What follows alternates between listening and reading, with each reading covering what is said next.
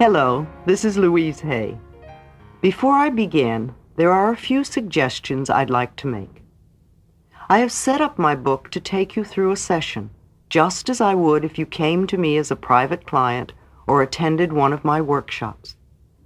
This will work just as well for you as a listener.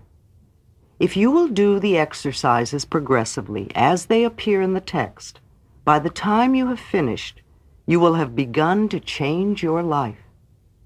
I suggest you listen through the tape once, then listen again, only this time do each exercise in depth.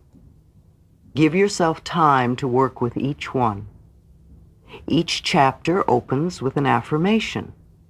Each one of these is good to use when you are working on that area of your life. Take 2 or 3 days to study and work with each chapter. Keep saying and writing the affirmation that opens the chapter. The chapters close with a treatment. This is a flow of positive ideas designed to change consciousness. Go through this treatment several times a day. Know that when you work with these ideas, my loving support is with you. You Can Heal Your Life, Chapter 1, What I Believe. The gateways to wisdom and knowledge are always open. Life is really very simple. What we give out, we get back. What we think about ourselves becomes the truth for us. I believe that everyone, myself included, is responsible for everything in our lives, the best and the worst. Every thought we think is creating our future. Each one of us creates our experiences by our thoughts and our feelings. The thoughts we think and the words we speak create our experiences.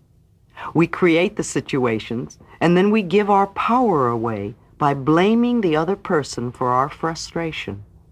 No person, no place, and no thing has any power over us, for we are the only thinkers in our mind. When we create peace and harmony and balance in our minds, we will find it in our lives. Which of these statements sound like you? People are out to get me, or everyone is always helpful. Each one of these beliefs will create quite different experiences. What we believe about ourselves and about life becomes true for us. The universe totally supports us in every thought we choose to think and believe. Put another way, our subconscious mind accepts whatever we choose to believe. What I believe about myself and about life becomes true for me. What you choose to think about yourself and about life becomes true for you. And we have unlimited choices about what we can think. When we know this, then it makes sense to choose everyone is always helpful rather than people are out to get me. The universal power never judges or criticizes us. It only accepts us at our own value. Then it reflects our beliefs in our lives. If I want to believe that life is lonely and that nobody loves me, then that is what I will find in my world. However, if I am willing to release that belief and to affirm for myself that love is everywhere and I am loving and lovable, and to hold on to that new affirmation and to repeat it often, then it will become true for me.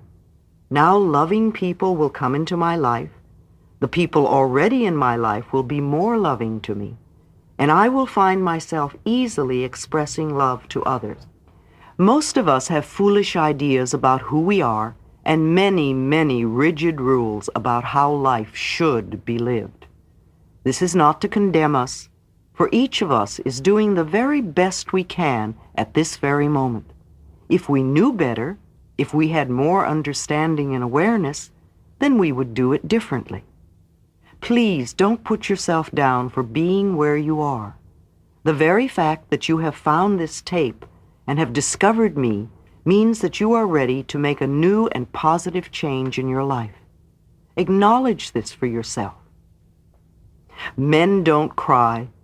Women can't handle money. What limiting ideas to live with. When we are very little, we learn how to feel about ourselves and about life by the reactions of the adults around us. It is the way we learn what to think about ourselves and about our world. Now, if you lived with people who were very unhappy or frightened or guilty or angry, then you learned a lot of negative things about yourself and about your world. I never do anything right. It's all my fault. If I get angry, I'm a bad person. Beliefs like this create a frustrating life. When we grow up, we have a tendency to recreate the emotional environment of our early home life. This is not good or bad, right or wrong. It is just what we know inside as home. We also tend to recreate in our personal relationships the relationships we had with our mothers or with our fathers, or that they had between them. How often have you had a lover or a boss who was just like your mother or father? We also treat ourselves the way our parents treated us. We scold and punish ourselves in the same way. You can almost hear the words when you listen. We also love and encourage ourselves in the same way, if we were loved and encouraged as children. You never do anything right. It's all your fault. How often have you said this to yourself? You are wonderful. I love you. How often do you tell yourself this? However, I would not blame our parents. We are all victims of victims, and they could not possibly have taught us anything they did not know. If your mother did not know how to love herself, or your father did not know how to love himself, then it would be impossible for them to teach you to love yourself. They were doing the best they could with what they had been taught as children. If you want to understand your parents more, get them to talk about their own childhood. And if you listen with compassion, you will learn where their fears and rigid patterns came from. Those people who did all that stuff to you were just as frightened and scared as you are. I believe we choose our parents. Each one of us decides to incarnate upon this planet at particular points in time and space. We have chosen to come here to learn a particular lesson that will advance us upon our spiritual, evolutionary pathway. We choose our sex, our color, our country, and then we look around for the particular set of parents who will mirror the pattern we are bringing in to work on in this lifetime. Then when we grow up, we usually point our fingers accusingly at our parents and whimper, "You did it to me." But really, we chose them because they were perfect for what we wanted to work on overcoming. We learn our belief systems as very little children, and then we move through life creating experiences to match our beliefs. Look back in your own life and notice how often you have gone through the same experience. Well, I believe you created those experiences over and over because they mirrored something you believed about yourself. It doesn't really matter how long we've had a problem or how big it is or how life-threatening it is. The point of power is always in the present moment. All the events you have experienced in your lifetime up to this moment have been created by thoughts and beliefs you have held in the past. They were created by the thoughts and words you used yesterday, last week, last month, last year, 10, 20, 30, 40 or more years ago, depending on how old you are. However, that is your past. It is over and done with. What is important in this moment is what you are choosing to think and believe and say right now. These thoughts and words will create your future. Your point of power is in this present moment, forming the experiences of tomorrow, next week, next month, next year, etc. You might notice what thoughts you are thinking at this moment. Is it negative or positive? Do you want this thought to be creating your future? Just notice and be aware. The only thing we're ever dealing with is a thought, and a thought can be changed. No matter what the problem is, our experiences are just outer effects of inner thoughts. Even self-hatred is only hating a thought you have about yourself. You have a thought that says, I'm a bad person, and this thought produces a feeling, and you buy into the feeling. However, if you don't have the thought, you won't have the feeling. And thoughts can be changed. Change the thought and the feeling must go. This is only to show us where we get many of our beliefs.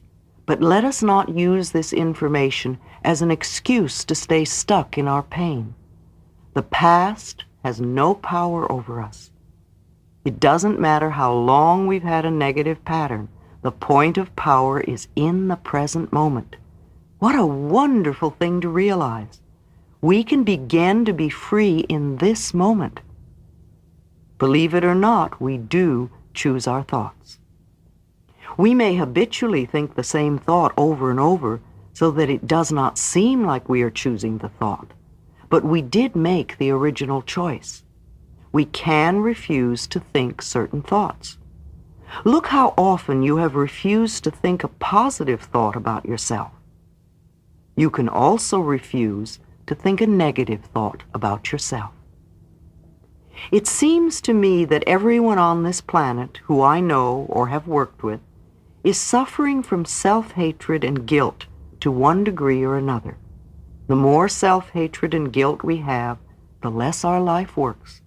And the less self-hatred and guilt we have, the better our lives work on all levels. The innermost belief for everyone I have worked with is always, I'm not good enough. And we often add to that, and I don't do enough, or I don't deserve. Does this sound like you, often saying or implying or feeling that you are not good enough? But for whom, and according to whose standards? If this belief is very strong in you, then how can you possibly have created a loving, joyous, prosperous, healthy life? Somehow your main subconscious belief would always be contradicting it. Somehow you would never quite get it together, for something would always be going wrong somewhere. I find that resentment, criticism, guilt, and fear cause more problems than anything else. These four things cause the major problems in our bodies and in our lives. These feelings come from blaming others and not taking responsibility for our own experiences. You see, if we are all responsible for everything in our lives, then there is no one to blame. Whatever is happening out there is only a mirror of our own inner thinking. I'm not condoning other people's poor behavior, but it is our beliefs that attract people who will treat us that way. If you find yourself saying, everyone always does such and such to me, criticizes me, is never there for me, uses me like a doormat, abuses me, then this is your pattern. There is some thought in you that attracts people who exhibit this behavior. When you no longer think that way, they will go elsewhere. You will no longer attract them. On the physical level, resentment long held can eat away at the body and become the disease we call cancer. Criticism, as a permanent habit, can often lead to arthritis in the body. Guilt always looks for punishment, and punishment creates pain. Fear and the tension it produces can create things like baldness, ulcers, and even sore feet. I have found that forgiving and releasing resentment will dissolve even cancer. While this may sound simplistic, I have seen and experienced it working. We can change our attitude toward the past. The past is over and done. We cannot change that now, yet we can change our thoughts about the past. How foolish for us to punish ourselves in the present moment because someone hurt us in the long ago past. I often say to people who have deep resentment patterns, please begin to dissolve the resentment now when it is relatively easy. Don't wait until you're under the threat of a surgeon's knife or on your deathbed when you may have to deal with panic too. When we are in a state of panic, it is very difficult to focus our minds on the healing work. We have to take time out to dissolve the fears first. If we choose to believe we are helpless victims, then the universe will support us in that belief, and we will just go down the drain. It is vital that we release these foolish, outmoded, negative ideas and beliefs that do not support us and nourish us. Even our concept of God needs to be one that is for us, not against us. To release the past, we must be willing to forgive. We need to choose to release the past and forgive everyone, ourselves included. We may not know how to forgive, and we may not want to forgive. But the very fact that we say we are willing to forgive begins the healing process. It is imperative for our own healing that we release the past and forgive everyone. I forgive you for not being the way I wanted you to be. I forgive you and I set you free. This affirmation sets us free. All disease comes from a state of unforgiveness. Whenever we are ill, we need to search our hearts to see who it is we need to forgive. The very person you find it hardest to forgive is the one you need to let go of the most. Forgiveness means giving up, letting go. It has nothing to do with condoning poor behavior. It's just letting the whole thing go. We do not have to know how to forgive. All we need to do is to be willing to forgive. The universe will take care of the hows. We understand our own pain so well, how hard it is for most of us to understand that they, whoever it is we need most to forgive, were also in pain.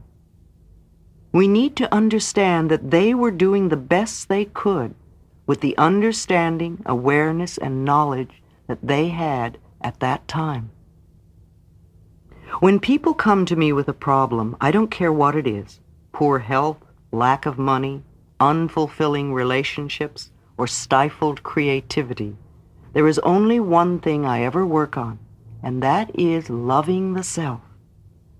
I find that when we really love and accept and approve of ourselves exactly as we are, then everything in life works. It's as if little miracles are everywhere. Our health improves, we attract more money, our relationships become more fulfilling, and we begin to express ourselves in creatively fulfilling ways. All this seems to happen without our even trying. Loving and approving of yourself, creating a space of safety, trusting and deserving and accepting, will create organization in your mind, create more loving relationships in your life, attract a new job and a new and better place to live, and even enable your body weight to normalize. People who love themselves and their bodies neither abuse themselves nor others.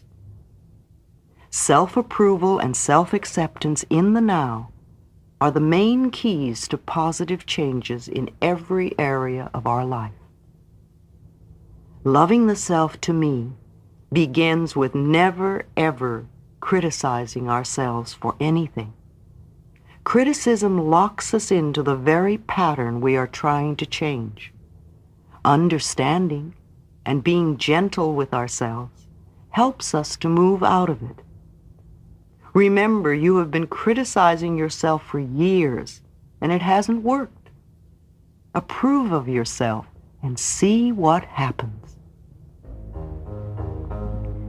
In the infinity of life where I am, all is perfect, whole, and complete. I believe in a power far greater than I am, that flows through me every moment of every day. I open myself to the wisdom within, knowing that there is only one intelligence in this universe.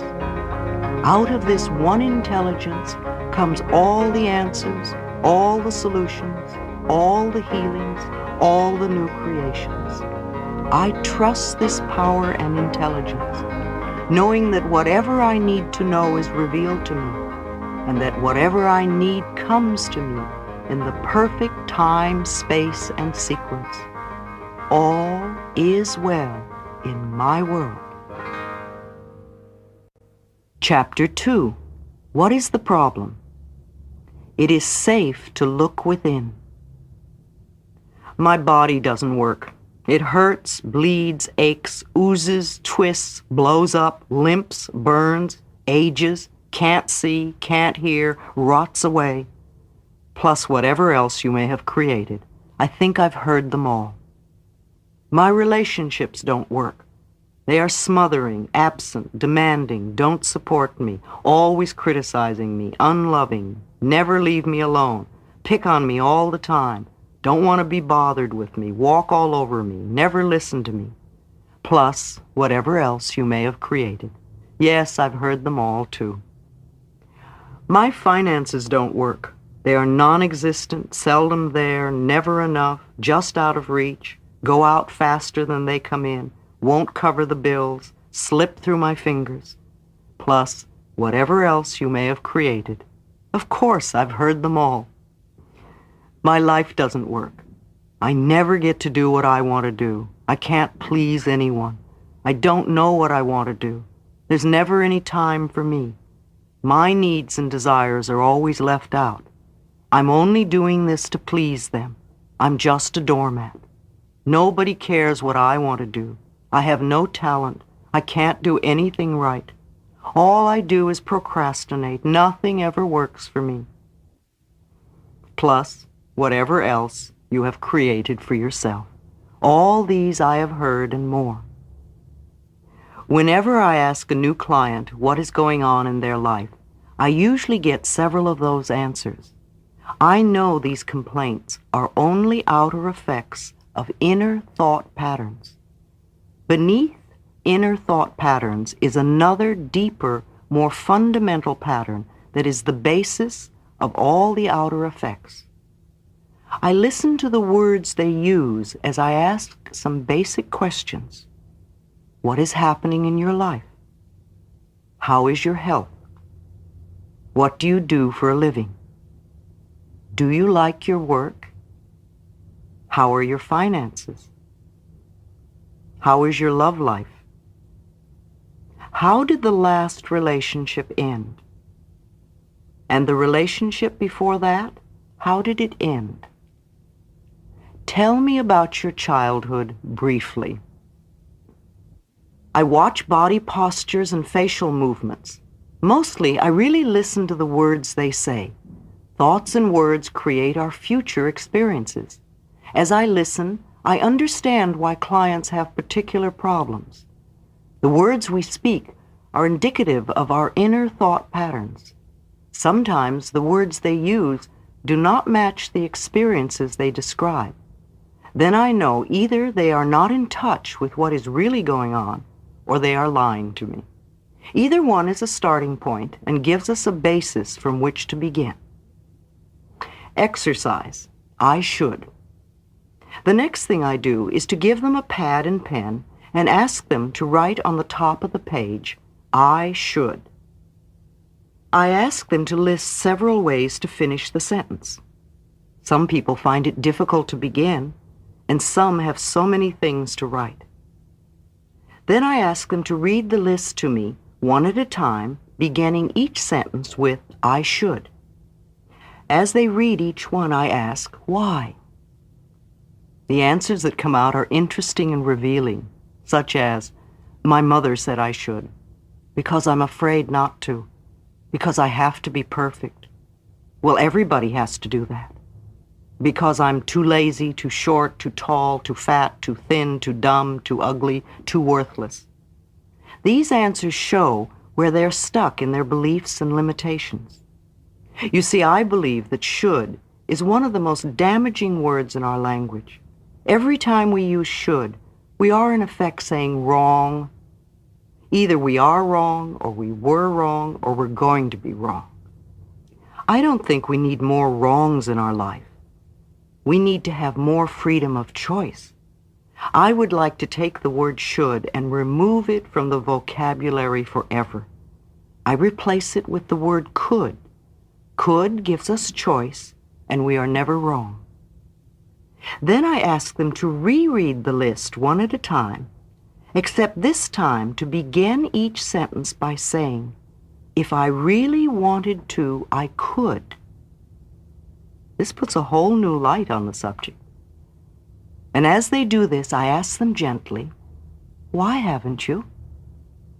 And now we hear different answers. I don't want to. I'm afraid. I don't know how. Because I'm not good enough. Too often people berate themselves for years for something they never wanted to do in the first place. Or they criticize themselves for not doing something that someone else said they should do. When they can see that, they can just drop it from the should list. What a relief that is. Look at all the people who force themselves for years into a career they don't like only because their parents said they should become a dentist or a teacher. How often have we felt inferior because we were told we should be smarter or richer or more creative? What is there on your should list that could be dropped with a sense of relief? We notice that many of the things we thought we should do are things we never wanted to do, and that we were only trying to please others. So many times it is because we are afraid or feel that we're not good enough. We start a process of releasing the feeling of being wrong because we are not fitting someone else's standards. Next, I explain to my clients my philosophy of life. Remember, I believe life is really very simple. What we give out, we get back. The universe supports every thought we choose to think and to believe. When we are little, we learn how to feel about ourselves by the reactions of the adults around us. These beliefs will be recreated as experiences as we grow up. With thought patterns, the point of power is always in the present moment. Changes can begin in this moment. In sessions with clients, I explain that no matter what their problem seems to be, there is only one thing I ever work on with anyone. This is loving the self. Love is the miracle cure. Loving ourselves works miracles. I'm not talking about vanity or arrogance or being stuck up, for that is not love. That is only fear. I am talking about having a great respect for ourselves and a gratitude for the miracle of our body and of our mind. Love to me is appreciation to such a degree that it fills my heart to overflowing. Love goes in any direction. I can feel love for the very process of life itself, the joy of being alive, the beauty I see, another person, knowledge, the process of the mind, our bodies and the way they work, animals, birds, fishes, vegetation in all its forms, the universe and the way it works. What can you add to this list? Let's look at some of the ways we don't love ourselves. We scold and criticize ourselves endlessly. We mistreat our bodies with food or alcohol or drugs. We choose to believe we are unlovable. We are afraid to charge a decent price for our services. We create illnesses and pain in our bodies. We procrastinate on things that would benefit us. We live in chaos and disorder. We create debt and burdens. We attract lovers and mates that belittle us. What are some of your ways? If we deny our good in any way, it is an act of not loving ourselves.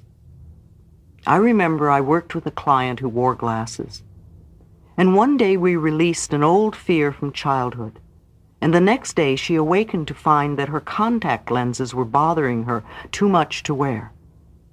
And she looked around and found her eyesight was perfectly clear.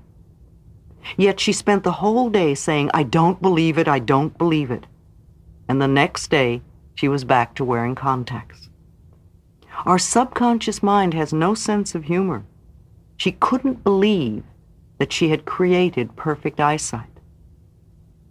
Lack of self-worth is another expression of not loving ourselves. Tom was a very good artist, and he had several wealthy clients who loved to have him decorate a wall or two in their homes. Yet somehow he was always behind in his own bill paying. His original quote was never enough to cover the time involved to complete the work. Anyone who gives a service or creates a one-of-a-kind product can charge any price. People with wealth love to pay for what they get. It gives the item more value. More examples of lack of self-worth. Our partner is tired and grouchy, and we wonder what we have done wrong to cause it.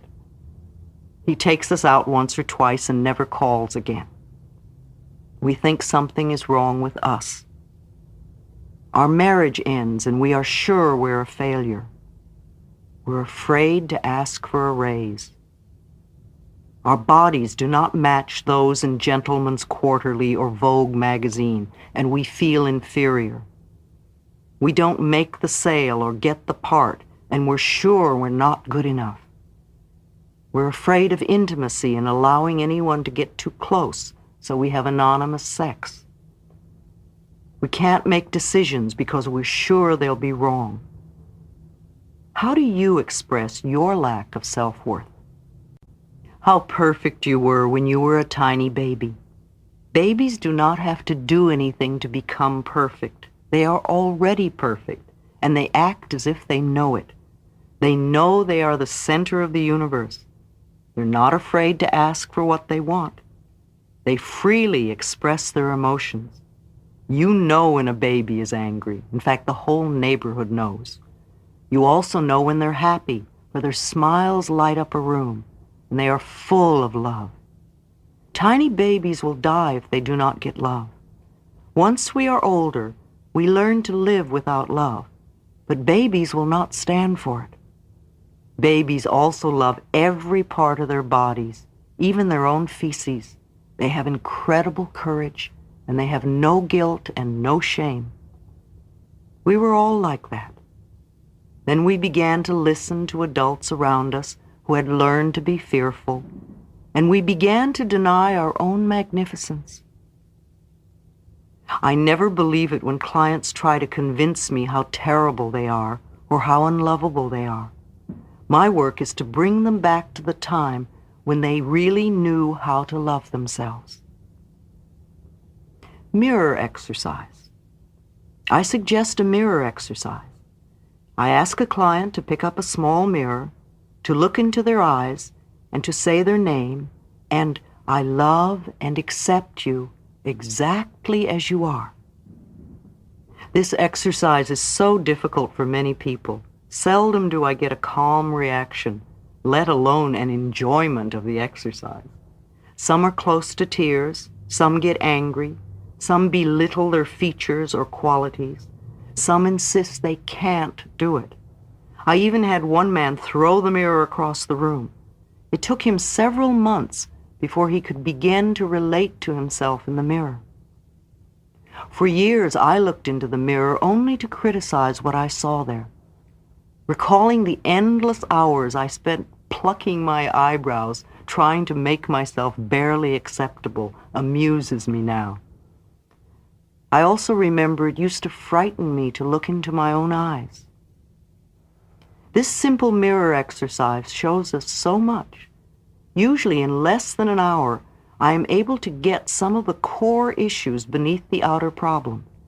If we only work on the level of the problem, we can spend endless time working out each and every detail, and the minute we think we have it all fixed up, it will crop up somewhere else. The problem is rarely the real problem. She was so concerned with her looks, and especially with her teeth. She went from dentist to dentist, feeling each one had made her look only worse. She went to have her nose fixed, and they did a poor job. Each professional was mirroring her belief that she was ugly. Her problem was not with her looks, but that she was convinced something was wrong with her. There was another woman who had terrible breath. It was uncomfortable to be around her. She was studying to be a minister, and her outer demeanor was pious and spiritual. Beneath this was a raging current of anger and jealousy that exploded now and then when she thought someone might be threatening her position. Her inner thoughts were expressed through her breath, and she was offensive even when she pretended to be loving. No one threatened her but herself.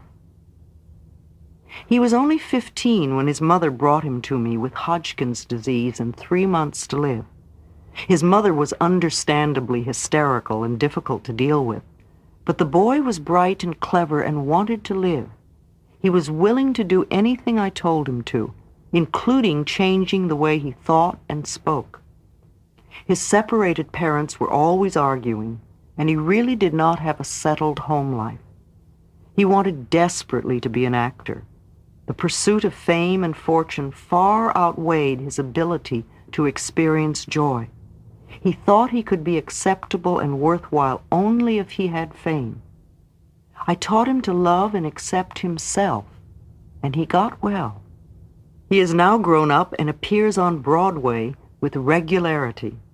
As he learned to experience the joy of being himself, the parts in plays opened up for him. Being overweight is another example of how we waste a lot of energy trying to correct a problem that is not the real problem. People often spend years and years fighting fat and are still overweight. They blame all their problems on being overweight. The excess weight is only an outer effect of a deep inner problem. When we feel frightened or insecure or not good enough, many of us will put on extra weight for protection. To spend our time berating ourselves for being too heavy, to feel guilty about every bite of food we eat, to do all the numbers we do on ourselves when we gain weight, are just a waste of time. 20 years later, we can still be in the same situation because we have not even begun to deal with the real problem. All we have done is to make ourselves more frightened and insecure, and then we need more weight for protection. So I refuse to focus on excess weight or on diets. The only diet that does work is a mental diet, dieting from negative thoughts. I say to clients, let's just put that issue to one side for the time being while we work on a few other things first. They will often tell me that they can't love themselves because they are so fat, or as one girl put it, too round at the edges. I explain that when we begin to love and approve of ourselves, it's amazing how weight just disappears from our bodies.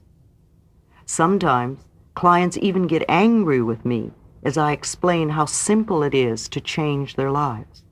They may feel I do not understand their problems. One woman became very upset and said, I came here to get help with my dissertation, not learn to love myself. To me, it was so obvious that her main problem was a lot of self-hatred, and that this permeated every part of her life, including writing her dissertation. She could not succeed at anything as long as she felt so worthless. She couldn't hear me and left in tears, coming back 1 year later with the same problem, plus a lot of other problems. Some people are not ready, and there is no judgment. We all begin to make our changes in the right time-space sequence for us. The real problem. So here is a client who has just looked into the harmless little mirror, and they are all upset. I smile with delight and say, "Good, now we are looking at the real problem. Now we can begin to clear out what is really standing in your way." I talk more about loving the self, about how, for me, loving the self begins with never ever criticizing ourselves for anything. I watch their faces as I ask them if they criticize themselves. The reactions tell me so much. Well, of course I do. All the time. Not as much as I used to. Well, how am I going to change if I don't criticize myself? Doesn't everyone? To the latter I answer, we are not talking about everyone. We are talking about you. Why do you criticize yourself? What is wrong with you? And as they talk, I make a list. What they often say coincides with their should list.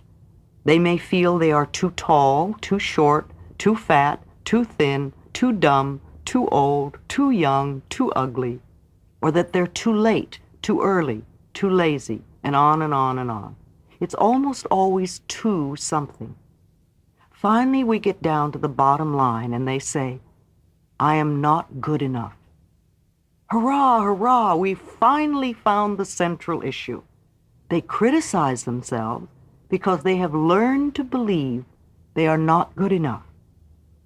Clients are always amazed at how fast we've gotten to this point. Now we do not have to bother with any of the side effects like body problems, relationship problems, money problems, or the lack of creative expression. We can put all our energy into dissolving the cause of the whole thing, not loving the self. In the infinity of life where I am, all is perfect, whole, and complete. I am always divinely protected and guided. It is safe for me to look within myself. It is safe for me to look into the past. It is safe for me to enlarge my viewpoint of life. I am far more than my personality, past, present, or future. I now choose to rise above my personality problems, to recognize the magnificence of my being. I am totally willing to learn to love myself. All is well in my world. Chapter 3. Where does it come from? The past has no power over me. All right, we've gone through a lot of stuff, and we've sifted through what we thought the problem was. Now we come up with what I believe is the real problem. We feel we are not good enough, and there is a lack of self-love. From the way I look at life, if there is any problem, then this has to be true. So let us look at where this belief came from. How did we go from being a tiny baby who knows the perfection of itself and of life to being a person who has problems and feels unworthy and unlovable to one degree or another? People who already love themselves can love themselves even more. Think of a rose from the time it is a tiny bud, as it opens to full flower, till the last petal falls. It is always beautiful, always perfect, always changing. And so it is with us. We are always perfect, always beautiful, and ever changing. We are doing the best we can with the understanding, awareness, and knowledge that we have. As we gain more understanding, awareness, and knowledge, we will do things differently. Mental house cleaning. Now is the time to take a look at some of the beliefs that have been running us. Some people find this part of the cleansing process very painful, but it need not be. We must look at what is there before we can clean it out. If you want to clean a room thoroughly, you will pick up and examine everything in it. Some things you will look at with love, and you will dust them or polish them to give them new beauty. Some things you will see need refinishing or repair, and you will make a note to do that. Some things will never serve you again, and it becomes time to let those things go. Old magazines and newspapers and dirty paper plates can be dropped into the wastebasket very quickly. There is no need to get angry in order to clean a room. It is the same thing when we are cleaning our mental house. There is no need to get angry just because some of the beliefs in it are ready to be tossed out. Let them go as easily as you would scrape bits of food into the trash after a meal. Would you really dig into yesterday's garbage to make tonight's meal? Do you dig into old mental garbage to create tomorrow's experiences? If a thought or belief does not serve you, let it go. There is no written law that says that because you once believed something, that you have to continue to believe it forever.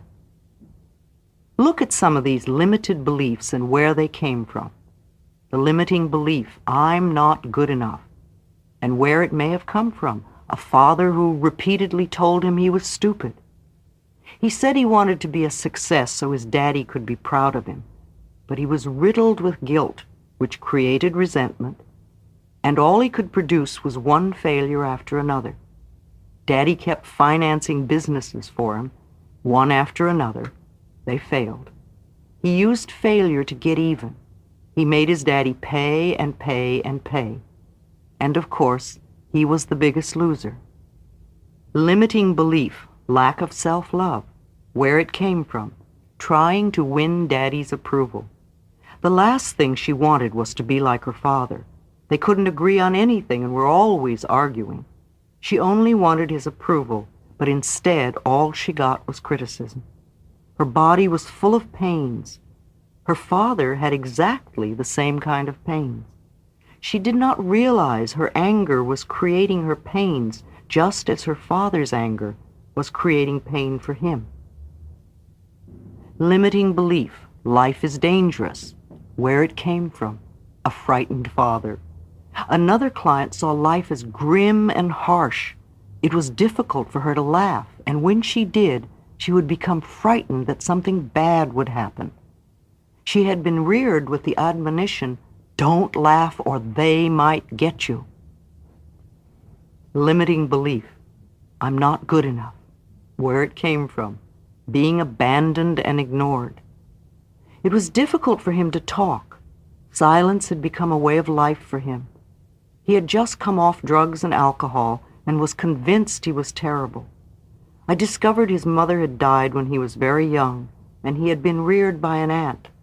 The aunt seldom spoke except to give an order, and he was brought up in silence. He even ate alone in silence and stayed quietly in his room day after day. He had a lover who was also a silent man, and they spent most of their time alone in silence. The lover died, and once again he was alone. Exercise. The next exercise is to make a list of all the things your parents said were wrong with you. What were the negative messages you heard? Give yourself enough time to remember as many as you can. What did they say about money? What did they say about your body? What did they say about love and relationships? What did they say about your creative talents? What were the limiting or negative things they said to you? If you can, just look objectively at these items and say to yourself, so that's where that belief came from. Now let's dig a little deeper. What other negative messages did you hear as a child? From relatives? From teachers? From friends? From authority figures? From your church? Write them all down. Take your time and be aware of what feelings are going on in your body. What you have are the thoughts that need to be removed from your consciousness. These are the very beliefs you have that are making you feel not good enough. Seeing yourself as a child. If we were to take a 3-year-old child and put it in the middle of the room, and you and I were to start yelling at the child, telling it how stupid it was, how it could never do anything right, how it should do this and shouldn't do that, and look at the mess it made, and maybe we hit it a few times. We will end up with a frightened little child who sits in the corner, or one who tears up the place. The child will go one of these two ways, but we will never know the potential of that child. If we take the same little child and tell it how much we love it, how much we care, that we love the way it looks, and love how bright and clever it is, that we love the way it does things, and that it's okay for it to make mistakes as it learns, and that we will always be there for it no matter what, then the potential that comes out of that child will blow your mind. Each one of us has a 3-year-old child within us, and we often spend most of our time yelling at that kid in ourselves. Then we wonder why our lives don't work. If you had a friend who was always criticizing you, would you want to be around that person? Perhaps you were treated this way as a child, and that is sad. However, that is a long time ago, and if you are now choosing to treat yourself in the same way, then it is sadder still. So now, here in front of us, we have a list of the negative messages we heard as a child. How does this list correspond with what you believe to be wrong with you? Are they almost the same? Probably yes. We base our life script on our early messages. We are all good little children and obediently accept what they tell us as truth. It would be very easy just to blame our parents and be victims for the rest of our lives. But that wouldn't be very much fun, and it certainly wouldn't get us out of our stuck position. Blaming your family. Blame is one of the surest ways to stay in a problem. In blaming another, we give our power away. Understanding enables us to rise above the issue and take control of our future. The past cannot be changed. The future is shaped by our current thinking. It is imperative for our freedom to understand that our parents were doing the best they could with the understanding, awareness, and knowledge that they had. Whenever we blame someone else, we are not taking responsibility for ourselves. Those people who did all those terrible things to you were just as frightened as you are. They felt just the same helplessness as you. The only things they could possibly teach you are what they had been taught. How much do you know about your parents' childhood, especially before the age of 10? If it is still possible for you to find out, ask them. If you're able to find out about your parents' childhoods, you will more easily understand why they did what they did. Understanding will bring you compassion. If you can't find out, try to imagine what it must have been like for them. What kind of childhood would create an adult like that? You need this knowledge for your own freedom. You can't free yourself until you free them. You can't forgive yourself until you forgive them. If you demand perfection from them, you will demand perfection from yourself, and you will be miserable all your life. Choosing our parents. I agree with the theory that we choose our parents.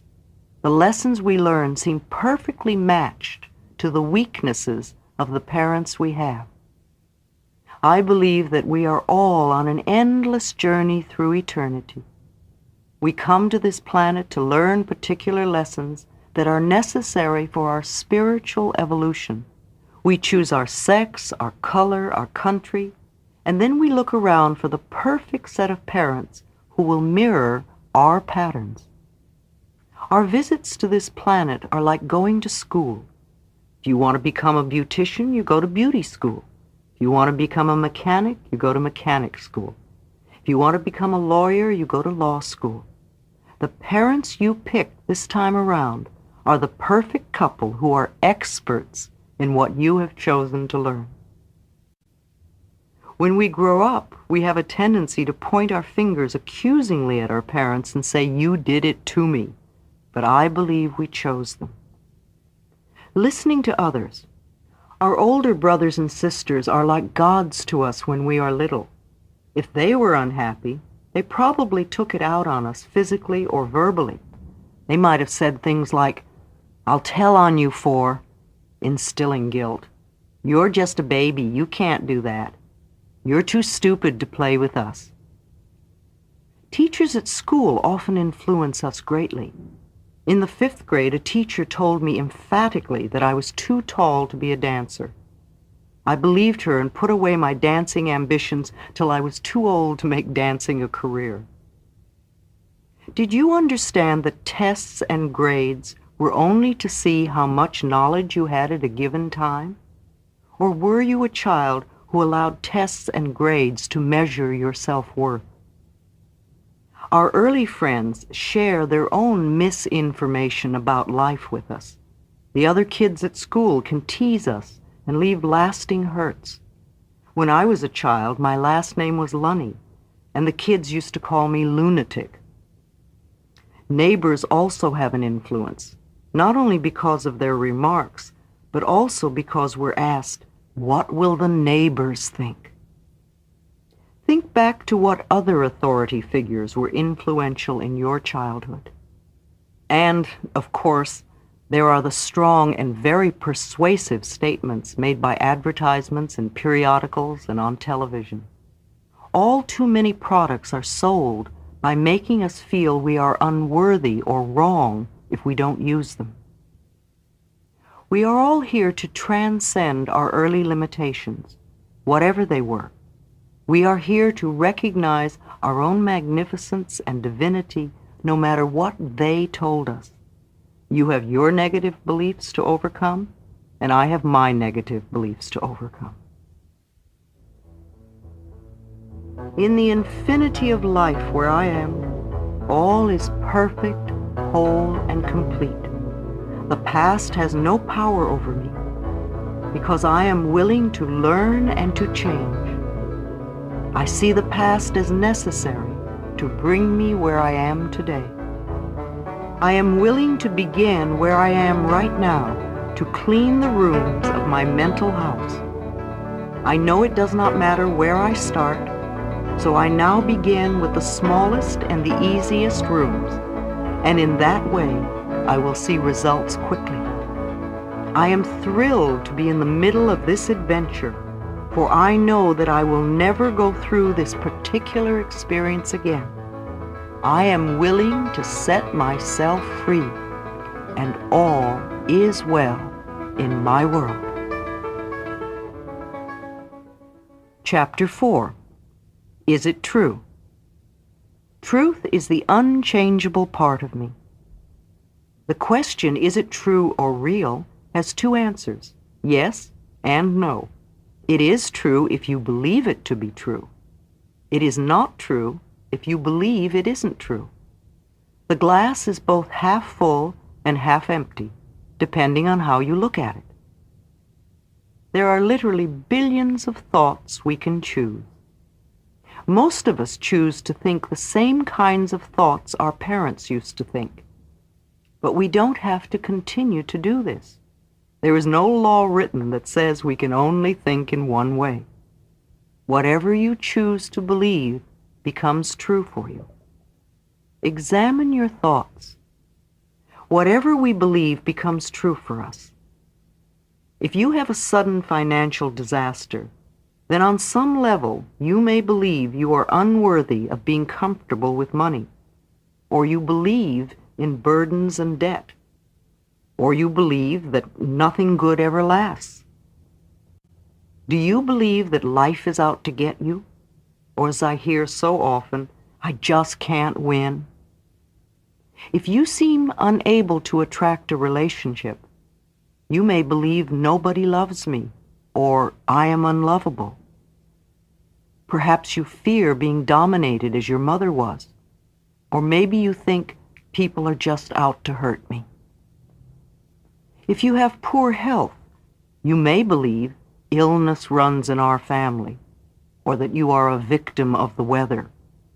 Or perhaps it's I was born to suffer, or it's just one thing after another. Or you may have a different belief. Perhaps you're not even aware of your belief. Most people really aren't. They just see the outer circumstances as being the way the cookie crumbles. Until someone can show you the connection between the outer experience and the inner thought, you remain a victim of life. The problem could be a financial disaster, and the belief may be, I'm not worthy of having money. Or the problem could be no friends, with the belief nobody loves me. Or problems with work could come from a belief that I'm not good enough. Or always pleasing others could be the problem that comes from the belief I never get my way. The problem comes from a thought pattern, and thought patterns can be changed. It may feel true, it may seem true, all these problems we're wrestling with and juggling in our lives. However, no matter how difficult an issue we are dealing with, it is only an outer result or the effect of an inner thought pattern. If you don't know what thoughts are creating your problems, look at the problems in your life. Ask yourself, what kinds of thoughts am I having that are creating this? If you allow yourself to sit quietly, your inner intelligence will show you the answer. It's only a belief you learned as a child. Some of the things we believe are positive and nourishing. These thoughts serve us well all of our lives, such as look both ways before you cross the street. Other thoughts are very useful at the beginning, but as we grow older, they are no longer appropriate.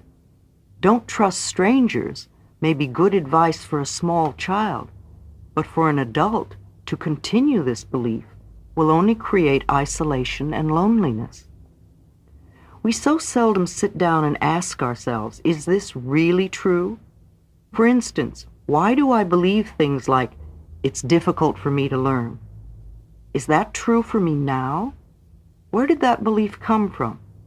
Do I still believe it because a first-grade teacher told me that over and over?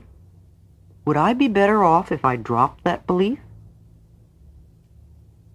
Beliefs that boys don't cry and girls don't climb trees create men who hide their feelings and women who are afraid to be physical. If we were taught as a child that the world is a frightening place, then everything we hear that fits that belief we will accept as true for us. The same is true for don't trust strangers, don't go out at night, or people cheat you. On the other hand, if we could be taught early in life that the world is a safe place, then we would hold other beliefs. We could easily accept that love is everywhere, and people are so friendly, and I always have whatever I need. If you were taught as a child that it's all my fault, then you will walk through your life feeling guilty no matter what happens. Your belief will turn you into someone who's constantly saying, I'm sorry, I'm sorry. If you learn to believe as a child, I don't count, then this belief will always keep you at the end of the line wherever you are. Sometimes you will feel you're invisible when others fail to notice you. Did your childhood circumstances teach you to believe nobody loves me? Then surely you will be lonely. Even when you bring a friend or a relationship into your life, it will be short-lived. Did your family teach you there is not enough? Then I'm sure you often feel as though the cupboard is bare, or you find you just get by, or are always in debt. I had a client who had been brought up in a household where they believed everything is wrong and can only get worse. His main joy in life was playing tennis, and then he hurt his knee. He went to every doctor he could find, and it only became worse, and finally he could not play at all. Another person had been brought up as a preacher's son, and as a child he was taught that everybody else comes first. The preacher's family always came last. Today he's wonderful at helping his clients get the best deal, yet he's usually in debt with little pocket money. His belief still makes him last in line. If you believe it, it seems true. How often have we said, "That's the way I am," or "That's the way it is"? Those words are saying that that's what we believe to be true for us. Usually what we believe is someone else's opinion we have incorporated into our belief systems. No doubt it fits right in with all the other things we believe.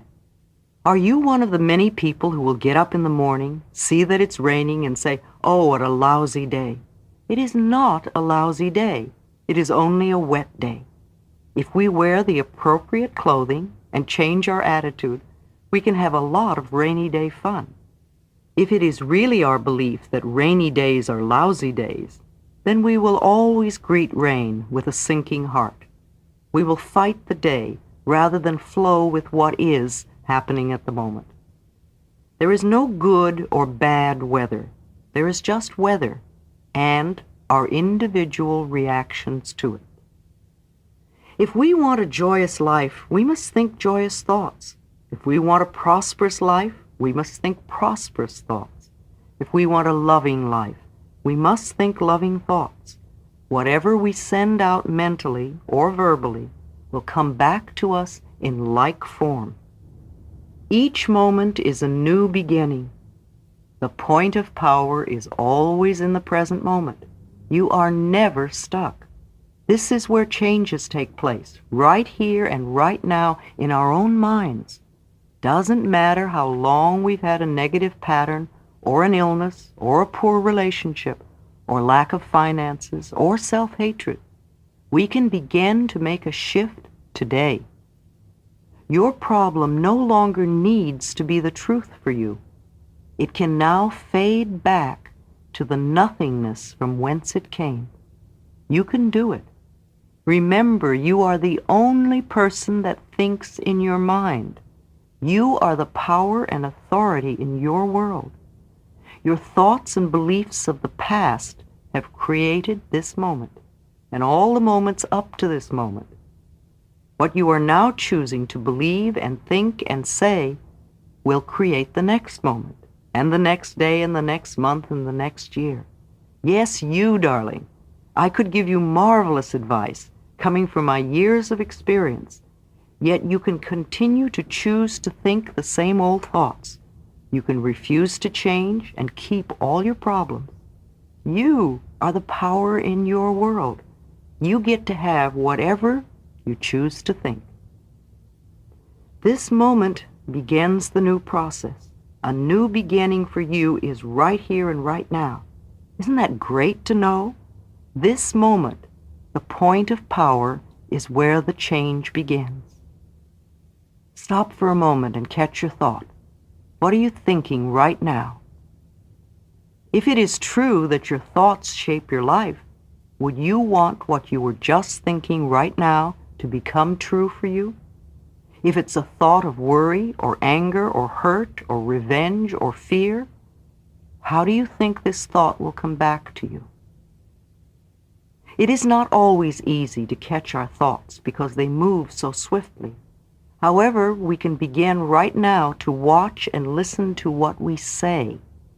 If you hear yourself expressing negative words of any sort, stop in mid-sentence. Either rephrase the sentence or just drop it. You could even say to it, "Out." Imagine yourself in line at a cafeteria, or perhaps at a buffet table in a luxurious hotel. Instead of dishes of food, there are dishes of thoughts. You get to choose any and all thoughts you wish. These thoughts create your future experiences. Now, if you choose thoughts that will create problems and pain, that's rather foolish. It's like choosing food that always makes you ill. We may do this once or twice, but soon we learn which foods upset our bodies. We stay away from them. Let us stay away from thoughts that create problems and pain. One of my early teachers, Dr. Raymond Charles Barker, would repeatedly say, "When there is a problem, there is not something to do, there is something to know." Our minds create our future. When we have something in our present that is undesirable, then we must use our minds to change the situation. and we can begin to change it this very second. It is my deep desire that the topic, how your thoughts work, be the very first subject taught in school. I have never understood the importance of having children memorize battle dates. It seems such a waste of mental energy. Instead, we could teach them important subjects such as how the mind works, how to handle finances, how to invest money for financial security, how to be a parent, how to create good relationships, and how to create and maintain self-esteem and self-worth. Imagine what a whole generation of adults would be like if they had been taught these subjects along with a regular curriculum. Think how these truths would manifest. We would have happy people who feel good about themselves. We would have people who are comfortable financially and who enrich the economy by investing their money wisely. They would have good relationships. They would be comfortable in parenthood and create another generation of children who feel good about themselves. Within all this, each person would remain an individual expressing their own creativity. There's no time to waste. Let's continue with our work. In the infinity of life where I am, all is perfect, whole, and complete. I no longer choose to believe in old limitations and lacks. I now choose to begin to see myself as the universe sees me, perfect, whole, and complete. I am now perfect, whole, and complete. I will always be perfect, whole, and complete. I now choose to live my life from this understanding. I am in the right place at the right time, doing the right thing. All is well in my world. Chapter 5. What do we do now? I see my patterns and I choose to make changes. We decide to change. Throwing up our hands in horror at what we may call the mess of our lives and just giving up are the ways many people react. Others get angry at themselves or at life and also give up. By giving up, I mean deciding it's all hopeless and impossible to make any changes, so why try? The rest of it goes, just stay the way you are. At least you know how to handle that pain. You don't like it, but it's familiar, and you hope it won't get any worse.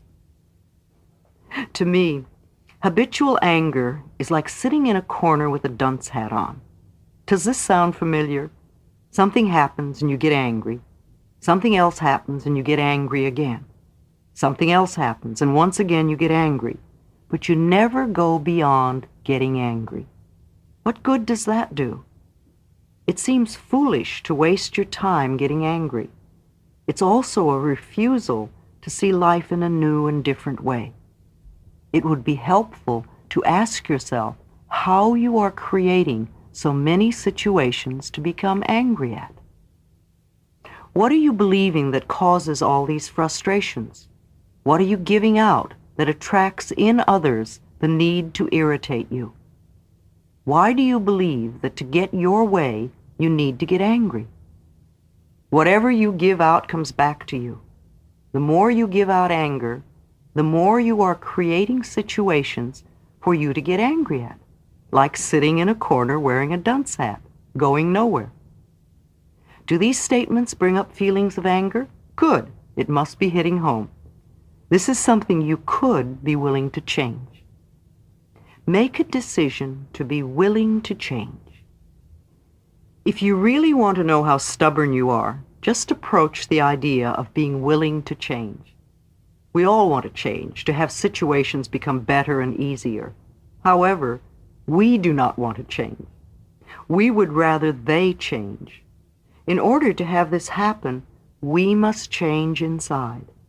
We must change our way of thinking, change our way of speaking, change our way of expressing ourselves. Only then will the outer changes occur.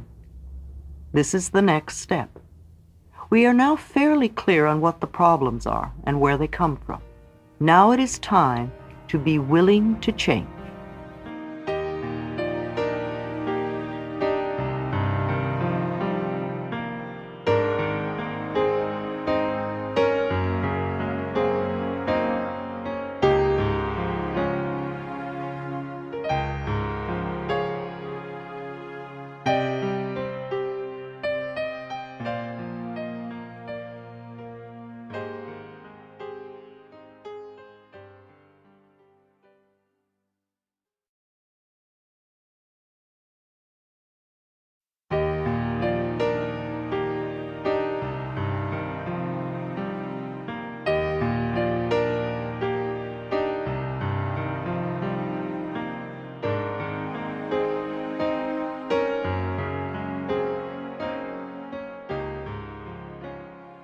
Exercise, creating new changes.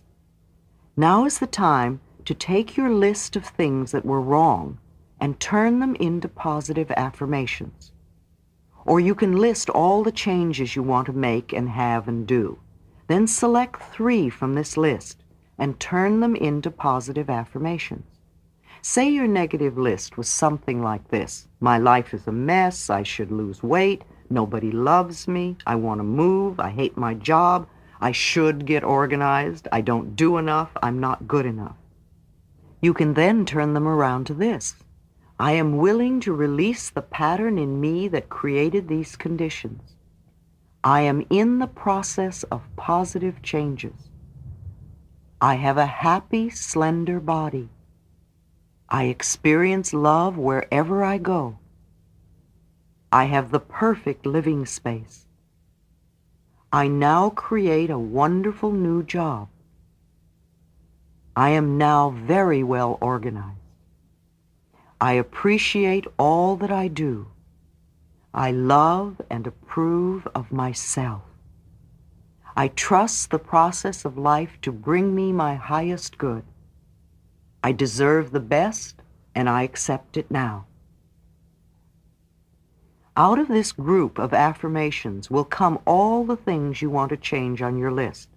Loving and approving of yourself, creating a space of safety, trusting and deserving and accepting will enable your body weight to normalize. They will create organization in your mind, create loving relationships in your life, attract a new job and a new place to live.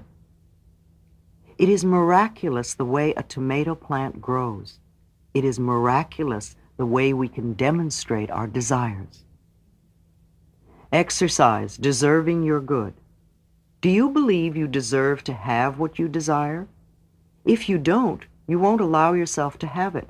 Circumstances beyond your control will crop up to frustrate you. Look in your mirror again and say, I deserve to have or be, and I accept it now. Say that 2 or 3 times. I deserve to have, and I accept it now. How do you feel? Always pay attention to your feelings, to what's going on in your body. Does it feel true, or do you still feel unworthy? If you have any negative feelings in your body, then go back to affirming, I release the pattern in my consciousness that is creating resistance to my good. I deserve. Repeat this until you get the acceptance feelings, even if you have to do it several days in a row. In our approach to building the new, we want to use a holistic approach. The holistic philosophy is to nurture and nourish the entire being, the body, the mind, and the spirit. If we ignore any of these areas, we are incomplete. We lack wholeness. It doesn't matter where we start, as long as we also include the other areas. If we begin with the body, we would want to work with nutrition, to learn the relationship between our choice of food and beverages and how they affect the way we feel. We want to make the best choices for our body. There are herbs and vitamins, homeopathy, Bach flower remedies. We might even explore colonics. We would also want to find a form of exercise that appeals to us. Exercise is something that strengthens our bones and keeps our bodies young. In addition to sports and swimming, there are dancing, tai chi, martial arts, and yoga. I love my trampoline and use it daily, and my slant board enhances my periods of relaxation. We might want to explore some form of body work, such as Rolfing or Heller work or Traeger. Massage, foot reflexology, acupuncture, or chiropractic work are all beneficial. There are also the Alexander method, bioenergetics, Feldenkrais, touch for health. Now, with the mind, we could explore visualization techniques, guided imagery, and affirmations. There are lots of psychological techniques: Gestalt, hypnosis, rebirthing, psychodrama, past life regressions, art therapy, even dream work. I give very little nutritional advice because I've discovered that all systems work for some people. I do have a local network of good practitioners in the holistic field, and I refer clients to them when I see the necessity for nutritional knowledge. This is an area where you must find your own way or go to a specialist who can test you. Many of the books on nutrition have been written by persons who were very ill and worked out a system for their own healing. However, everyone is not alike. For instance, the macrobiotic and the natural raw food diets are two totally different approaches. The raw food people never cook anything, seldom eat bread or grains, and are very careful not to eat fruits and vegetables at the same meal, and they never use salt. The macrobiotic people cook almost all of their food, have a different system of food combining, and use a lot of salt. Both systems work. Both systems have healed bodies. My personal nutritional approach is simple. If it grows, eat it. If it doesn't grow, don't eat it.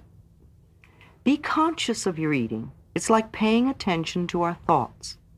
We can also learn to pay attention to our bodies and the signals we get when we eat different things. Cleaning the mental house after a lifetime of indulging in negative mental thoughts is like going on a good nutritional program after a lifetime of indulging in junk foods. They both can often create healing crises. As you begin to change your physical diet, the body begins to throw off the accumulation of toxic residue, and as this happens, you can feel rather rotten for a few days. So it is when you make a decision to change mental thought patterns. Your circumstances can begin to seem worse for a while. Recall for a moment the end of a Thanksgiving dinner. The food is all eaten and it's time to clean the turkey pan. The pan is all burnt and crusty, so you put in hot water and soap and let it soak for a while. Then you begin to scrape the pan. Now you really have a mess, and it looks worse than ever. But just keep scrubbing away, and soon you'll have a pan as good as new. It's the same thing with cleaning up a dried-on, crusty mental pattern. When we soak it with new ideas, all the gook comes to the surface to look at. Keep doing the new affirmations, and soon you will have totally cleared an old limitation. So we have decided we are willing to change, and we will use any method that works for us. Let me describe one of the methods I have used with myself and with others. First, go look in a mirror and say to yourself, I am willing to change. Notice how you feel. If you are hesitant or resistant or just don't want to change, ask yourself why. What old belief are you holding on to? Please don't scold yourself. Just notice what it is. I'll bet that belief has been causing you a lot of trouble. I wonder where it came from. Do you know? Whether we know where it came from or not, let's do something to dissolve it now. Again, go to the mirror and looking deep into your own eyes, touch your throat and say out loud 10 times, I am willing to release all resistance. I am willing to release all resistance. Mirror work is very powerful. As children, we received most of our negative messages from others looking us straight in the eye and perhaps shaking a finger at us. Whenever we look into the mirror today, most of us will say something negative to ourselves. We either criticize our looks or berate ourselves for something. To look yourself straight in the eye and make a positive declaration about yourself is, in my opinion, the quickest way to get results with affirmations. In the infinity of life where I am, all is perfect, whole, and complete. I now choose calmly and objectively to see my old patterns, and I am willing to make changes. I am teachable. I can learn. I am willing to change. I choose to have fun doing this. I choose to react as though I have found a treasure when I discover something else to release. I see and feel myself changing moment by moment. Thoughts no longer have any power over me. I am the power in my world. I choose to be free. All is well in my world. Chapter 6, Resistance to Change. I am in the rhythm and flow of ever-changing life. Awareness is the first step in healing or changing. When we have some pattern buried deeply within us, we must become aware of it in order to heal the condition. Perhaps we begin to mention the condition, to complain about it, or to see it in other people. It rises to the surface of our attention in some way, and we begin to relate to it. We often attract a teacher, a friend, a class, or workshop, or a book to ourselves that begins to awaken new ways to approach the dissolving of the problem. My awakening began with a chance remark of a friend who had been told about a meeting. My friend did not go, but something within me responded, and I went. That little meeting was the first step on my pathway of unfoldment. I didn't recognize the significance of it until some time later. Often our reaction to this first step is to think the approach is silly or that it doesn't make sense. Perhaps it seems too easy or unacceptable to our thinking. We don't want to do it. Our resistance comes up very strong. We may even feel angry about the thought of doing it. Such a reaction is very good if we can understand that it is the first step in our healing process. I tell people that any reaction they may feel is there to show them they are already in the process of healing or changing. Many people think nothing is happening until the total healing takes place, but that is not true. The process begins the moment we begin to think about making a change. Impatience is only another form of resistance. It is resistance to learning and to changing. When we demand that it be done right now, completed at once, then we don't give ourselves time to learn the lessons involved with the problems we have created. If you want to move to another room, you have to get up and move step by step in that direction. Just sitting in your chair and demanding that you be in the other room will not work. It's the same thing. We all want our problems to be over with, but we don't want to do the small things that will add up to the solution. Now is the time to acknowledge our responsibility in having created the situation or condition.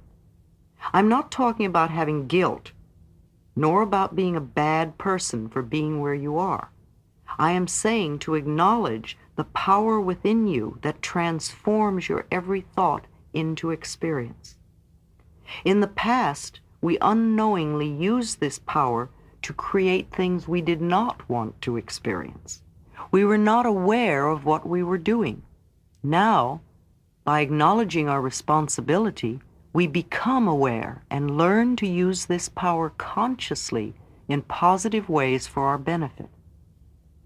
Often when I suggest a solution to the client, a new way to approach a matter of forgiving the person involved, I will see the jaw begin to clench and jut out and the arms cross tightly over the chest. Maybe even fists will form.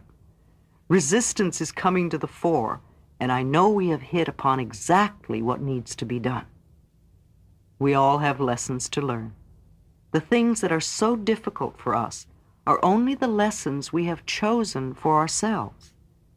If things are easy for us, then they are not lessons, but are things we already know. Lessons can be learned through awareness. If you think of the hardest thing for you to do and how much you resist it, then you're looking at your greatest lesson at the moment. Surrendering, giving up the resistance, and allowing yourself to learn what you need to learn will make the next step even easier. Don't let your resistance stop you from making the changes. We can work on two levels, looking at the resistance and still making the mental changes. Observe yourself. Watch how you resist, and then go ahead anyway.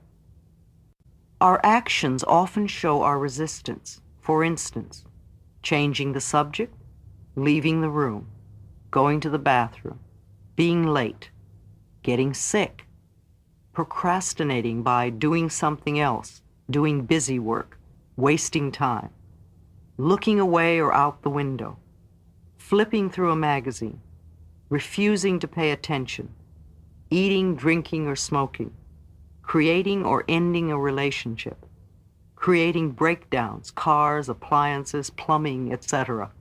We often assume things about others to justify our resistance. We make statements like, "It wouldn't do any good anyway. My husband, wife won't understand. I would have to change my whole perspective. Only crazy people go to therapists.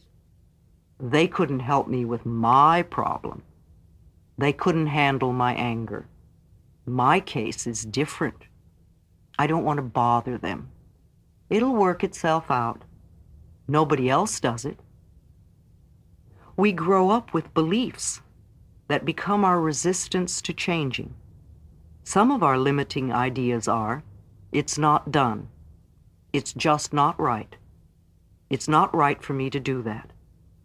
That wouldn't be spiritual. Spiritual people don't get angry. Men, women just don't do that. My family never did that. Love is not for me. That's just silly. It's too far to drive. It's too much work.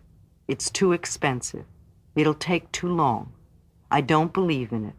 I'm not that kind of person. We give our power to others and use that excuse as our resistance to changing. We have ideas like, "God doesn't approve. I'm waiting for the stars to say it's okay. This isn't the right environment. They won't let me change. I don't have the right teacher, book, class, tools. My doctor doesn't want me to. I can't get time off from work. I don't want to be under their spell. It's all their fault. They have to change first. As soon as I get, then I'll do it. They don't understand. I don't want to hurt them. It's against my upbringing, religion, philosophy." We have ideas about ourselves that we use as limitations or resistance to changing. They are too old, too young, too fat, too thin, too short, too tall, too lazy, too strong, too weak, too dumb, too smart, too poor, too worthless, too frivolous, too serious, too stuck. Maybe it's all just too much. Our resistance often expresses itself as delaying tactics. We use excuses like, "I'll do it later. I can't think right now. I don't have the time right now. It would take too much time from my work. Yes, that's a good idea. I'll do it later. I have too many other things to do. I'll think about it tomorrow. I'll do it as soon as I get through with, or as soon as I get back from this trip. The time isn't right. It's too late or too soon. Denial, this form of resistance, shows up in denial of the need to do any changing. Things like, there's nothing wrong with me. I can't do anything about this problem. I was all right the last time. What good would it do to change? If I ignore it, maybe the problem will go away. By far, the biggest category of resistance is fear. Fear of the unknown. Listen to these. I'm not ready yet. I might fail. They might reject me. What would the neighbors think? I don't want to open that can of worms. I'm afraid to tell my husband or wife. I don't know enough. I might get hurt. I may have to change. It might cost me money. I would rather die first or get a divorce first. I don't want anyone to know I have a problem. I'm afraid to express my feelings. I don't want to talk about it. I don't have the energy. Who knows where I might end up? I may lose my freedom. It's too hard to do. I don't have enough money now. It might hurt my back. I wouldn't be perfect. I might lose my friends. I don't trust anyone. It might hurt my image. I'm not good enough. And on and on and on the list goes. Do you recognize some of these as the way you resist? Look for the resistance in these examples. A client came to me because she was in a lot of pain. She had broken her back, her neck, and her knee in 3 separate auto accidents. Yet she was late, got lost, and then was stuck in traffic. It was easy for her to tell me all her problems, but the minute I said, "Let me talk for a moment," all sorts of turmoil began. Her contact lenses began to bother her. She wanted to sit in another chair. She had to go to the bathroom. Then her lenses had to come out. I could not keep her attention for the rest of the session. It was all resistance. She wasn't ready to let go and be healed. I discovered her sister also had broken her back twice, and so had her mother. Another client was an actor, a mime, a street performer, and quite good at it. He bragged at how clever he was at cheating others, especially institutions. He knew how to get away with almost anything, and yet he got away with nothing. He was always broke, at least a month behind in the rent, often without a telephone. His clothes were tacky, work was very sporadic, he had lots of pains in his body, and his love life was zilch. His theory was that he couldn't stop cheating until some good came into his life. Of course, with what he was giving out, no good could come into his life. He had to stop cheating first. His resistance was that he was not ready to let go of the old ways. Leave your friends alone. Too often, instead of working on our own changes, we decide which of our friends needs to change. This, too, is resistance. In the early days of my work, I had a client who would send me to all her friends in the hospital. Instead of sending them flowers, she would have me go to fix up their problems. I would arrive with my tape recorder in hand, usually finding someone in bed who didn't know why I was there or understand what I was doing. This was before I learned never to work with anyone unless they request it. Sometimes clients come to me because a friend has given them a session as a present. This usually doesn't work too well, and they seldom come back for further work. When something works well for us, we often want to share it with others, but they may not be ready to make a change at that point in time and space. It's hard enough to make changes when we want to, but to try to make someone else change when they don't want to is impossible, and it can ruin a good friendship. I push my clients because they come to me. I leave my friends alone. Mirror work. Mirrors reflect back to us our feelings about ourselves. They show us clearly the areas to be changed if we want to have a joyous, fulfilling life.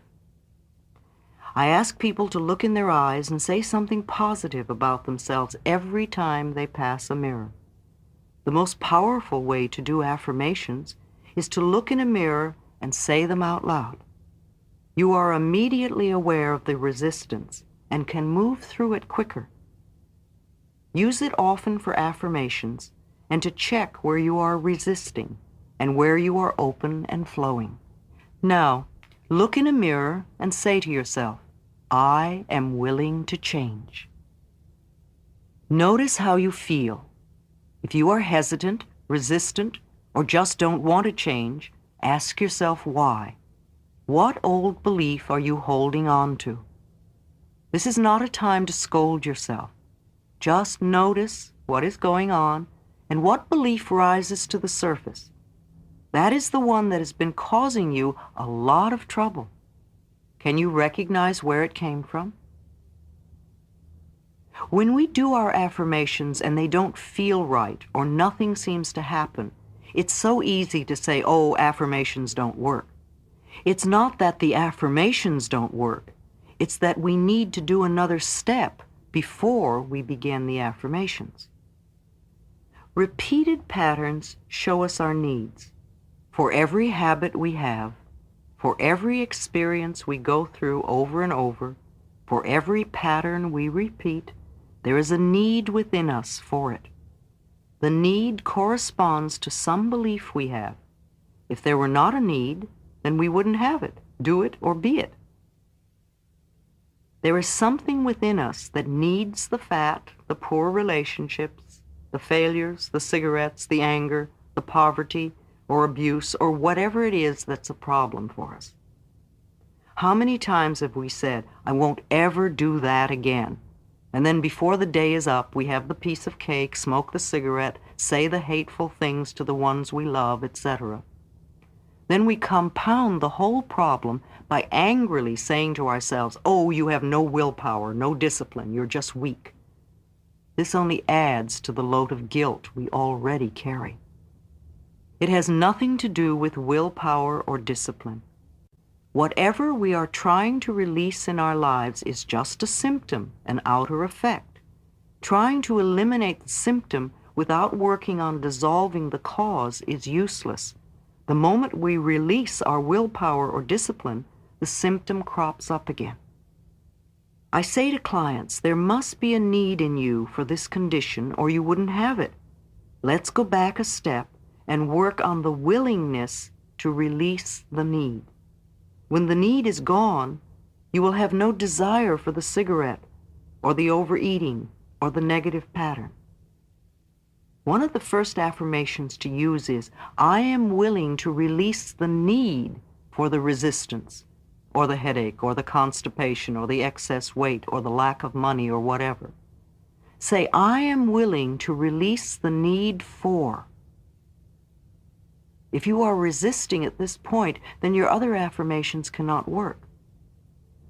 The webs we create around ourselves need to be unwound. If you have ever untangled a ball of string, you know that yanking and pulling only makes it worse. Be gentle and patient with yourself as you untangle your own mental knots. Get help if you need it. Above all, love yourself in the process. The willingness to let go of the old is the key. When I say needing the problem, I mean that according to our particular set of thought patterns, we need to have certain outer effects or experiences.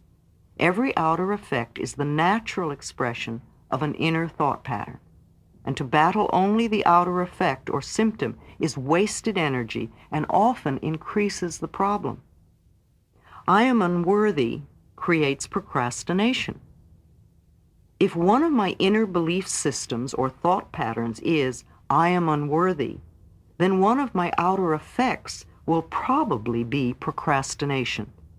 After all, procrastination is one way to keep us from getting where we say we want to go. Most people who procrastinate will spend a lot of time and energy berating themselves for procrastinating. They will call themselves lazy and generally will make themselves out to feel they are bad persons. Resentment of another's good.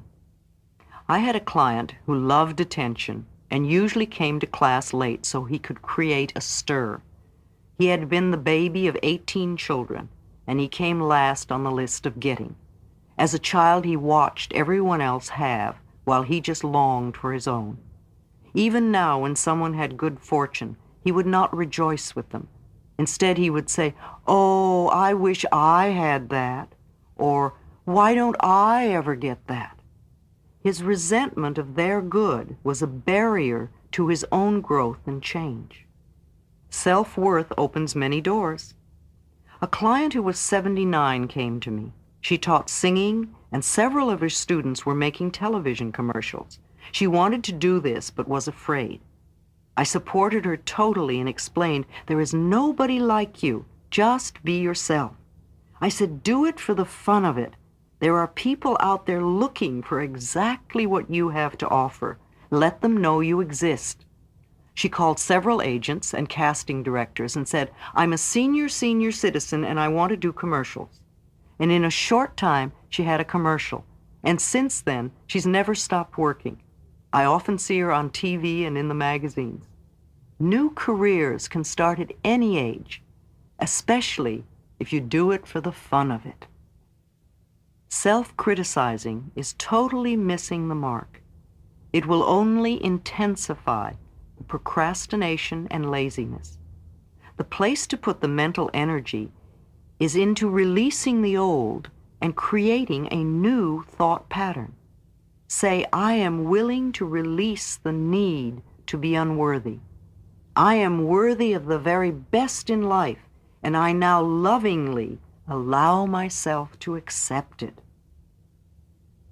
As I spend a few days doing this affirmation over and over, my outer effect pattern of procrastination will automatically begin to fade. As I internally create a pattern of self-worth, then I no longer need to delay my own good.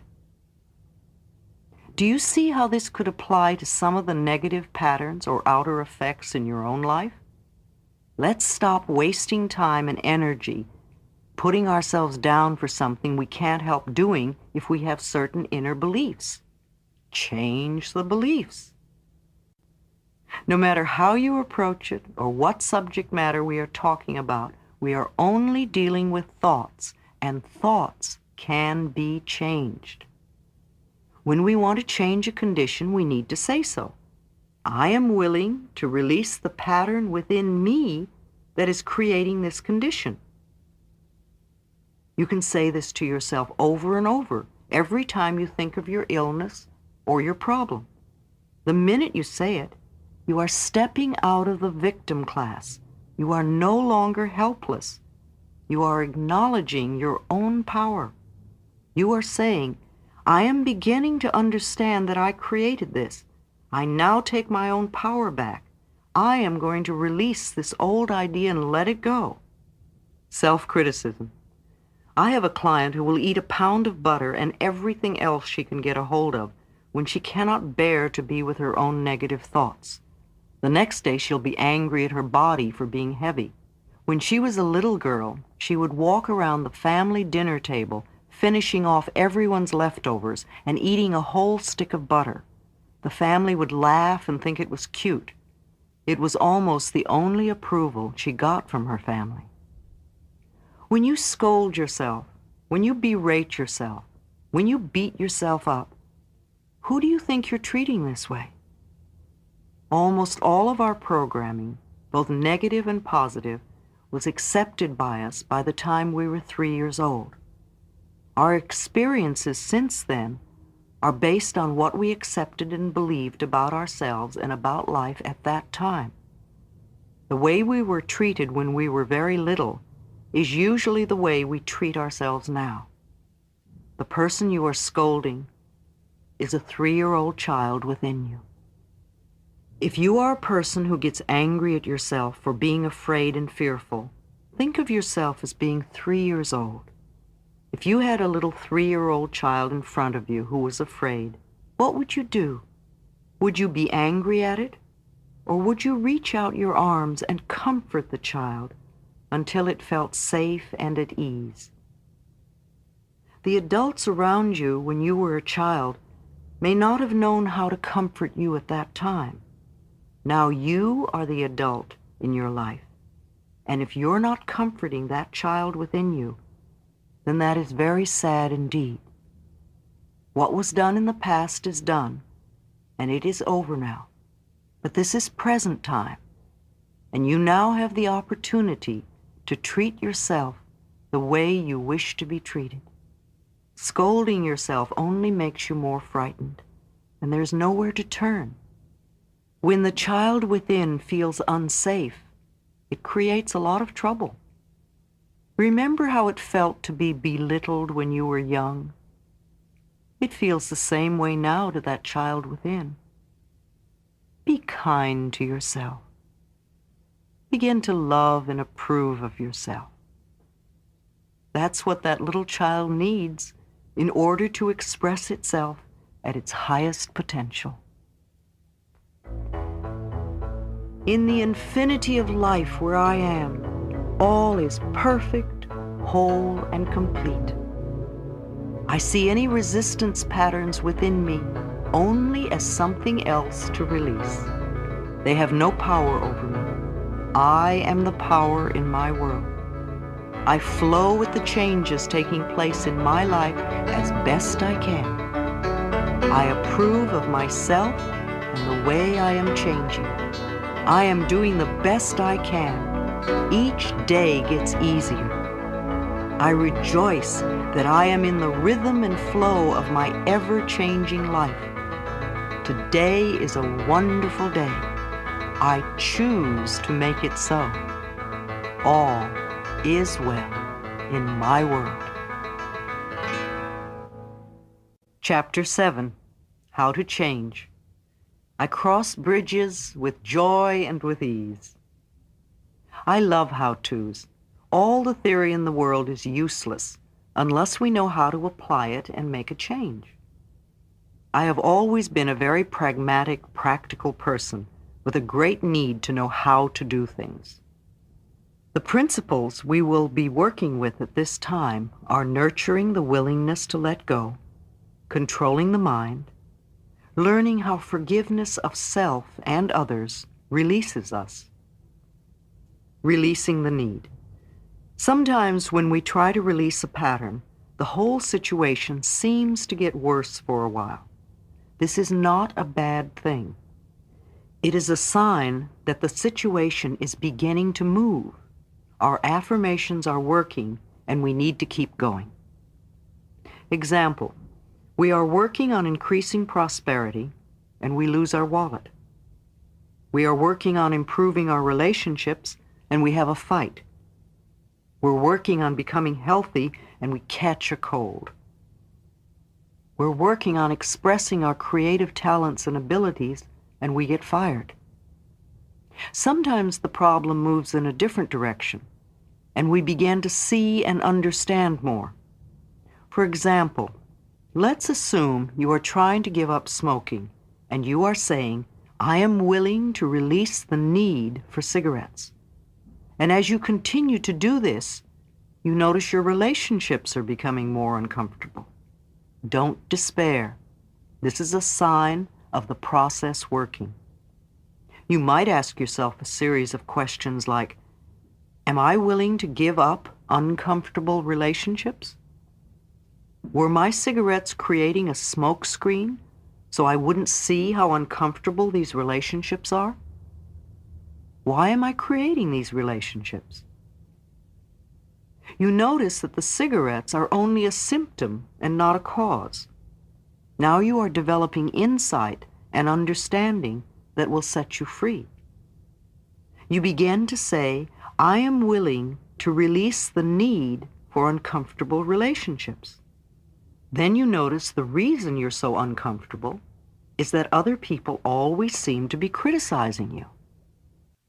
Being aware that we always create all of our experiences, you now begin to say, I am willing to release the need to be criticized. You then think about criticism, and you realize that as a child, you received a lot of criticism. And that little kid inside of you only feels at home when it's being criticized. Your way of hiding from this had become creating a smokescreen. Perhaps you see the next step as affirming, I am willing to forgive. And as you continue to do your affirmations, you may find that cigarettes no longer attract you, and the people in your life no longer criticize you. Then you know you have released your need. This usually takes a little while to work out. If you are gently persistent and are willing to give yourself a few quiet moments each day to reflect on your process of change, you will get the answers. The intelligence within you is the same intelligence that created this entire planet. Trust your inner guidance to reveal to you whatever it is you need to know. In a workshop situation, I would have you do the following exercise with a partner. However, you can do it equally as well using a big mirror. Think for a moment about something in your life you want to change. At the mirror, look into your eyes and say aloud, I now realize that I have created this condition, and I am now willing to release the pattern in my consciousness that is responsible for this condition. Say it several times with feeling. If you were with a partner, I would have your partner tell you if they really thought you meant it. I would want you to convince your partner. Ask yourself if you really mean it. Convince yourself in the mirror that this time you are ready to step out of the bondage of the past. At this point, many people get scared because they don't know how to do this releasing. They're afraid to commit themselves until they know all the answers. That's only more resistance. Just pass through it. One of the great things is that we do not have to know how. All we need is willingness. The universal intelligence, or your subconscious mind, will figure out the hows. Every thought you think and every word you speak is being responded to, and the point of power is in this moment. The thoughts you are thinking and the words you are declaring at this moment are creating your future. Your mind is a tool. You are much more than your mind. You may think your mind runs the show, but that is only because you have trained your mind to think in this way. You can also untrain and retrain this tool of yours. Your mind is a tool for you to use in any way you wish. The way you now use your mind is only a habit, and any habit can be changed if we want to do so. Quiet the chatter of your mind for a moment and really think about this concept. Your mind is a tool you can choose to use any way you wish. The thoughts you choose to think create the experiences you have. If you believe that it is hard or difficult to change a habit or a thought, then your choice of this thought will make it true for you. If you would choose to think, it's becoming easier for me to make changes, then your choice of this thought will make that true for you. There is an incredible power and intelligence within you, constantly responding to your thoughts and your words. As you learn to control your mind by the conscious choice of thoughts, you align yourself with this power. Do not think your mind is in control. You are in control of your mind. You use your mind. You can stop thinking those old thoughts. When your old thinking tries to come back, saying it's so hard to change, take mental control. Tell your mind, I now choose to believe it is becoming easier for me to make changes.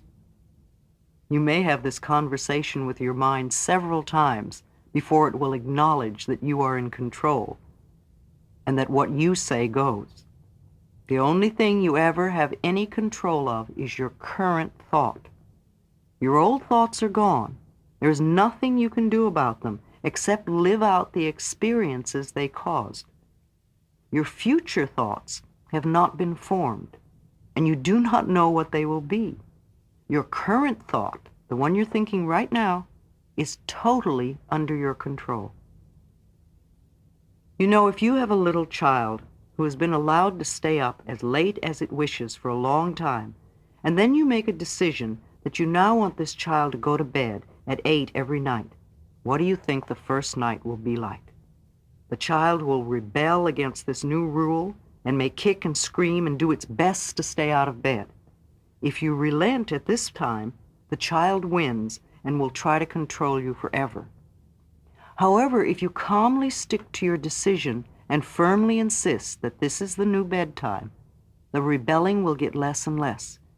In a few nights, the new routine will be established. It is the same with your mind. Of course it'll rebel at first. It does not want to be retrained. But you are in control. And if you stay focused and firm, in a very short time, the new way of thinking is established. And you will realize that you are not a helpless victim of your thoughts, but rather a master of your own mind. Let's do an exercise, letting go. Close your eyes. Take a deep breath. As you exhale, allow all the tension to leave your body. Let your scalp and your forehead and your face relax. Let your tongue and your throat and your shoulders relax. Let your back and your abdomen and your pelvis relax. Let your breathing be at peace as you relax your legs and feet. Is there a big change in your body? Notice how much you hold on. If you are doing it with your body, you're doing it with your mind. In this relaxed, comfortable position, say with me, I am willing to let go. I release all tension. I release all fear. I release all anger. I release all guilt. I release all sadness. I let go of all old limitations. I let go, and I am at peace. I am at peace with myself. I am at peace with the process of life. I am safe. Repeat this exercise several times. Feel the ease of letting go. Repeat it whenever you feel thoughts of difficulty coming up. It takes practice for the routine to become a part of you. Place yourself in this peaceful state first, and it becomes easy for your affirmations to take hold. You become open and receptive. There is no need to struggle or stress or strain. Just relax and think the appropriate thoughts. I assure you, it is this easy. Physical releasing. Sometimes we need to experience a physical letting go. Experiences and emotions become locked in the body. Screaming in the car with all the windows rolled up can be very releasing if we've been stifling our verbal expression. Beating the bed or kicking pillows is a harmless way to release pent-up anger, as is playing tennis or running. A while ago, I had a pain in my shoulder for a day or two, and I tried to ignore it, but it wouldn't go away. Finally, I sat down and I asked myself, what's happening here? What am I feeling? It feels like burning, burning, burning. That means anger. What are you angry about? I couldn't think what I was angry about. So I said, well, let's see if we can find out. And I put 2 large pillows on the bed, and I began to hit them with a lot of energy. And after about 12 hits, I realized exactly what I was angry about. It was so clear. So I beat the pillows even harder and made some noise and released the emotions from my body. And when I got through, I felt much better. And the next day, my shoulder was fine. Letting the past hold you back. Some people tell me they cannot enjoy today because of something that happened in the past.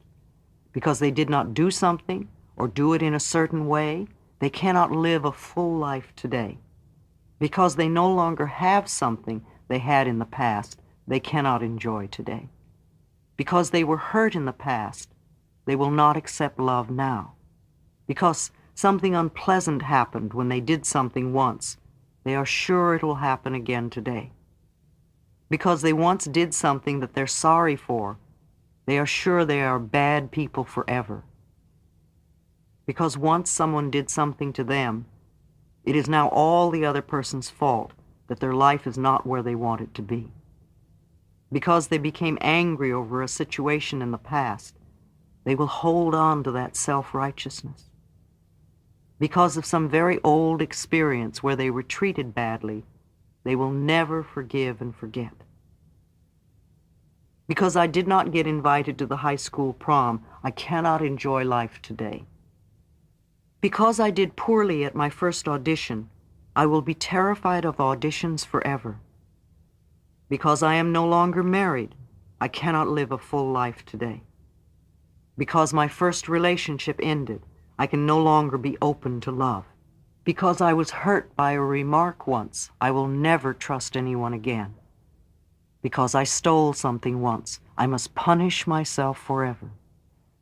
Because I was poor as a child, I will never get anywhere.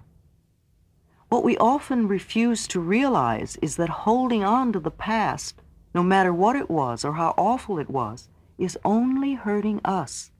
They really don't care. Usually they are not even aware. We are only hurting ourselves by refusing to live this moment to the fullest. The past is over and done and cannot be changed.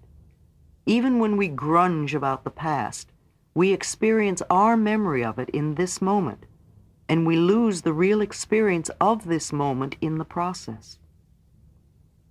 Exercise, releasing. Let us now clean up the past in our minds. Release the emotional attachment to it.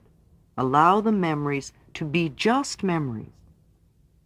If you think back to what you used to wear in the 3rd grade, usually there is no emotional attachment. It's just a memory. And it can be the same for all the past events in our lives. As we let go, we become free to use all of our mental power to enjoy this moment and to create a grand future. Make a list of all the things you are willing to let go. How willing are you to do this? Notice your reactions. What will you have to do to let these things go? How willing are you to do so? What is your resistance level? All right, let's move to forgiveness. Forgiveness of ourselves and of others releases us from the past. The Course in Miracles says over and over that forgiveness is the answer to almost everything. I know that when we are stuck, it usually means there is some more forgiving to be done. When we do not flow freely with life in the present moment, it usually means we are holding on to a past moment. It can be regret, sadness, hurt, fear, or guilt, blame, anger, resentment, and sometimes even the desire for revenge. Each one of these states comes from a space of non-forgiveness, a refusal to let go and come into the present moment. Love is always the answer to healing of any sort, and the pathway to love is forgiveness. Forgiveness dissolves resentment. There is an old Emmett Fox exercise for dissolving resentment that always works. He recommends that you sit quietly, close your eyes, and allow your mind and body to relax. Then imagine yourself sitting in a darkened theater, and in front of you is a small stage. And on that stage, place the person you resent the most. It could be past or present, living or dead. When you see this person clearly, visualize good things happening to this person, things that would be meaningful to them. See them smiling and happy. Hold this image for a few minutes and then let it fade away. And I like to add another step. As they leave the stage, put yourself up there and see good things happening to you, and see yourself smiling and happy. And be aware that the abundance of the universe is available for all of us. This exercise dissolves the dark clouds of resentment most of us carry. For some, it will be very difficult to do. Each time you do it, you may get a different person. Do it once a day for a month, and notice how much lighter you feel. Here's an exercise for revenge. Those on the spiritual pathway know the importance of forgiveness. For some of us, there is a step that is necessary before we can totally forgive. Sometimes the little kid in us needs to have revenge before it is free to forgive. For that, this exercise is very helpful. Close your eyes, sit quietly and peacefully, and think of the person who is hardest to forgive. And what would you really like to do to them? What do they need to do to get your forgiveness? And imagine that happening now. And really get into the details. How long do you want them to suffer or do penance? And when you feel complete, condense time and let it be over forever. And usually at this point you feel lighter and it's easier to think about forgiveness. Now, to indulge in this every day would not be good for you, but to do it once as a closing exercise can be very freeing. Forgiveness. Now we're ready to forgive. Do this exercise with a partner if you can, or do it out loud if you are alone. Again, sit quietly with your eyes closed and say, "The person I need to forgive is, and I forgive you for." The person I need to forgive is, and I forgive you for. And do this over and over. You will have many things to forgive some for, and only one or two to forgive others for. If you have a partner, let them say to you, "Thank you, and I set you free now." If you do not, then imagine the person you are forgiving saying it to you. Do this for at least 5 or 10 minutes. Search your heart for the injustices you still carry, and then let them go. When you have cleared as much as you can for now, turn your attention to yourself and say out loud to yourself, "I forgive myself for." And do this for another 5 minutes or so. These are powerful exercises and good to do at least once a week to clear out any remaining rubbish. Some experiences are easy to let go, and some we have to chip away at until suddenly one day they just let go and dissolve. Here's another good exercise. Begin to visualize yourself as a little child of 5 or 6, and look deeply into this little child's eyes.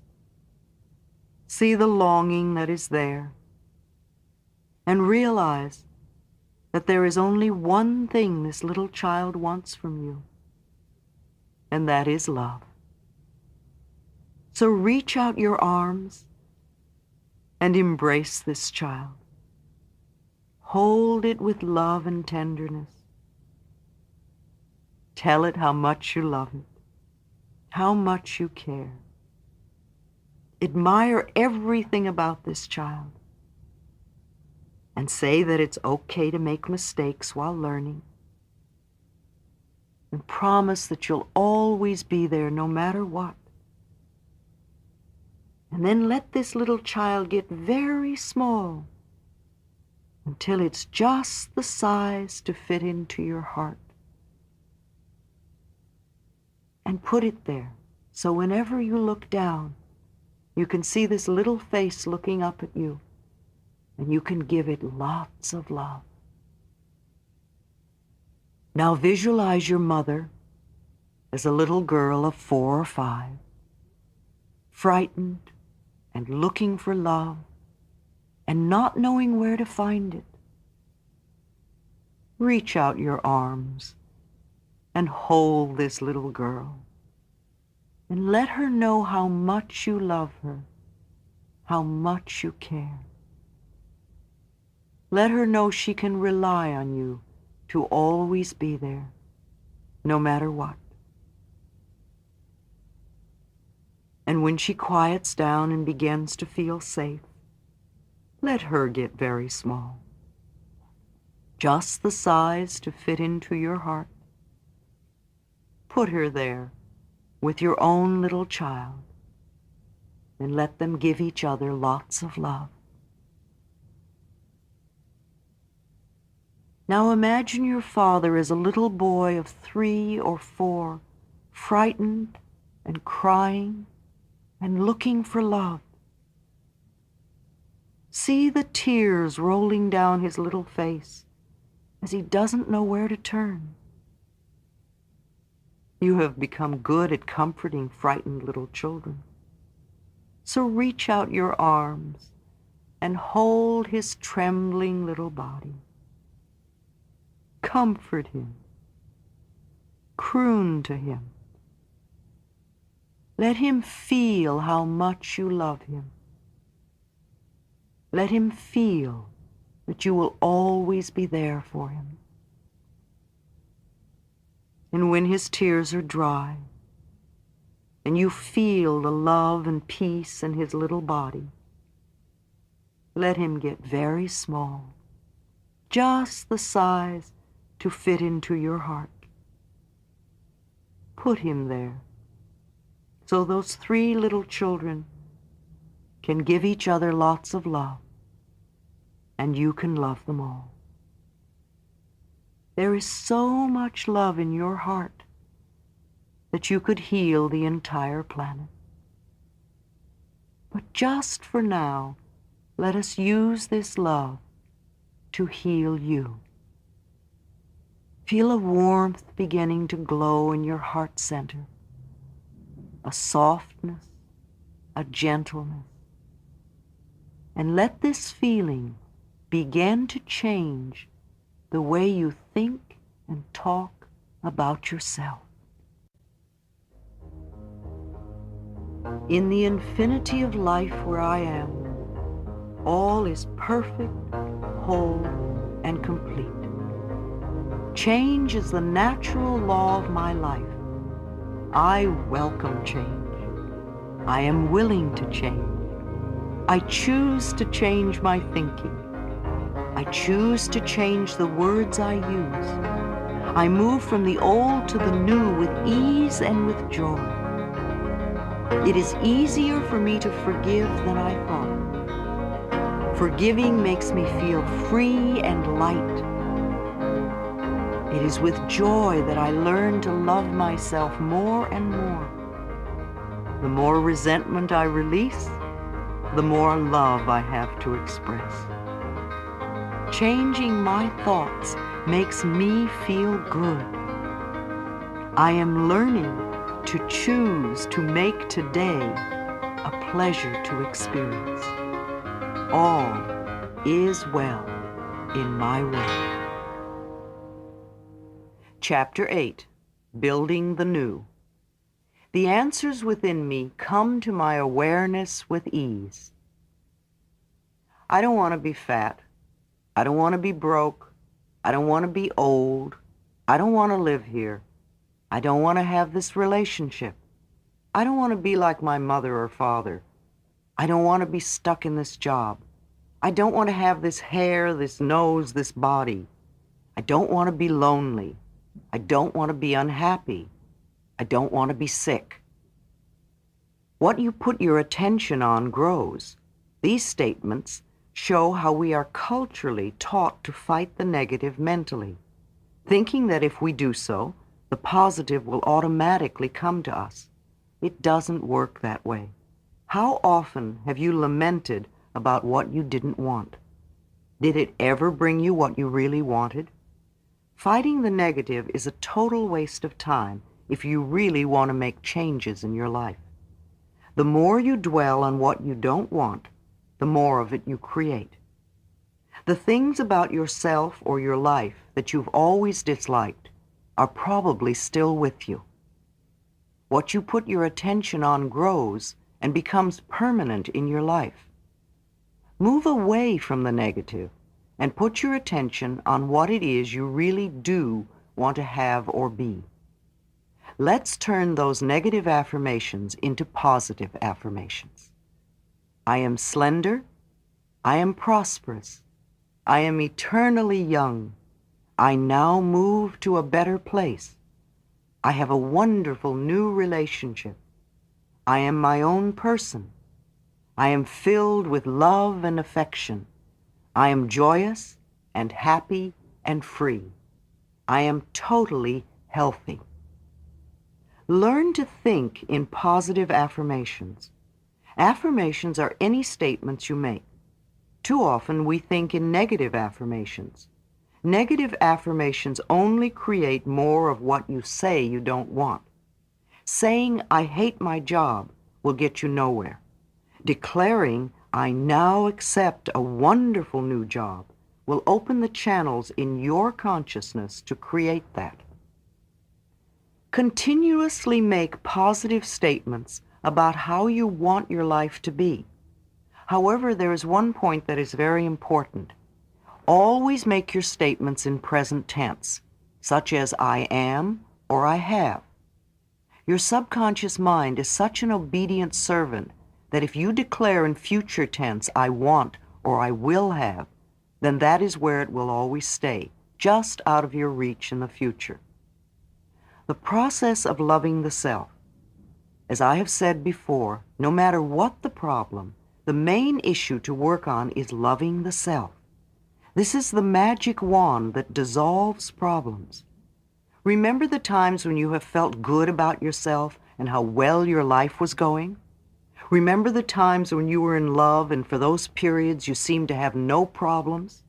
Well, loving yourself is going to bring such a surge of good feelings and good fortune to you that you will be dancing on air. Loving yourself makes you feel good. It's impossible to really love yourself unless you have self-approval and self-acceptance. This means no criticism whatsoever. Oh, I can hear all the objections right now, but I've always criticized myself. How can I possibly like that about myself? My teachers, parents, lovers always criticized me. How will I be motivated? But it is wrong for me to do these things. How am I going to change if I don't criticize myself? Training the mind. Self-criticisms like these are just the mind going on with old chatter. See how you've trained your mind to berate you and be resistant to change? Ignore those thoughts and get on with the important work at hand. Let's go back to an exercise we did earlier. Look into the mirror again and say, I love and approve of myself exactly as I am. How does that feel now? Is it a little easier after the forgiveness work we have done? This is still the main issue. Self-approval and self-acceptance are the keys to positive changes. In the days when my own self-denial was so prevalent, I would occasionally slap my own face. I didn't know the meaning of self-acceptance. My belief in my own lacks and limitations was stronger than anything anyone else could say to the contrary. If someone told me I was loved, My immediate reaction was, why? What could they possibly see in me? Or the classic thought, if they only knew what I was really like inside, they wouldn't love me. I was not aware that all good begins with accepting that which is within oneself and loving that self which is you. It took quite a while to develop a peaceful, loving relationship with myself. First, I used to hunt for the little things about myself I thought were good qualities. Even this helped, and my own health began to improve. Good health begins with loving the self. So do prosperity and love and creative self-expression. Later, I learned to love and approve of all of me, even those qualities I thought were not good enough. That was when I really began to make progress. Exercise. I approve of myself. I have given this exercise to hundreds of people, and the results are phenomenal. For the next month, say over and over and over to yourself, I approve of myself. I approve of myself. Do this 300 or 400 times a day, at least. No, it's not too many times. When you are worrying, you go over your problem at least that many times. Let I approve of myself become a walking mantra, something you just say over and over and over to yourself, almost non-stop. Saying I approve of myself is guaranteed to bring up everything buried in your consciousness that is in opposition. When the negative thought comes up like, how can you approve of yourself when you are fat?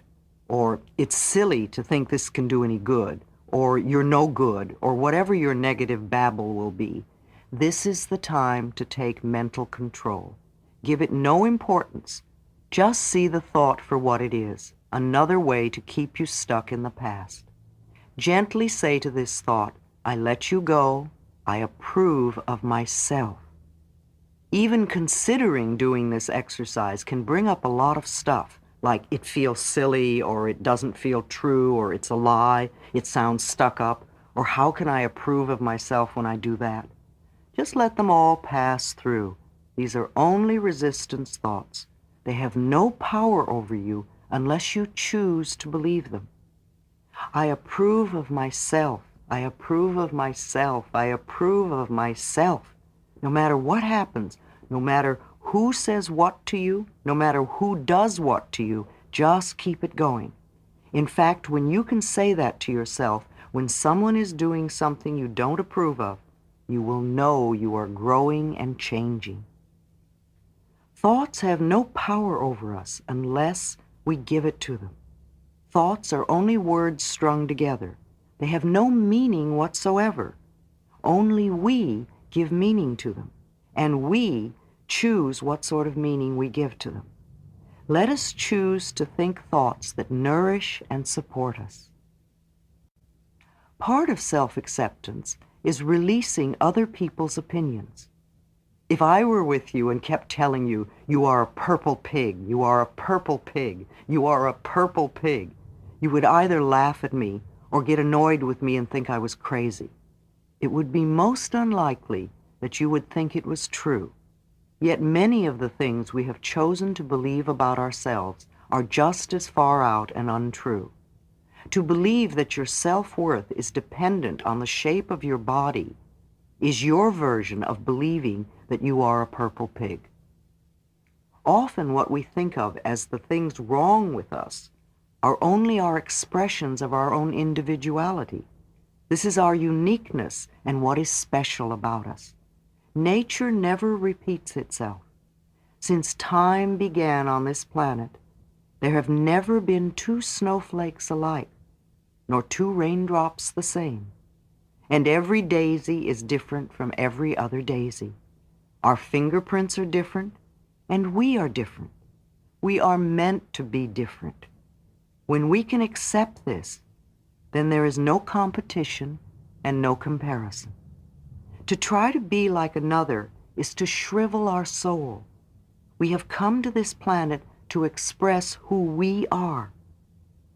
I didn't even know who I was until I began to learn to love myself as I am in this moment. Put your awareness into practice. Think thoughts that make you happy. Do things that make you feel good. Be with people who make you feel good. Eat things that make your body feel good. Go at a pace that makes you feel good. Think for a moment of a tomato plant.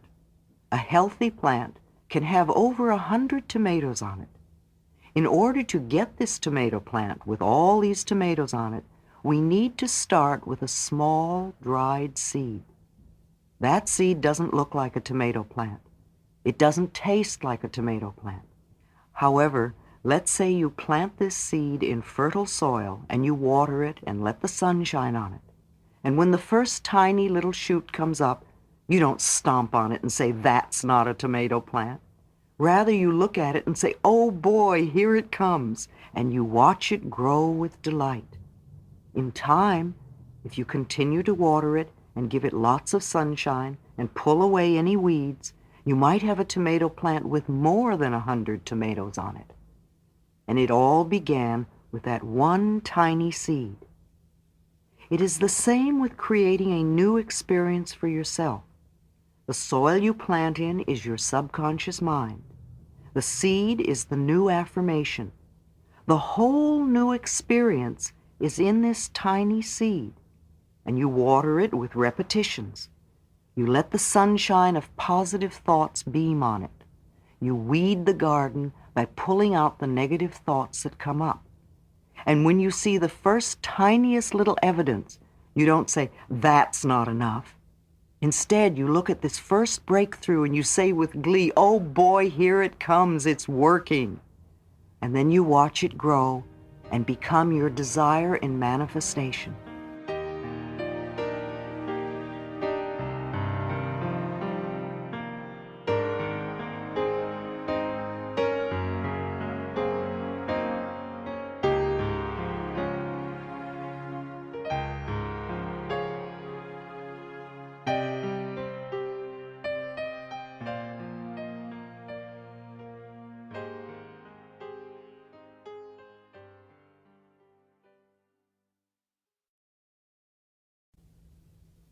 Meditation in any of its forms is a wonderful way to quiet the mind and allow your own knowingness to come to the surface. I usually sit with my eyes closed and say, "What is it I need to know?" And then wait quietly for an answer. If the answer comes, fine. If it doesn't, fine. It will come another day. There are groups that do workshops for all different tastes, such as insight training, loving relationships training, EST, advocate experience, the Ken Keyes group, actualizations, and many more. Many of these groups do weekend workshops. These weekends give you a chance to see a whole new viewpoint about life, just as my own weekend workshops do. No one workshop will totally clear up all your problems forever. However, they can assist you in changing your life in the here and now. In the spiritual realm, there is prayer, there is meditation, and becoming connected with your higher source. Practicing forgiveness and unconditional love, to me, are spiritual practices.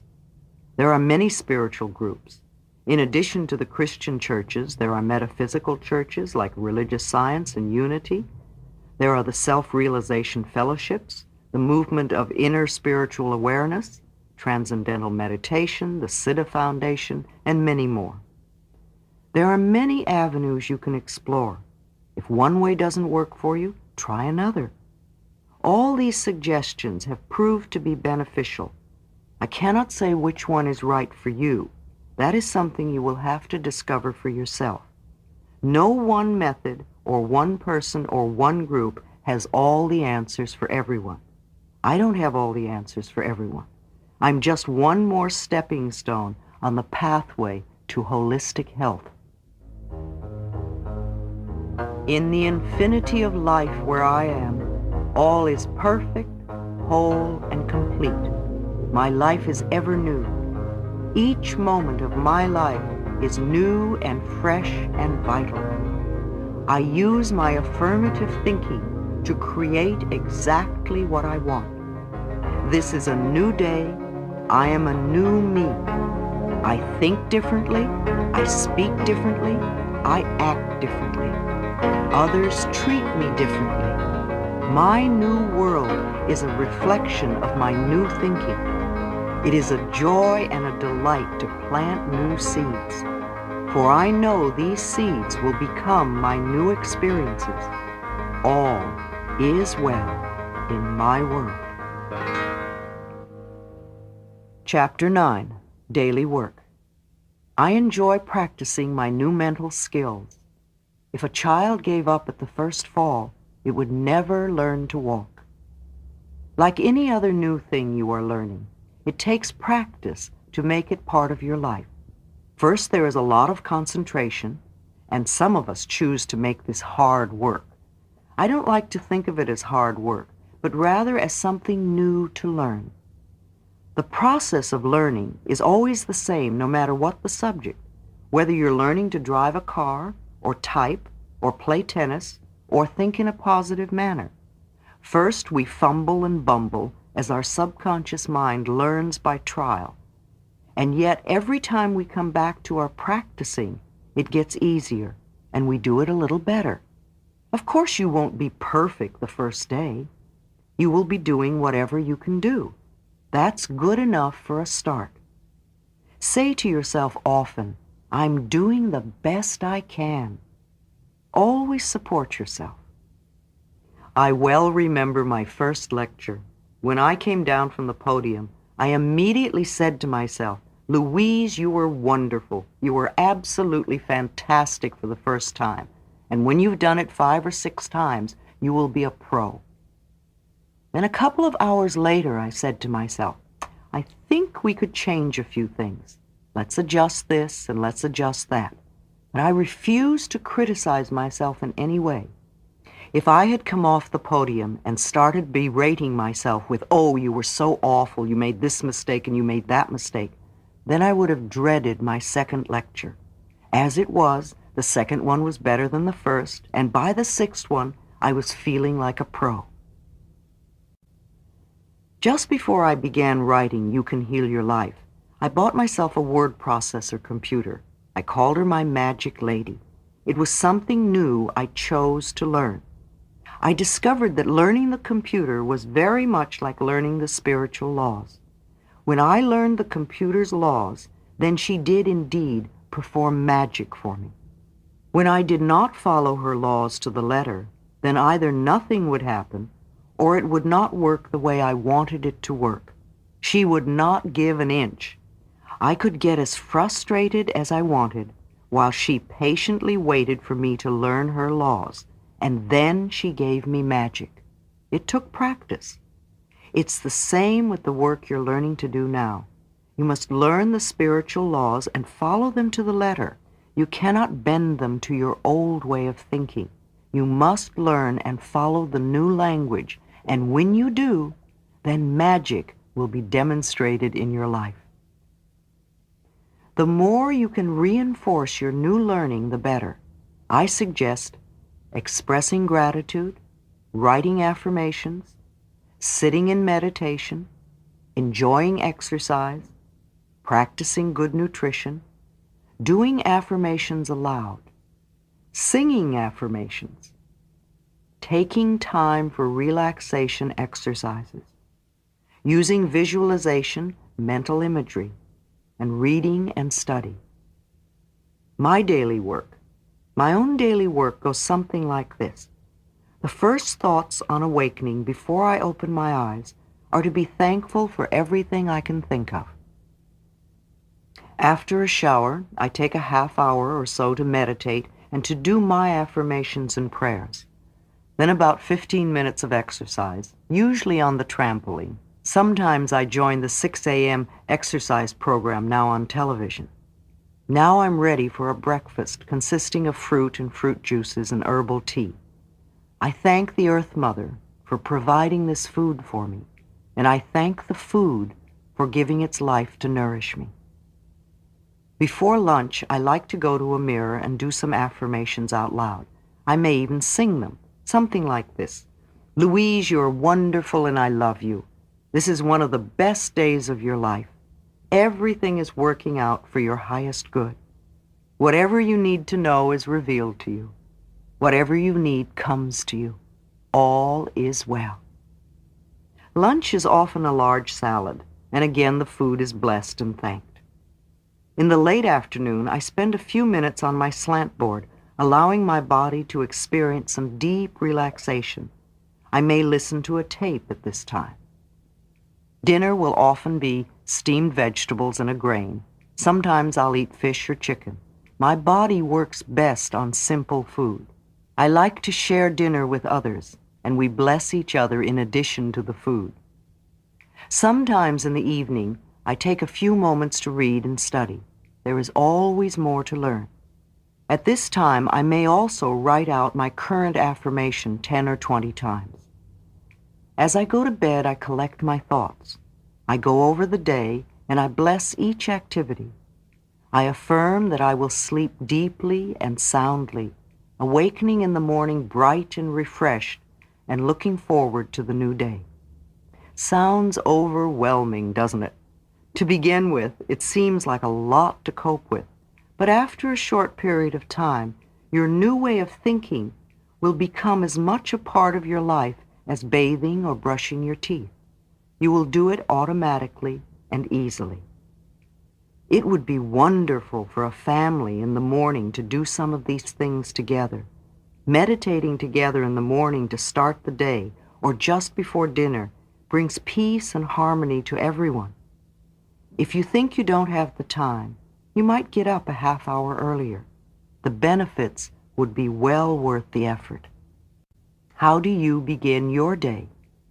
What is the first thing you say in the morning when you wake up? We all have something we say almost every day. Is it positive or negative? I can remember when I used to awaken in the morning and say with a groan, "Oh God, another day."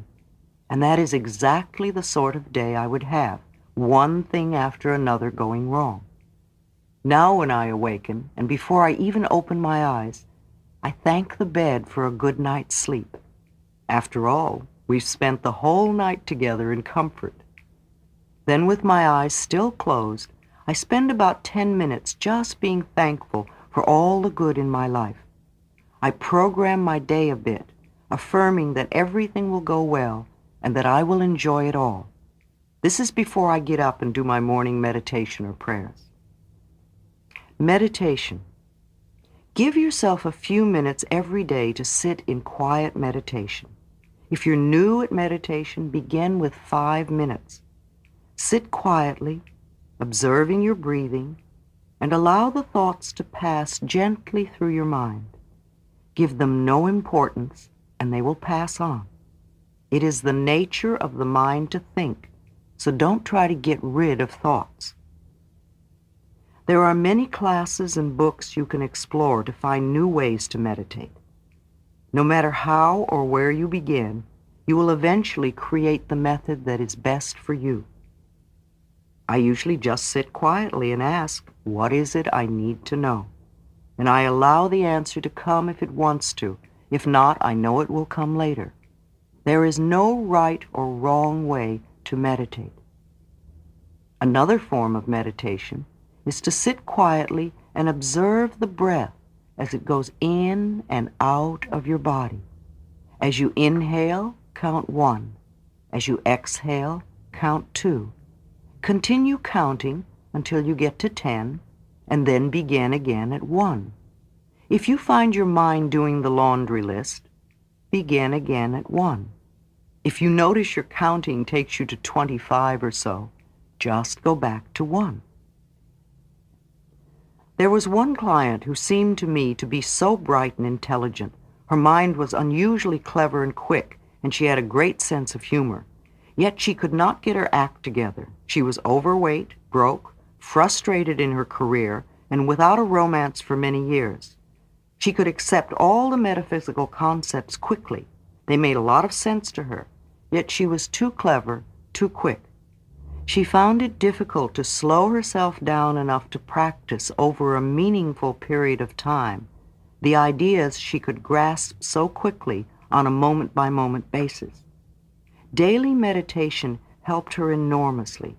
We began with only 5 minutes a day and very gradually worked up to 15 or 20 minutes. Exercise, daily affirmations. Take 1 or 2 affirmations and write them 10 or 20 times a day. Read them aloud with enthusiasm. Make a song out of your affirmations and sing them with joy. Let your mind go over these affirmations all day long. Consistently used affirmations become beliefs and will always produce results, sometimes in ways we cannot even imagine. One of my beliefs is that I always have good relationships with my landlord. My last landlord in New York City was a man known to be extremely difficult, and all the tenants complained. In the 5 years I lived there, I saw him only 3 times. When I decided to move to California, I wanted to sell all my possessions and start fresh and unencumbered with the past. And I began to do affirmations like these. All my possessions are sold easily and quickly. The move is very simple to do. Everything is working in divine order, and all is well. I did not think about how difficult it would be to sell things or where I would sleep the last few nights or any other negative ideas. I just kept doing my affirmations. Well, my clients and students quickly bought all the little stuff and most of the books. I informed my landlord in a letter that I would not be renewing my lease, and to my surprise, I received a phone call from him expressing his dismay at my leaving. He offered to write a letter of recommendation to my new landlord in California and asked if he could please buy my furniture, as he had decided to rent the apartment furnished. My higher consciousness had put the 2 beliefs together in a way I could not have conceived of. I always have good relationships with my landlord, and everything will sell easily and quickly.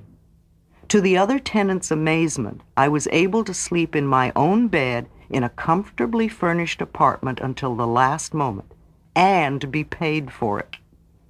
I walked out with a few clothes, my juicer, my blender, my hairdryer, and my typewriter, plus a large check, and I leisurely took the train to Los Angeles. Do not believe in limitations. On arriving in California, it was necessary for me to buy a car. Not having owned a car before, or having made a major purchase before, I did not have any established credit. The banks would not give me credit. Being a woman and self-employed did not help my case any.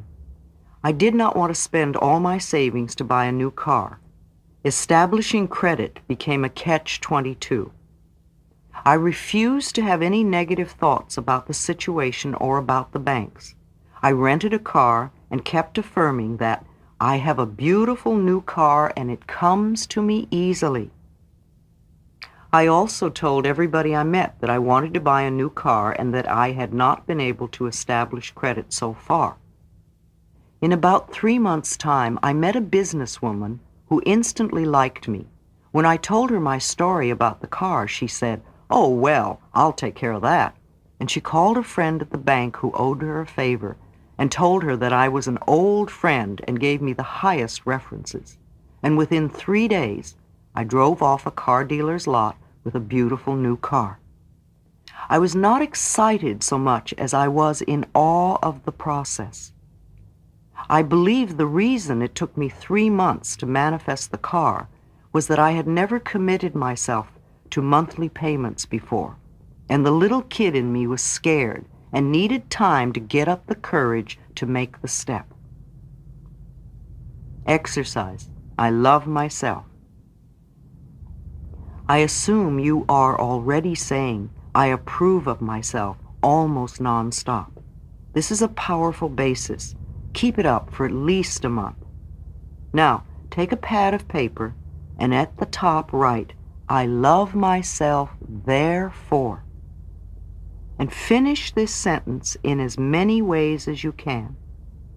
Read it over daily and add to it as you think of new things. If you could work with a partner, do so.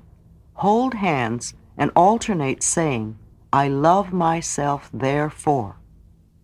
The biggest benefit of doing this exercise is that you learn it is almost impossible to belittle yourself when you say you love yourself. Exercise. Claim the new. Visualize or imagine yourself having or doing or being what you are working toward. Fill in all the details. Feel, see, taste, touch, hear. Notice other people's reactions to your new state, and make it all okay with you no matter what their reactions are. Exercise. Expand your knowledge. Read everything you can to expand your awareness and understanding of how the mind works. There is so much knowledge out there for you. This is only one step on your pathway. Get other viewpoints. Hear other people say it in a different way. Study with a group for a while until you go beyond them. This is a life work. The more you learn, the more you know, the more you practice and apply, the better you get to feel, and the more wonderful your life will be. Doing this work makes you feel good. Begin to demonstrate results. Practicing as many of these methods as you can, you will begin to demonstrate results. You will see the little miracles occur in your life. The things you are ready to eliminate will go of their own accord. The things and events you want will pop up in your life seemingly out of the blue. You will get bonuses you never imagined. I was so surprised and delighted when after a few months of doing my mental work, I began to look younger. And today I look 10 years younger than I did 10 years ago. Love who and what you are and what you do. Laugh at yourself and at life, and nothing can touch you. It's all temporary anyway. Next lifetime, you will do it differently. So why not do it differently right now? You could read one of Norman Cousins' books. He cured himself of a fatal disease with laughter. Unfortunately, he didn't change the mental patterns that created that disease, and so just created another one. However, he also laughed himself to health on that one too. There are so many ways you can approach your healing. Try them all, and use the ones that appeal to you.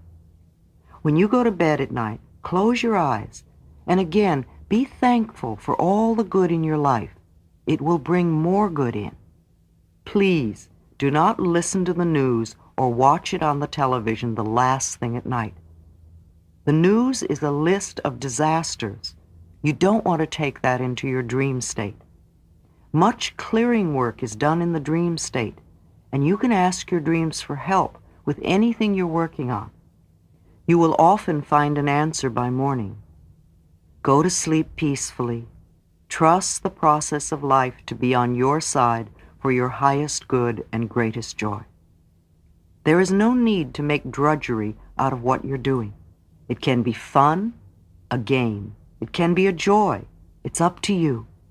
Even practicing forgiveness and releasing resentment can be fun, if you want to make it so. Make up a little song about that person or situation that is so hard to release. When you sing a ditty, it lightens up the whole procedure. When I work with clients, I bring laughter into the procedure as soon as I can.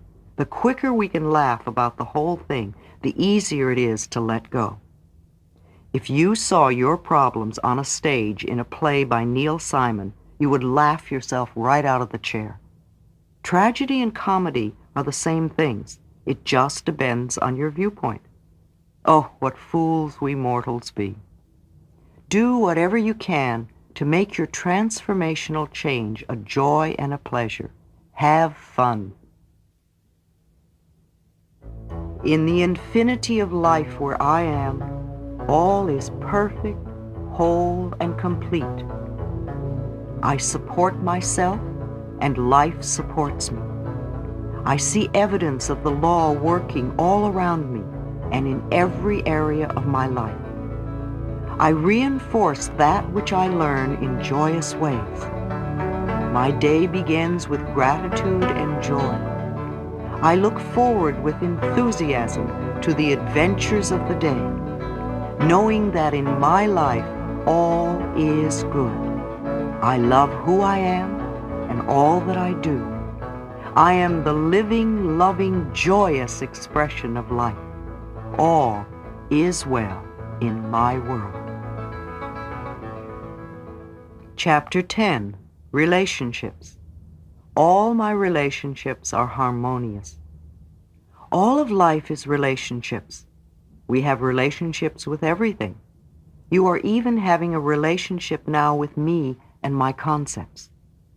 The relationships you have with objects and food and weather and transportation and with people all reflect the relationship you have with yourself. The relationship you have with yourself is highly influenced by the relationships you had with the adults around you as a child. The way the adults reacted to us then is often the way we react towards ourselves now, both positively and negatively. Think for a moment of the words you use when you are scolding yourself. Aren't they the same words your parents used when they were scolding you? What words did they use when they praised you? I'm sure you use the same words to praise yourself. Perhaps they never praised you. So then you have no idea how to praise yourself and probably think you have nothing to praise. I'm not blaming our parents because we're all victims of victims and they couldn't teach you anything they did not know. Sandra Ray, the great rebirther, who has done so much work with relationships, claims that every major relationship we have is a reflection of the relationship we had with one of our parents. She claims that until we clean up that first one, we will never be free to create exactly what we want in relationships. Relationships are mirrors of ourselves. What we attract always mirrors either the qualities we have or beliefs we have about relationships. This is true whether it is a boss, a coworker, an employee, a friend, a lover, or a spouse, or a child. The things you don't like about these people are either what you yourself do, or would like to do, or what you believe. You could not attract them or have them in your life if the way they are didn't somehow complement your life. Exercise, us versus them. Look for a moment at someone in your life who bothers you, and describe 3 things about this person that you don't like, things that you want them to change. Now look deeply inside of you and ask yourself, where am I like that? And when do I do the same things? Close your eyes and give yourself the time to do this. Then ask yourself if you are willing to change. When you remove those patterns, habits, and beliefs from your thinking and behavior, either these people will change or leave your life. If you have a boss who is critical and impossible to please, look within. Either you do that on some level, or you have a belief that bosses are always critical and impossible to please. If you have an employee who won't obey or who doesn't follow through, look to see where you do that and clean it up. Firing someone is too easy. It doesn't clear your pattern. If there is a coworker who won't cooperate and be part of the team, look to see how you could have attracted this. Where are you being non-cooperative? If you have a friend that is undependable and lets you down, turn within. Where in your life are you undependable, and when do you let others down? Is that your belief? If you have a lover who is cold and seems unloving, look to see if there is a belief within you that came from watching your parents in your childhood that says love is cold and undemonstrative. If you have a spouse who is nagging and non-supportive, Again, look to your childhood beliefs. Did you have a parent who was nagging and non-supportive? Are you that way? If you have a child who has habits that irritate you, I will guarantee that they are your habits. Children learn only by imitating the adults around them. Clear it within you, and you'll find that they change automatically. This is the only way to change others. Change ourselves first. Change your patterns, and you will find they are different too. Blame is useless. Blaming only gives away our power. Keep your power. Without power, we cannot make changes. Attracting love. Love comes when we least expect it, when we're not looking for it. Hunting for love never brings the right partner. It only creates longing and unhappiness. Love is never outside ourselves. Love is within us. Don't insist that love come immediately. Perhaps you're not ready for it, or you're not developed enough to attract the love you really want. Don't settle for anybody just to have someone. Set your standards. What kind of love do you want to attract? List the qualities you really want in the relationship. Develop those qualities in yourself, and you will attract a person who has them. You might examine what may be keeping love away. Could it be criticism, feelings of unworthiness, unreasonable standards, movie star images, fear of intimacy, a belief that you are unlovable? Be ready for love. Prepare the field and be ready to nourish love. Be loving and you will be lovable. Be receptive to love. In the infinity of life where I am, all is perfect, whole, and complete. I live in harmony and balance with everyone I know. Deep at the center of my being, there is an infinite well of love. I now allow this love to flow to the surface. It fills my heart, my body, my mind, my consciousness, my very being, and radiates out from me in all directions and returns to me multiplied. The more love I use and give, the more I have to give. The supply is endless. The use of love makes me feel good. It is an expression of my inner joy. I love myself. Therefore, I take loving care of my body. I lovingly groom it and dress it, and my body lovingly responds to me with vibrant health and energy. I love myself. Therefore, I provide for myself a comfortable home, one that fills all my needs and is a pleasure to be in. I fill the rooms with the vibration of love, so that all who enter, myself included, will feel this love and be nourished by it. I love myself. Therefore, I work at a job I truly enjoy doing, one that uses my creative talents and abilities, working with and for people I love and who love me, and earning a good income. I love myself. Therefore, I behave and think in a loving way to all people, for I know that that which I give out returns to me multiplied. I only attract loving people in my world, for they are a mirror of what I am. I love myself. Therefore, I forgive and totally release the past and all past experiences, and I am free. I love myself. Therefore, I live totally in the now, experiencing each moment as good, and knowing that my future is bright and joyous and secure. For I am a beloved child of the universe, and the universe lovingly takes care of me now and forevermore. All is well in my world.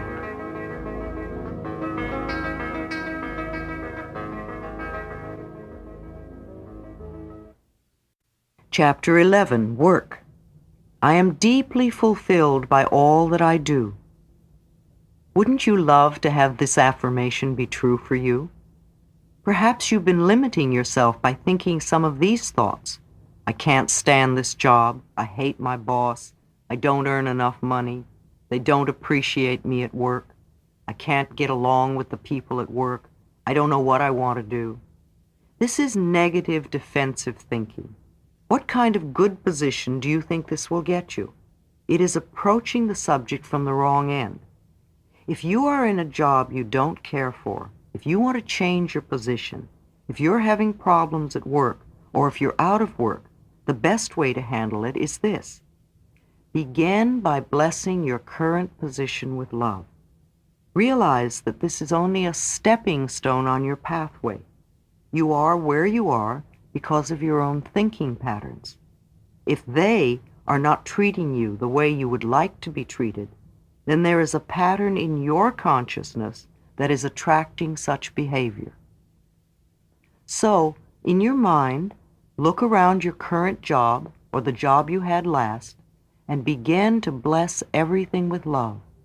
The building, the elevators or stairs, the rooms, the furniture and equipment, the people you work for and the people you work with, and each and every customer. Begin to affirm for yourself that I always work for the most wonderful bosses, that my boss always treats me with respect and courtesy. My boss is generous and easy to work for. These beliefs will carry forward with you all your life, and if you become a boss, you will be like that too. A young man was about to start a new job and was nervous, and I remember saying, "Why wouldn't you do well? Of course you'll be successful. Open your heart and let your talents flow out of you. Bless the establishment, the people you work with and the people you work for, and each and every customer with love, and all will go well." He did just that and had a great success. If you want to leave your job, then begin to affirm that you release your current job with love to the next person who will be delighted to have it. Know that there are people out there looking for exactly what you have to offer, and that you are being brought together on the checkerboard of life even now. A good affirmation for work. I am totally open and receptive to a wonderful new position, one that uses all my talents and abilities and allows me to express myself creatively in ways that are fulfilling to me. I work with and for people who I love and who love and respect me, in a wonderful location and earning good money.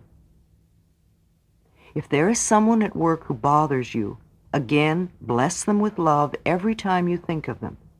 In each and every one of us is every single quality. While we may not choose to do so, we are all capable of being a Hitler or a Mother Teresa. If this person is critical, begin to affirm that he or she is loving and full of praise. If they are grouchy, affirm that they are cheerful and fun to be around. If they are cruel, affirm that they are gentle and compassionate. If you see only the good qualities in this person, then that is what they will show you, no matter how they behave towards others. Example. His new job was to play a piano in a club where the boss was known for being unkind and mean. The employees used to call the boss Mr. Death behind his back. I was asked how to handle this situation, and I replied, inside each and every person are all the good qualities. No matter how other people react to him, it has nothing to do with you. Every time you think of this boss, bless him with love. Keep affirming for yourself, I always work for wonderful bosses. He took my advice and did exactly that. My client began to receive warm greetings, and the boss soon began to slip him bonuses and hired him to play in several other clubs. The other employees who were sending out negative thoughts to the boss were still being mistreated. If you like your job but feel you're not getting paid enough, then begin to bless your current salary with love. Expressing gratitude for what we already have enables it to grow. Affirm that you are now opening your consciousness to a greater prosperity, and that part of that prosperity is an increased salary. Affirm that you deserve a raise, not for negative reasons, but because you are a great asset to the company and they want to share their profits with you. Always do the best you can on the job, for then the universe will know that you are ready to be lifted out of where you are to the next and even better place. Your consciousness puts you where you are now. Your consciousness will either keep you there or lift you to a better position. It's up to you. In the infinity of life where I am, all is perfect, whole, and complete. My unique creative talents and abilities flow through me and are expressed in deeply satisfying ways. There are people out there who are always looking for my services. I am always in demand and can pick and choose what I want to do. I earn good money doing what satisfies me. My work is a joy and a pleasure. All is well in my world. Chapter 12, Success. Every experience is a success. What does failure mean anyway? Does it mean that something did not turn out the way you wanted it to, or the way you were hoping? The law of experience is always perfect. We outpicture our inner thoughts and beliefs perfectly. You must have left out a step or had an inner belief that told you did not deserve or that you felt unworthy. It's the same way as when I work with my computer. If there's a mistake, it's always me. It is something I have not done to comply with the laws of the computer. It only means that there is something else for me to learn. The old saying, if at first you don't succeed, try again, is so true. It doesn't mean beat yourself up and try the same old way again. It means recognize your error and try another way until you learn to do it correctly. I think it's our natural birthright to go from success to success all our life. If we are not doing that, either we are not in tune with our innate capabilities, or we do not believe it can be true for us, or we do not recognize our successes. When we set standards that are much too high for where we are at this moment, standards that we cannot possibly achieve right now, then we will always fail. When a little child is learning to walk or talk, we encourage it and praise it for every tiny improvement the child makes. The child beams and eagerly tries to do better. Is this the way you encourage yourself when you're learning something new? Or do you make it harder to learn because you tell yourself that you're stupid or clumsy or a failure? Only by practicing over and over do we learn the new and make it a natural part of us. When you watch an accomplished professional in any field, you are looking at innumerable hours of practice. Don't do what I used to do. I would refuse to try anything new because I didn't know how to do it and I didn't want to appear foolish. Learning is making mistakes until our subconscious mind can put together the right pictures. It doesn't matter how long you've been thinking of yourself as a failure. You can begin to create a success pattern now. We need to plant the seeds of success. These seeds will grow into an abundant harvest.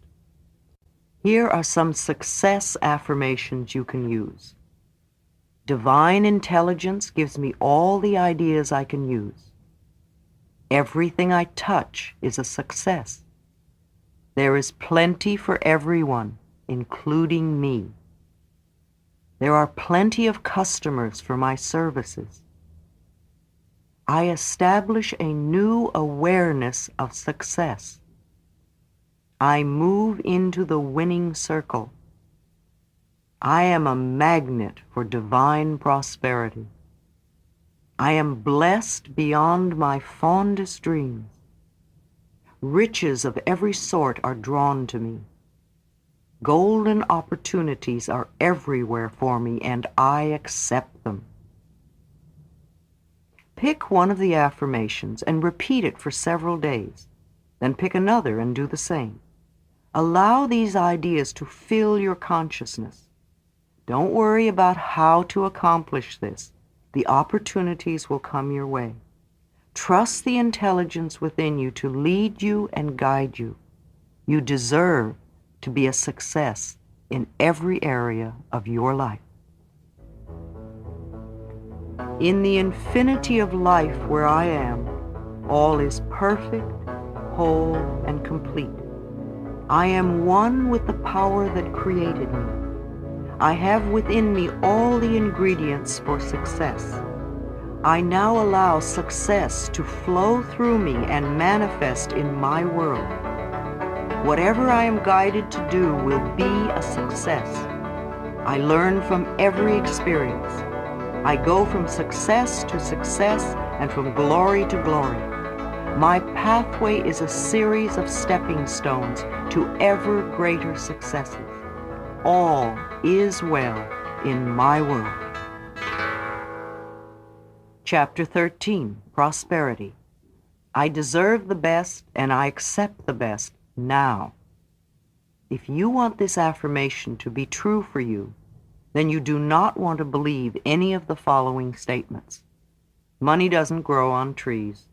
Money is filthy and dirty. I am poor but clean or good. I don't want to have money and be stuck up. I will never get a good job. I will never make any money. Money goes out faster than it comes in. I'm always in debt. Poor people can never get out from under. My parents were poor and I will be poor. Artists have to struggle. Only people who cheat have money. Everyone else comes first. Oh, I couldn't charge that much. I don't deserve. I'm not good enough to make money. Never tell anyone what I have in the bank. Don't lend money. A penny saved is a penny earned. Save for a rainy day. A depression could come at any moment. I resent others having money. Money only comes from hard work.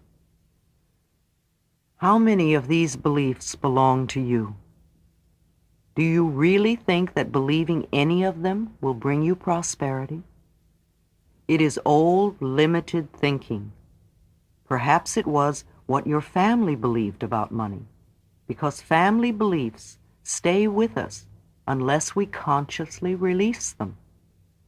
Wherever it came from, it must leave your consciousness if you want to prosper. To me, true prosperity begins with feeling good about yourself. It is also the freedom to do what you want to do when you want to do it. It is never an amount of money. It is a state of mind. Prosperity, or lack of it, is an outer expression of the ideas in your head. Deserving. If we do not accept the idea that we deserve to prosper, then even when abundance falls in our laps, we will refuse it somehow. Look at this example. A student in one of my classes was working to increase his prosperity. He came to class one night so excited, for he had just won $500. And he kept saying, "I don't believe it. I never win anything. I don't believe it." We knew it was a reflection of his changing consciousness. He still felt he really didn't deserve it. And next week, he could not come to class as he had broken his leg, and the doctor bills came to $500. He had been frightened to move forward in a new, prosperous direction and felt undeserving, so he punished himself in this way. Whatever we concentrate on increases, so don't concentrate on your bills. If you concentrate on lack and debt, then you will create more lack and debt. There is an inexhaustible supply in the universe. Be aware of it. Take time to count the stars on a clear evening, or the grains of sand in one handful, the leaves on one branch of a tree, the raindrops on a window pane, the seeds in one tomato. Each seed is capable of producing a whole vine with unlimited tomatoes on it. Be grateful for what you do have, and you will find it increases. I like to bless with love all that is in my life now: my home, the heat, water, light, telephone, furniture, plumbing, appliances, clothing, my transportation, jobs, the money I do have, friends, my ability to see and feel and taste and touch and walk, and to enjoy this incredible planet. Belief in lack and limitation is the only thing that is limiting us. What belief is limiting you? Do you want to have money only to help others? Then you are saying that you are worthless. And be sure you're not rejecting prosperity now. If a friend invites you to lunch or dinner, accept with joy and pleasure. Don't feel that you're just trading with people. If you get a gift, accept it graciously. If you can't use the gift, pass it on to someone else. Keep the flow of things moving through you. Just smile and say thank you. This way, let the universe know you are ready to receive your good. Make room for the new. Clean out your refrigerator. Get rid of all those little bits of stuff wrapped in foil. Clean out your closets. Get rid of all the stuff you've not used in the last 6 months or so. If you haven't used it in a year, definitely get it out of your home. Sell it, trade it, give it away, or burn it. Cluttered closets mean a cluttered mind. As you clean the closet, say to yourself, I'm cleaning out the closets of my mind. The universe loves symbolic gestures. The first time I heard the concept, the abundance of the universe is available to everyone, I thought it was ridiculous. Look at all the poor people, I said to myself. Look at my own seemingly hopeless poverty. To hear your poverty was only a belief in your consciousness made me angry. It took me many years to realize and accept that I was the only person responsible for my lack of prosperity. It was my belief that I was unworthy and not deserving, and that money is difficult to come by, and that I do not have talents and abilities, that kept me stuck in a mental system of not having. Money is the easiest thing to demonstrate. How do you react to this statement? Do you believe it? Are you angry? Are you indifferent? Are you ready to throw this tape across the room? If you have any of these reactions, good. I've touched something deep inside of you, that very point of resistance to truth, and this is the area to work on. It is time to open yourself to the potential of receiving the flow of money and all good. Love your bills. It is essential that we stop worrying about money and stop resenting our bills. Many people treat bills as punishments to be avoided if possible. A bill is an acknowledgement of our ability to pay. The creditor assumes you are affluent enough and gives you the service or the product first. I bless with love each and every bill that comes into my home. I bless with love and stamp a small kiss on each and every check I write. If you pay with resentment, money has a hard time coming back to you. If you pay with love and joy, you open the free-flowing channel of abundance. Treat your money as a friend, not as something you wad up and crush into your pocket. Your security is not your job or your bank account or your investments, nor your spouse or parents. Your security is your ability to connect with the cosmic power that creates all things. I like to think that the power within me that breathes my body is the same power that provides all that I need, and just as easily and simply. The universe is lavish and abundant, and it is our birthright to be supplied with everything we need, unless we choose to believe to the contrary. I bless my telephone with love each time I use it, and I affirm often that it brings me only prosperity and expressions of love. I do the same with my mailbox, and each day it is filled to overflowing with money and love letters of all kinds from friends and clients and far-off readers of my book. The bills that come in I rejoice over, thanking the companies for trusting me to pay. I bless my doorbell and the front door, knowing that only good comes into my home. I expect my life to be good and joyous, and it is. These ideas are for everyone. He was a hooker and wanted to increase his business, so he came to me for a prosperity session. He felt he was good at his profession and wanted to make $100,000 a year.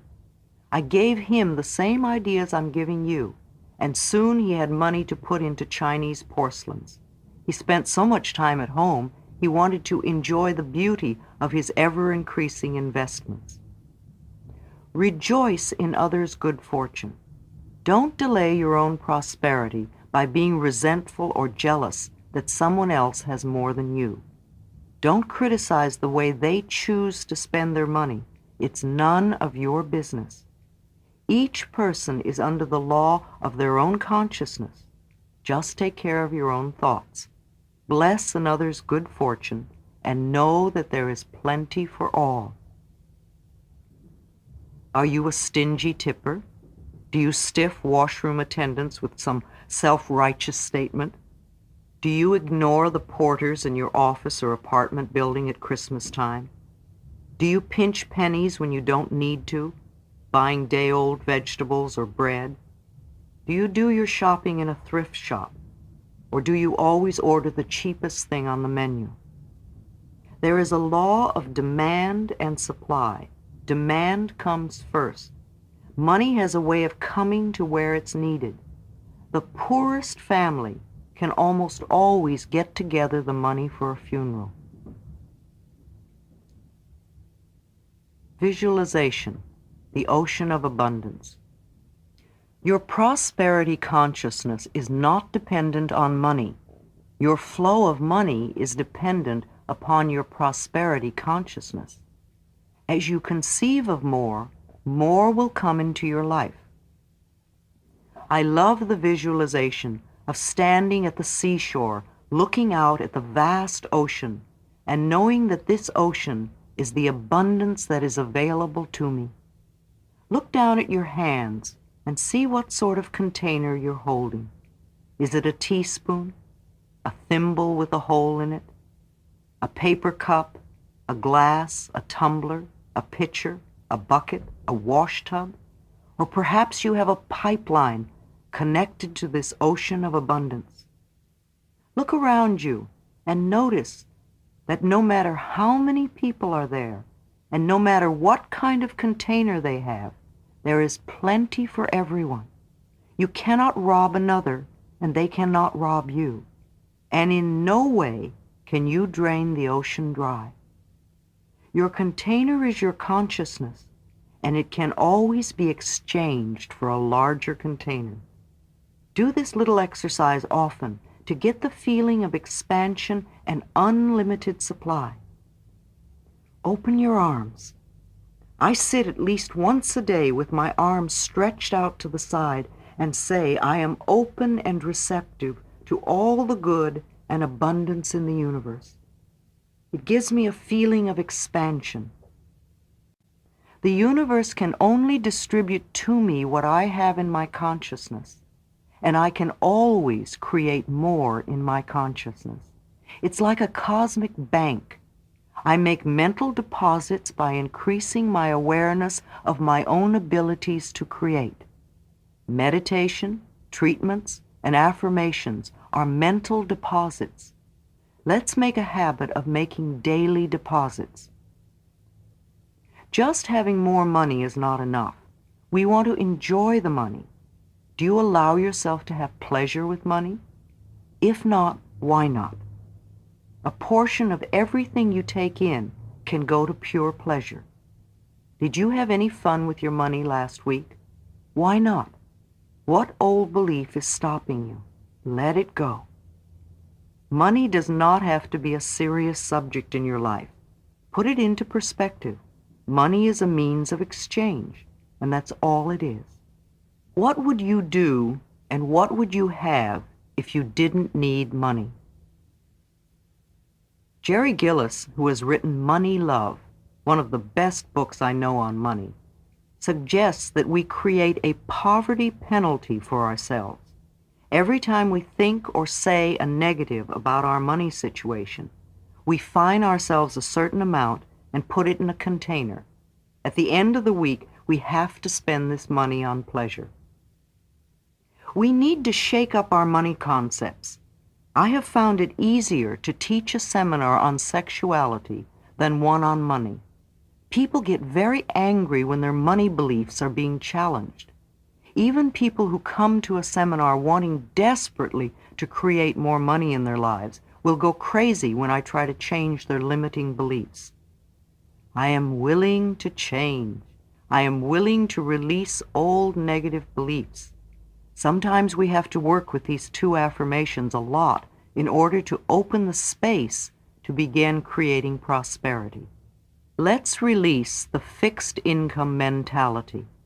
Do not limit the universe by insisting that you have only a certain salary or income. That salary or income is a channel. It is not your source. Your supply comes from one source, the very universe itself. There are an infinite number of channels. We must open ourselves to them. We must accept in consciousness that supply can come from anywhere and everywhere. Then when we walk down the street and find a penny or a dime, we say thank you to the source. It may be small, but new channels are beginning to open.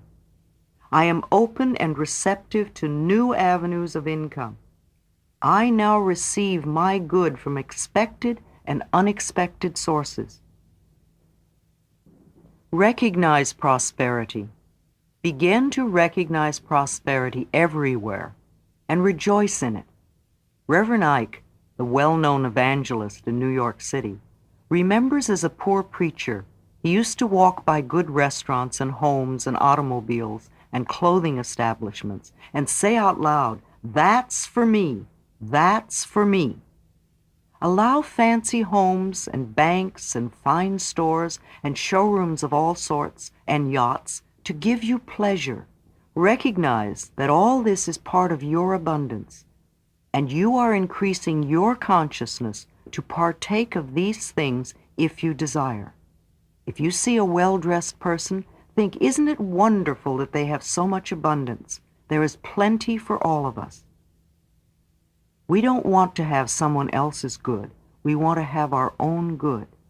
And yet, we do not own anything. We only use possessions for a period of time until they pass on to someone else. Sometimes a possession may stay in a family for a few generations, but eventually it will pass on. There is a natural rhythm and flow of life. Things come and things go. And I believe that when something goes, it is only to make room for something new and better. Accept compliments. So many people want to be rich, and yet they won't accept a compliment. I have many a budding actor and actress who want to be a star, and yet they cringe at a compliment. Compliments are gifts of prosperity. Learn to accept them graciously. My mother taught me early to smile and say thank you when I received a compliment or a gift, and it's been an asset all my life. It's even better to accept the compliment and return it so that the giver feels as though they have received a gift. It is a way of keeping the flow of good going. Rejoice in the abundance of being able to awaken each morning and experience a new day. be glad to be alive, to be healthy, to have friends, to be creative, to be a living example of the joy of living. Live to your highest awareness. Enjoy your transformational process. In the infinity of life where I am, all is perfect, whole, and complete. I am one with the power that created me. All my needs and desires are met before I even ask. I am divinely guided and protected, and I make choices that are beneficial for me. I rejoice in others' successes, knowing there is plenty for us all. I am constantly increasing my conscious awareness of abundance, and this reflects in a constantly increasing income. My good comes from everywhere and everyone. All is well in my world. Chapter 14, The Body. I listen with love to my body's messages. I believe we create every so-called illness in our body. The body, like everything else in life, is a mirror of our inner thoughts and beliefs. The body is always talking to us if we will take the time to listen. Every cell within your body responds to every single thought you think, every word you speak. Continuous modes of thinking and speaking produce body behaviors and postures and eases or diseases. The person who has a permanently scowling face did not produce that by having joyous, loving thoughts. Older people's faces and bodies show so clearly a lifetime of thinking patterns. How will you look when you are elderly? Now let's explore a few of the more common conditions of just how we create these problems. Not every mental equivalent is 100% true for everyone. However, it does give us a point of reference to begin our search for the cause of the dis-ease. Many people working in the alternative healing therapies use Heal Your Body, my first book, with their clients and find the mental causes run 90 to 95% true. Now the head represents us. This is what we show the world. It is how we are recognized. When something is wrong in the head area, it usually means we feel something is very wrong with us. The hair represents strength. When we are tense and afraid, we often create those bands of steel that originate in the shoulder muscles and come up over the top of the head and sometimes even down around the eyes. The hair shaft grows up through the hair follicle. When there is tension in the scalp, the hair shaft can be squeezed so tightly that the hair can no longer breathe. It dies and falls out. If this tension is continued and the scalp is not relaxed, then the follicle remains so tight that the new hair cannot grow through. The result is baldness. Female baldness has been on the increase ever since women have begun entering the business world with all its tensions and frustrations. We are not so aware of baldness in women because women's wigs appear natural and attractive. Unfortunately, most men's toupees are still discernible. Tension is not being strong. Tension is weakness. Being relaxed and centered and peaceful is really being strong and secure. It would be good for us to relax our bodies more, and many of us need to relax our scalps too. Try it now. Tell your scalp to relax and feel if there is a difference. If you notice that your scalp relaxes, then I would suggest you do this little exercise often. The ears represent the capacity to hear. When there are problems with the ears, it usually means something is going on you do not want to hear. An earache would indicate that there is anger about what is being heard. Earaches are common with children. They often have to listen to stuff going on in the household they really don't want to hear. Household rules often forbid a child's expression of anger, and the child's inability to change things creates an earache. Deafness represents long-standing refusal to listen to someone. Notice that when one partner has a hearing impairment, the other partner often talks and talks and talks. The eyes represent the capacity to see. When there are problems with the eyes, it usually means there is something we do not want to see, either about ourselves or about life, past, present, or future.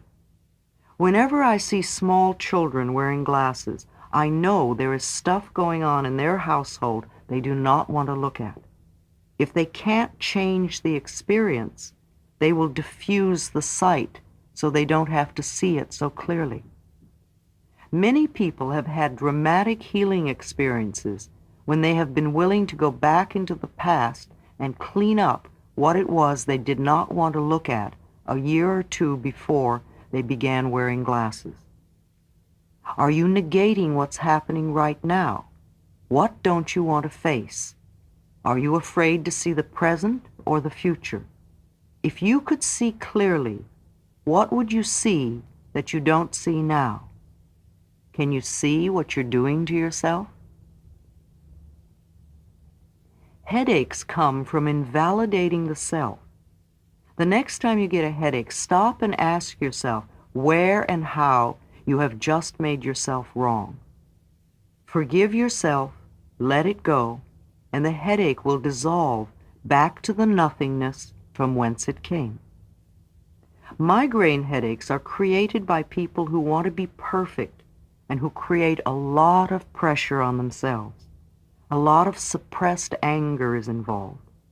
Interestingly, migraine headaches can almost always be alleviated by masturbation if you do it as soon as you feel a migraine coming on. The sexual release dissolves the tension and the pain. You may not feel like masturbating then, but it's certainly worth a try.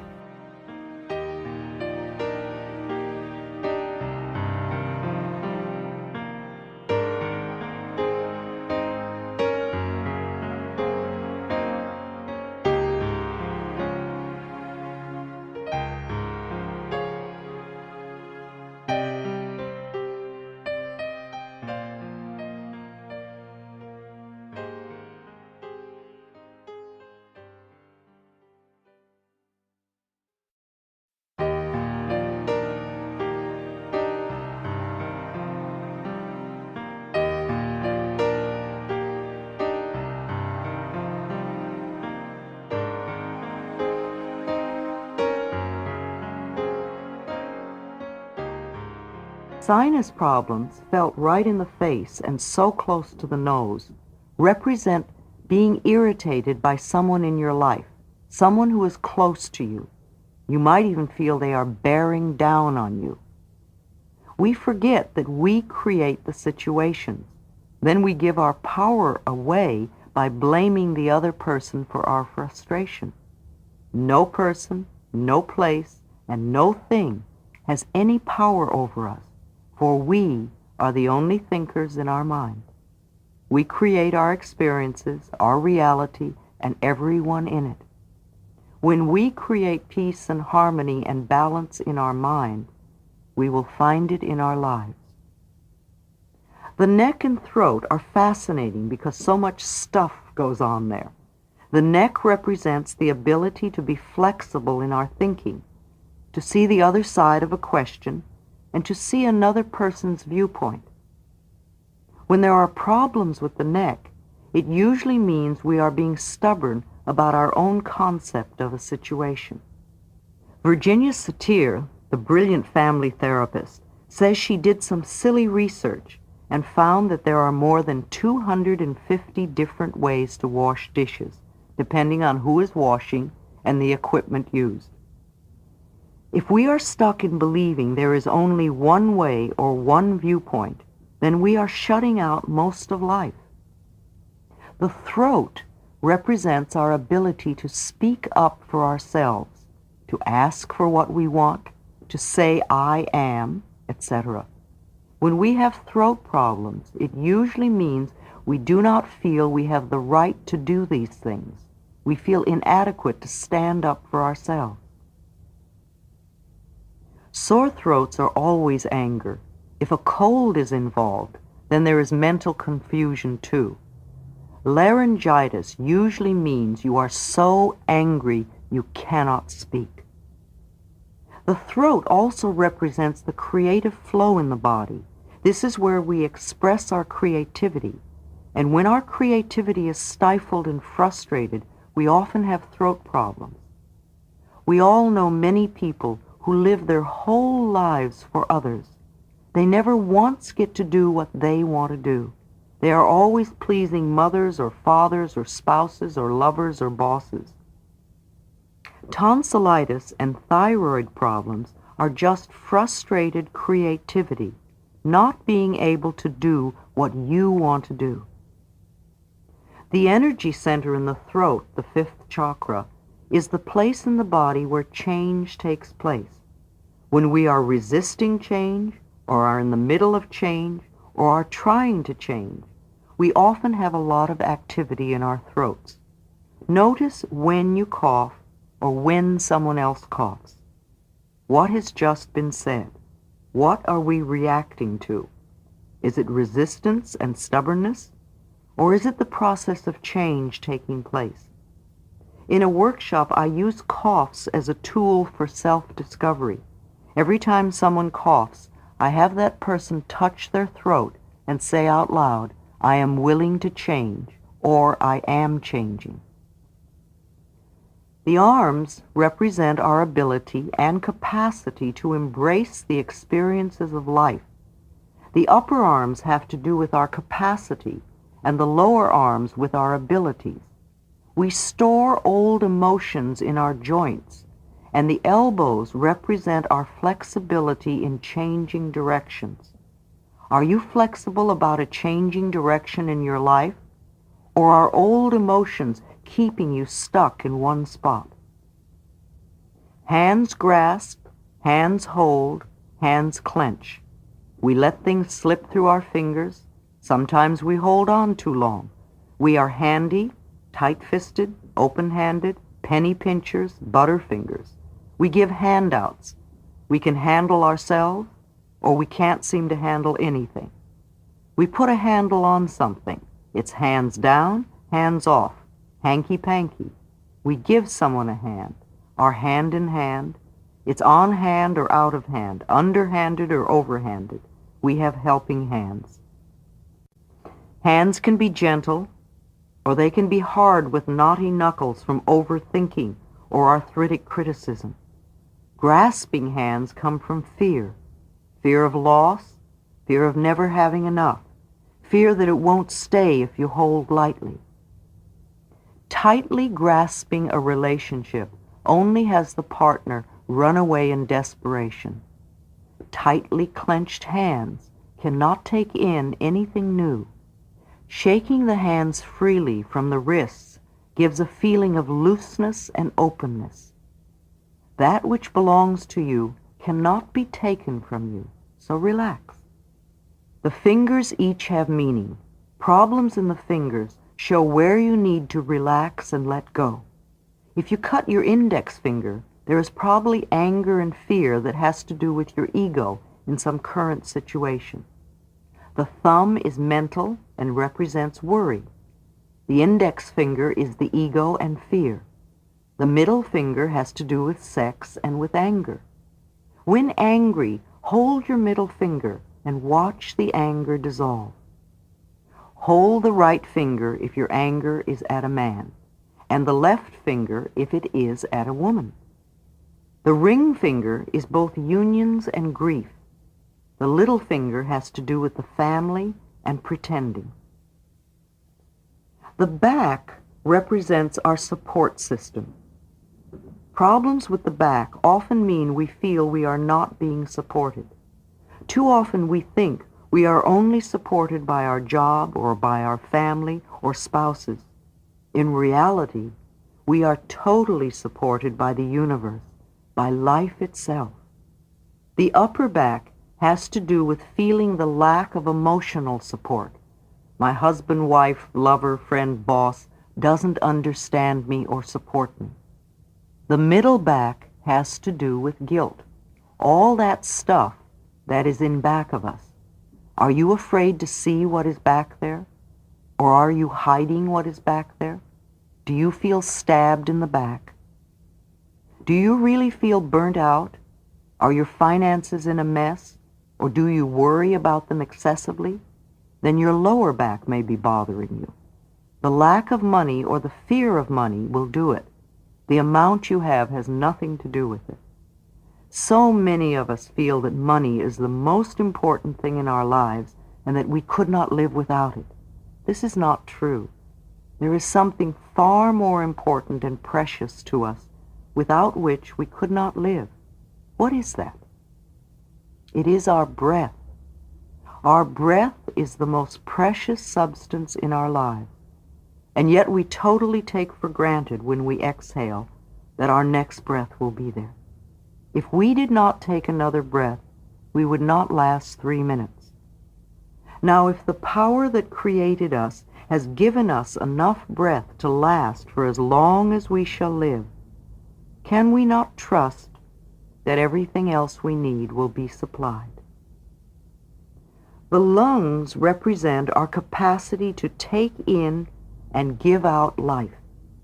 Problems with the lungs usually mean we are afraid to take in life, or perhaps we feel we do not have the right to live fully. Women have traditionally been very shallow breathers and have often thought of themselves as second-class citizens who did not have the right to take up space, and sometimes not even the right to live. Today this is changing. Women are taking their place as full members of society and breathing deeply and fully. It pleases me to see women in sports. Women have always worked in the fields, but this is the first time in history, as far as I know, that women have gone into sports, and it's wonderful to see the magnificent bodies that are emerging. Emphysema and heavy smoking are ways of denying life. It covers a deep feeling of being totally unworthy of existing. Scolding will not change the habit of smoking. It is the basic belief that must change first. The breasts represent the mothering principle. When there are problems with the breasts, it usually means we are over-mothering either a person, a place, or a thing, or even an experience. Part of the mothering process is to allow the child to grow up. We need to know when to take our hands off and when to turn over the reins and let them be. Being overprotective does not prepare the other person to handle their own experience. Sometimes our overbearing attitudes literally cut off nourishment in a situation. If cancer is involved, then there is also deep resentment. Release the fear and know the intelligence of the universe resides in each of us. We need to nourish ourselves. The heart, of course, represents love, while our blood represents joy. Our hearts lovingly pump joy throughout our bodies. When we deny ourselves joy and love, the heart shrivels and becomes cold. As a result, the blood gets sluggish, and we creep our way to anemia, angina, and heart attacks. The heart does not attack us. We get so caught up in the soap opera and dramas we create that we often forget to notice the little joys that surround us. We spend years squeezing all the joy out of the heart, and it literally falls over in pain. Heart attack people are never joyous people. If they do not take the time to appreciate the joys of life, they will just recreate another heart attack in time. Heart of gold, cold-hearted, open heart, black heart, loving heart, warm-hearted. Where is your heart? The stomach digests all the new ideas and experiences we have. What or who can't you stomach? What gets you in the gut? When there are stomach problems, it usually means we don't know how to assimilate new experiences. We are afraid.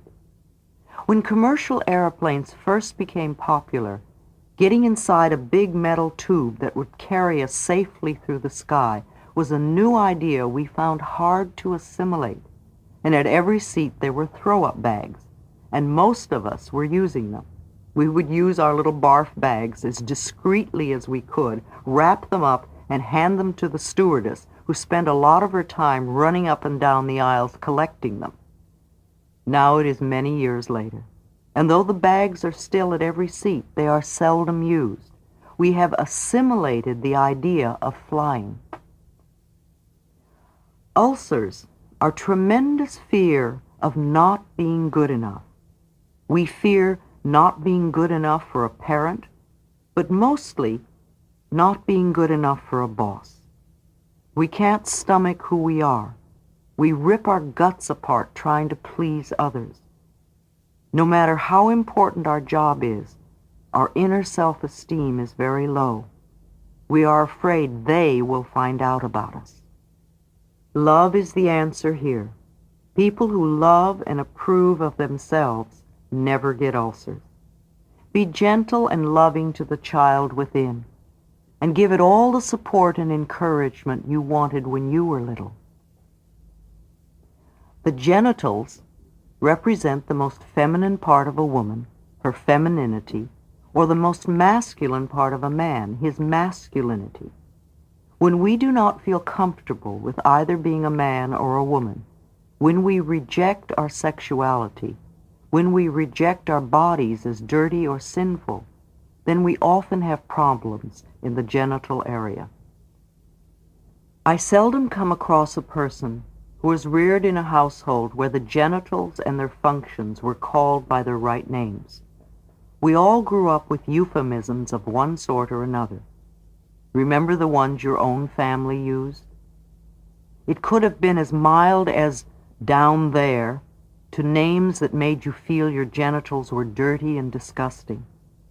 Yes, we all grew up believing that something was not quite right between our legs. I feel the sexual revolution that exploded a few years ago was in one way a good thing. We were moving away from Victorian hypocrisy. Many of us began to enjoy the pleasure and freedom of our bodies in a new and open way. However, few of us thought to deal with what Rosa Lamont, the founder of the Self-Communication Institute, calls Mama's God. Whatever your mother taught you about God when you were 3 years old is still there in your subconscious mind unless you have done some conscious work to release it. Was that God an angry, avenging God? What did that God feel about sex? If we are still carrying those early guilt feelings about our sexuality and our bodies, then we are surely going to create punishments for ourselves. Bladder problems, anal problems, vaginitis, and prostate and penis problems all come under the same area. They stem from distorted beliefs about our bodies and the correctness of their functions. Every organ in our body is a magnificent expression of life with its own special functions.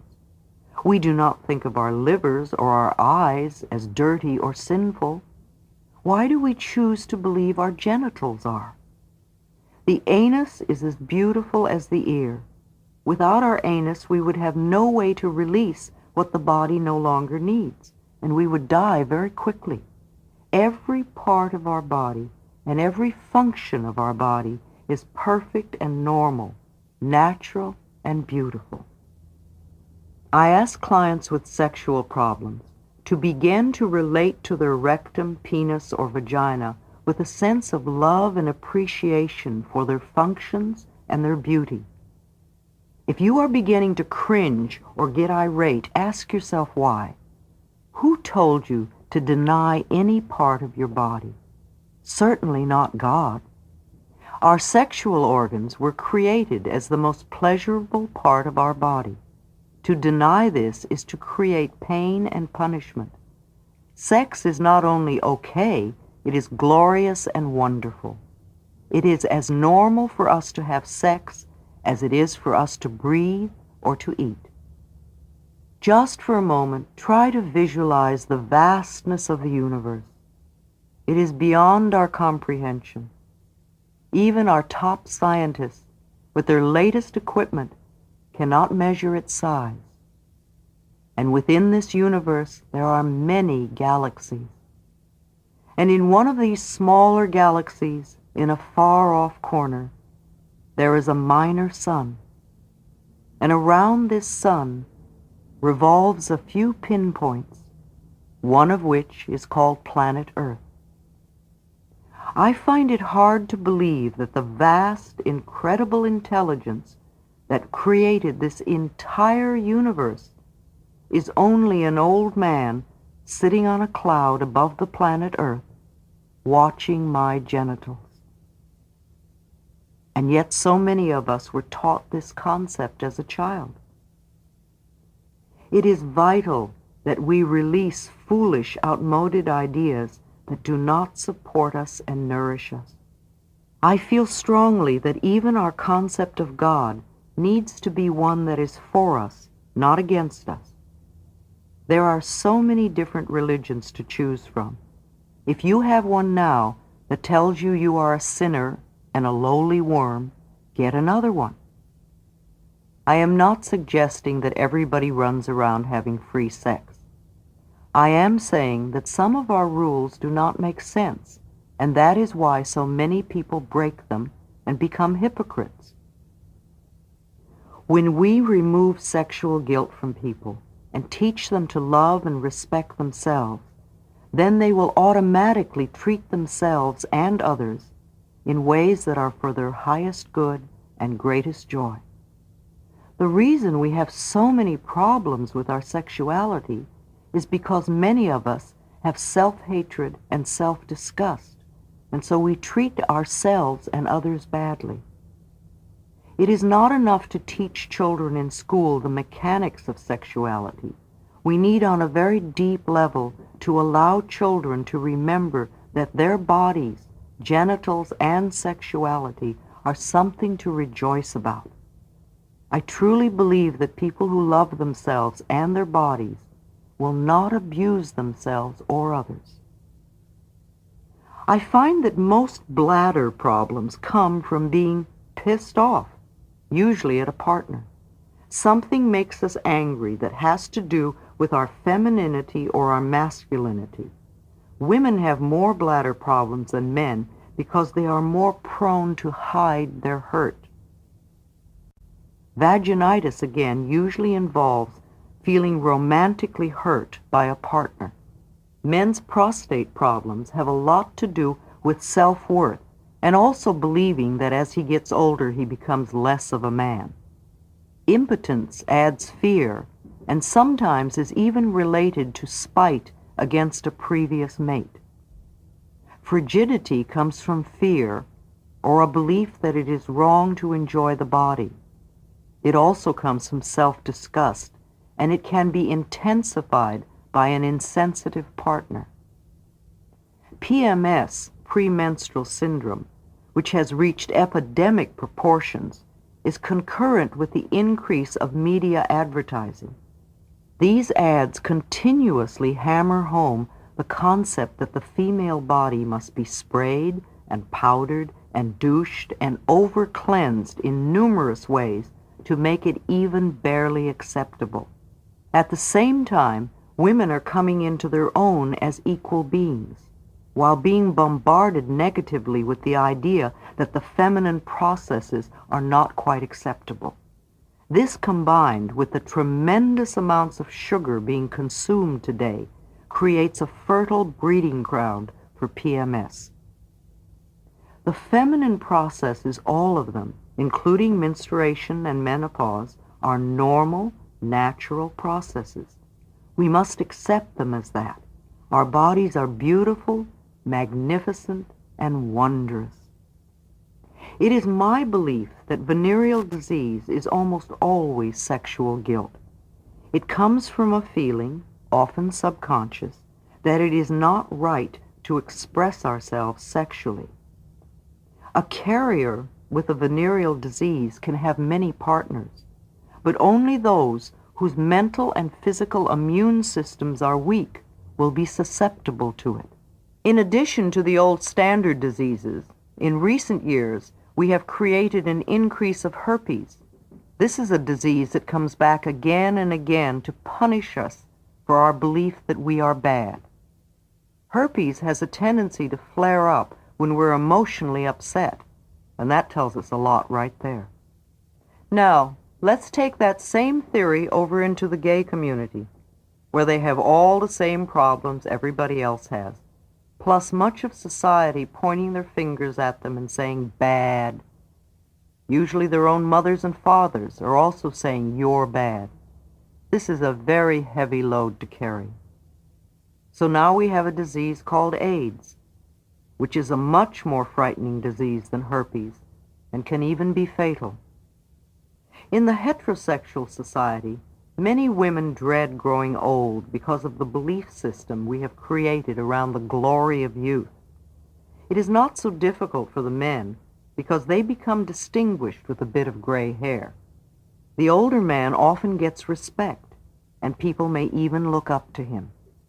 Not so for most gay men, for they have created a culture that places tremendous emphasis on youth and beauty. While everyone is young to start with, only a few fit the standard of beauty. So much emphasis has been placed on the physical appearance of the body that the feelings inside have been totally disregarded. If you are not young and beautiful, it's almost as though you don't count, only the body. This way of thinking is another way of saying gay is not good enough. Because of the ways gay people often treat other gays, the experience of getting old can be something to dread. It is almost better to die than to get old. And AIDS is a disease that often kills. Too often gay men feel that when they get older, they will be useless and unwanted. It is almost better to destroy themselves first, and many have created a destructive lifestyle. Some of the concepts and attitudes that are so much a part of the gay lifestyle, the meat rack, the constant judging, the refusal to get close to another, etc., are monstrous, and AIDS is a monstrous disease. These sorts of attitudes and behavior patterns can only create guilt on a very deep level, no matter how much we may camp. Camping, which can be such fun, can also be extremely destructive, both to the givers and the recipients. It's another way of avoiding closeness and intimacy. In no way am I trying to create guilt for anyone. However, we need to look at the things that need to be changed in order for all of our lives to function with love and joy and respect. 50 years ago, almost all gay men were closeted, and now they have been able to create pockets in society where they can at least be relatively open. I feel it is unfortunate that much of what they have created gives so much pain to their gay brothers. While it is often deplorable the way straights treat gays, it is tragic the way many gays treat other gays. Men traditionally have always had more sexual partners than women, and when men get together, of course there will be a great deal more sex. That's all fine and good. However, some men like having lots of partners to satisfy their deep need for self-esteem rather than for the joy of it. I do not believe there is anything wrong with having several partners when safe sex is practiced. However, if we need several partners in a day just to prove our self-worth, then we are not coming from a nourishing space, and we need to make some mental changes. This is a time for healing, for making whole, not for condemnation.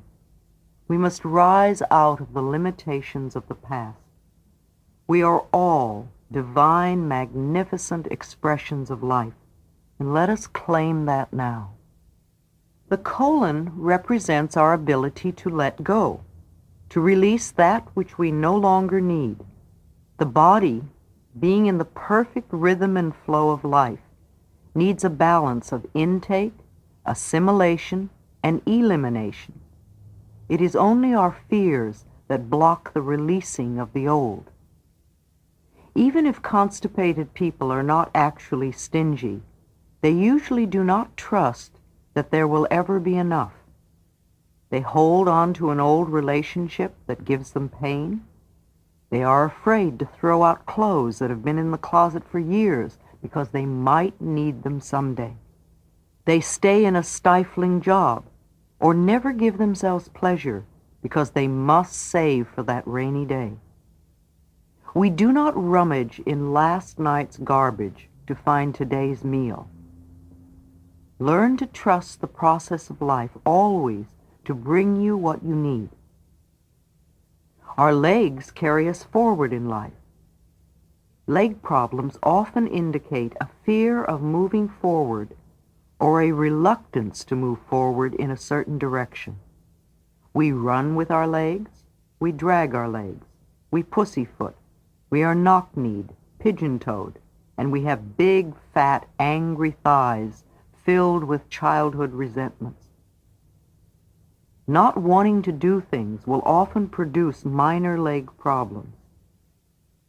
Varicose veins represent standing in a job or a place we hate. The veins lose their ability to carry joy.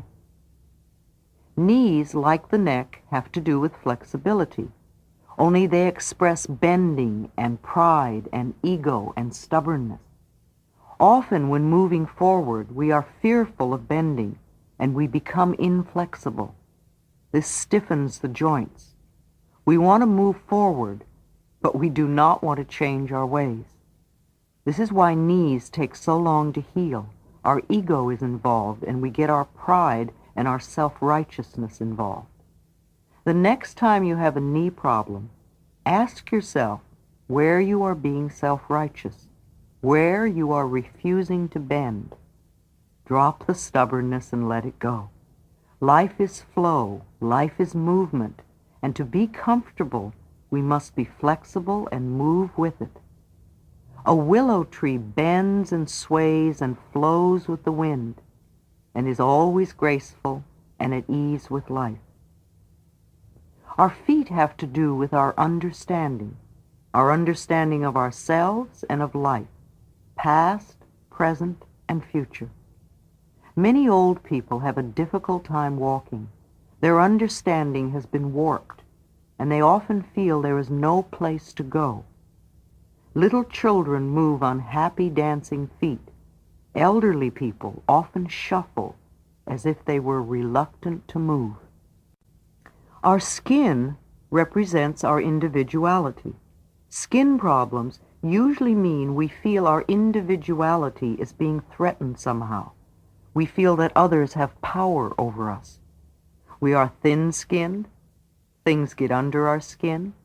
We feel skinned alive. Our nerves are right under our skin. One of the quickest ways to heal skin problems is to nurture yourself by saying in your mind, "I approve of myself," several hundred times a day. Take back your own power. Accidents are no accident. Like everything else in our lives, we create them. It is not that we necessarily say, "I want to have an accident," but we do have the mental thought patterns that can attract an accident to us. Some people seem to be accident-prone, and others go for a lifetime without ever getting a scratch. Accidents are expressions of anger. They indicate built-up frustrations at not feeling the freedom to speak up for oneself. Accidents also indicate rebellion against authority. We get so mad we want to hit people, and instead we get hit. When we are angry at ourselves, when we feel guilty, when we feel the need for punishment, an accident is a marvelous way of taking care of that. An accident is not our fault. An accident allows us to turn to others for sympathy and attention. We get our wounds bathed and attended to. We often get bed rest, sometimes for an extended period of time. And we get pain.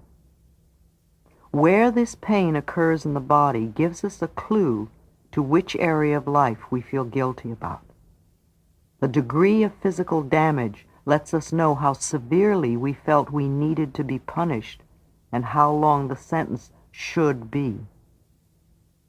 Anorexia bulimia is denying the self-life, an extreme form of self-hatred. Food is nourishment on the most basic level. Why would you deny yourself nourishment? Why do you want to die? What is going on in your life that is so awful that you want to get out completely? Self-hatred is only hating a thought you have about yourself, and thoughts can be changed. What is so terrible about you? Were you reared in a critical family? Did you have critical teachers? Did your early religious training tell you you were not good enough as you are? So often we try to find reasons that make sense to us for why we are not loved and accepted just as we are. Because of the fashion industry's obsession with slenderness, many women who believe I'm not good enough, what's the use, will use their bodies as a focal point for self-hatred. On one level they are saying, if I were only thin enough, then they would love me. But it doesn't work. Nothing works from the outside. Self-approval and self-acceptance are the key. Arthritis is a disease that comes from a constant pattern of criticism. First of all, criticism of the self, and then criticism of other people. Arthritic people often attract a lot of criticism because it is their pattern to criticize. They are cursed with perfectionism, the need to be perfect at all times in every situation. Do you know of anyone on this planet who is perfect? I do not. Why do we set up standards that say we have to be super person in order to be barely acceptable? It's such a strong expression of not being good enough, and such a heavy burden to carry. Asthma we call smother love. There is a feeling that you do not have the right to breathe for yourself. Asthmatic children often have overdeveloped consciences. They take on guilt feelings for whatever seems wrong in their environment. They feel unworthy, therefore guilty, and in the need of self-punishment. Geographic cures sometimes work with asthma, especially if the family does not go along. Usually, asthmatic children will outgrow their disease. This really means they go away to school, get married, or leave home somehow, and the disease dissolves. Later in life, an experience may happen that pushes an old button within them, and they have another attack. When that happens, they are not really responding to the current circumstances, but rather to what used to go on in their childhood. Boils and burns, cuts, fevers, sores, itis, and inflammations, all are indications of anger expressing in the body. Anger will find its way to express, no matter how much we try to suppress it. Steam that is built up must be released. We fear our anger lest we destroy our world, yet anger can be released as simply as saying, I'm angry about this. True, we can't always say this to our bosses. We can, however, beat the bed or scream in the car or play tennis or run. These are harmless ways of physically releasing anger. Spiritual people often believe they shouldn't get angry. True, We are all working towards the time when we no longer blame others for our feelings. But until we arrive there, it is healthier to acknowledge what we do feel in the moment. Cancer is a disease caused by deep resentment held for a long time till it literally eats away at the body. Something happens in childhood that destroys the sense of trust.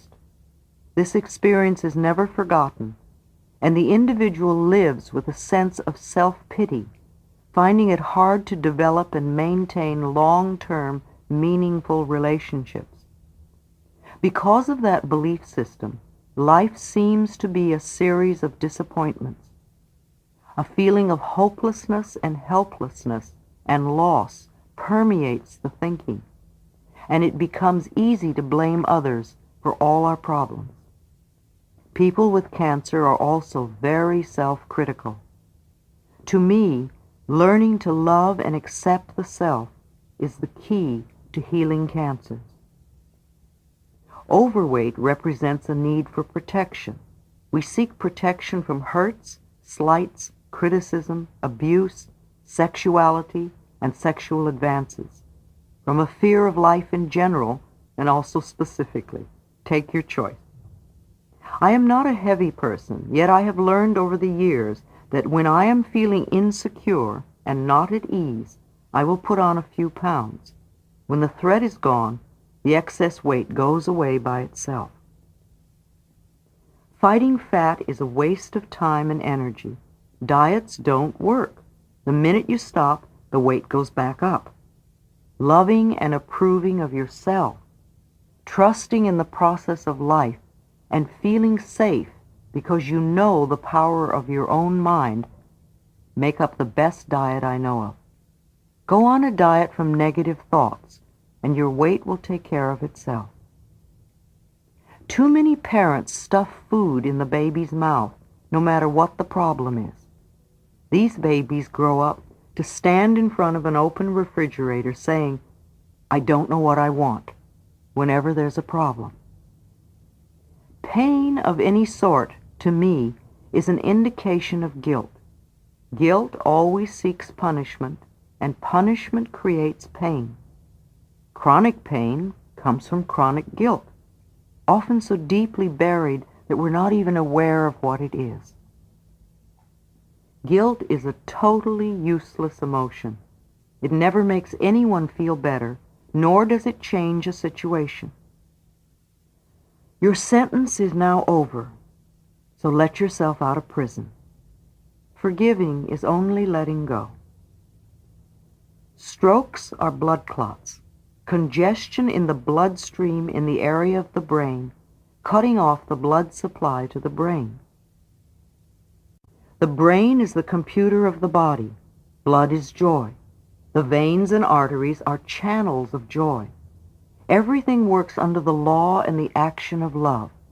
There is love in every bit of intelligence in the universe. It is impossible to work and function well without love and joy being experienced. Negative thinking clogs up the brain, and there is no room for love and joy to flow in its free and open way. Laughter cannot flow if it is not allowed to be free and foolish. It is the same with love and joy. Life is not grim unless we make it so, unless we choose to look at it in that way.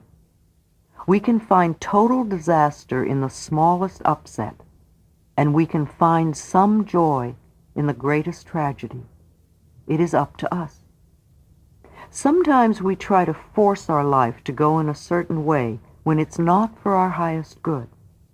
Sometimes we create strokes to force us to go in a totally different direction, to reevaluate our lifestyle.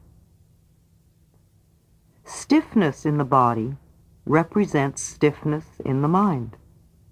Fear makes us cling to old ways, and we find it difficult to be flexible. If we believe there is only one way to do something, we often find ourselves becoming stiff. We can always find another way to do things.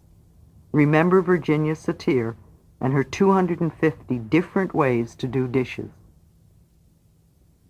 Surgery has its place.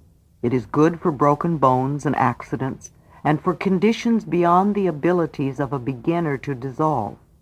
It may be easier under these conditions to have the operation and concentrate all the mental healing work on seeing that the condition is not recreated.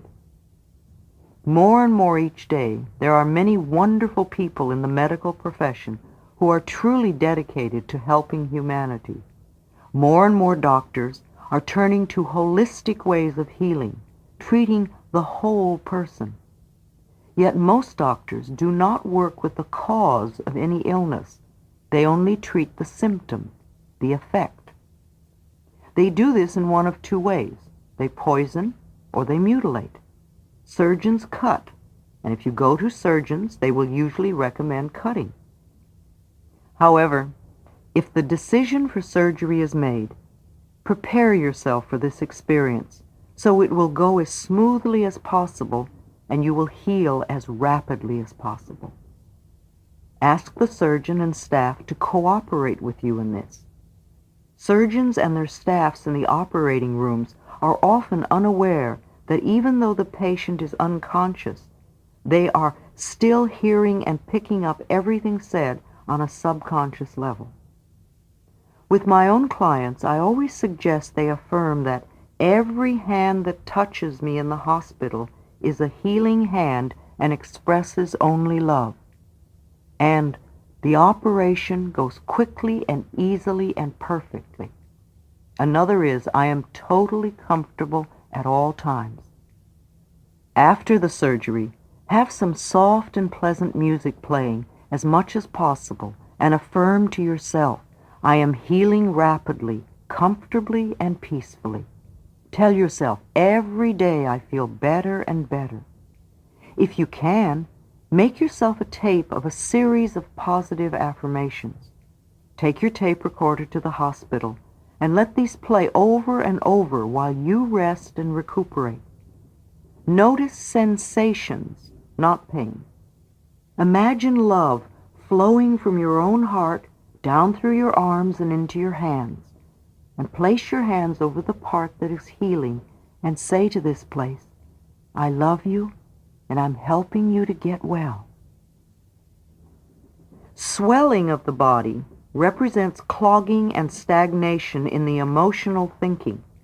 We create situations where we get hurt and we cling to these memories. Swelling often represents bottled up tears, feeling stuck and trapped, or blaming others for our own limitations. Release the past. Let it wash away. Take back your own power. Stop dwelling on what you don't want. Use your mind to create what you do want. Let yourself flow with the tide of life. Tumors are false growths. An oyster takes a tiny grain of sand and to protect itself grows a hard and shiny shell around it. We call it a pearl and think it is beautiful. We can take an old hurt and nurse it and keep pulling the scab off it, and in time we have a tumor. I call this running the old movie. I believe the reason women have so many tumors in the uterus area is that they take an emotional hurt, a blow to their femininity, and nurse it. I call this the he done me wrong syndrome. Just because a relationship ends does not mean there is something wrong with us, nor does it lessen our self-worth. It is not what happens. It is how we react to it. We are each 100% responsible for all our experiences. What belief about yourself do you need to change in order to attract more loving kinds of behavior? In the infinity of life where I am, all is perfect, whole, and complete. I recognize my body as a good friend. Each cell in my body has divine intelligence. I listen to what it tells me and know that its advice is valid. I am always safe and divinely protected and guided. I choose to be healthy and free. All is well in my world. Chapter 15. I am healthy, whole, and complete. Chapter 15 of the book is a list which correlates diseases you may have had or are having and the probable causes. That list can be found on the tape from my book entitled Heal Your Body. Chapter 16. My Story. Will you tell me a little about your childhood, briefly? This is a question I've asked so many clients. It is not that I need to hear all the details. If they have problems now, the patterns that created them began a long time ago. When I was a little girl of 18 months, I experienced my parents divorcing. I don't remember that as being so bad. What I do remember is when my mother went to work as a live-in domestic and boarded me out. The story goes that I cried nonstop for 3 weeks. The people taking care of me couldn't handle that, and my mother had to make other arrangements.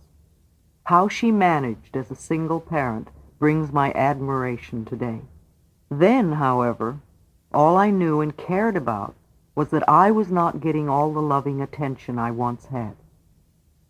I have never been able to determine if my mother loved my stepfather or whether she married him in order to provide a home for us.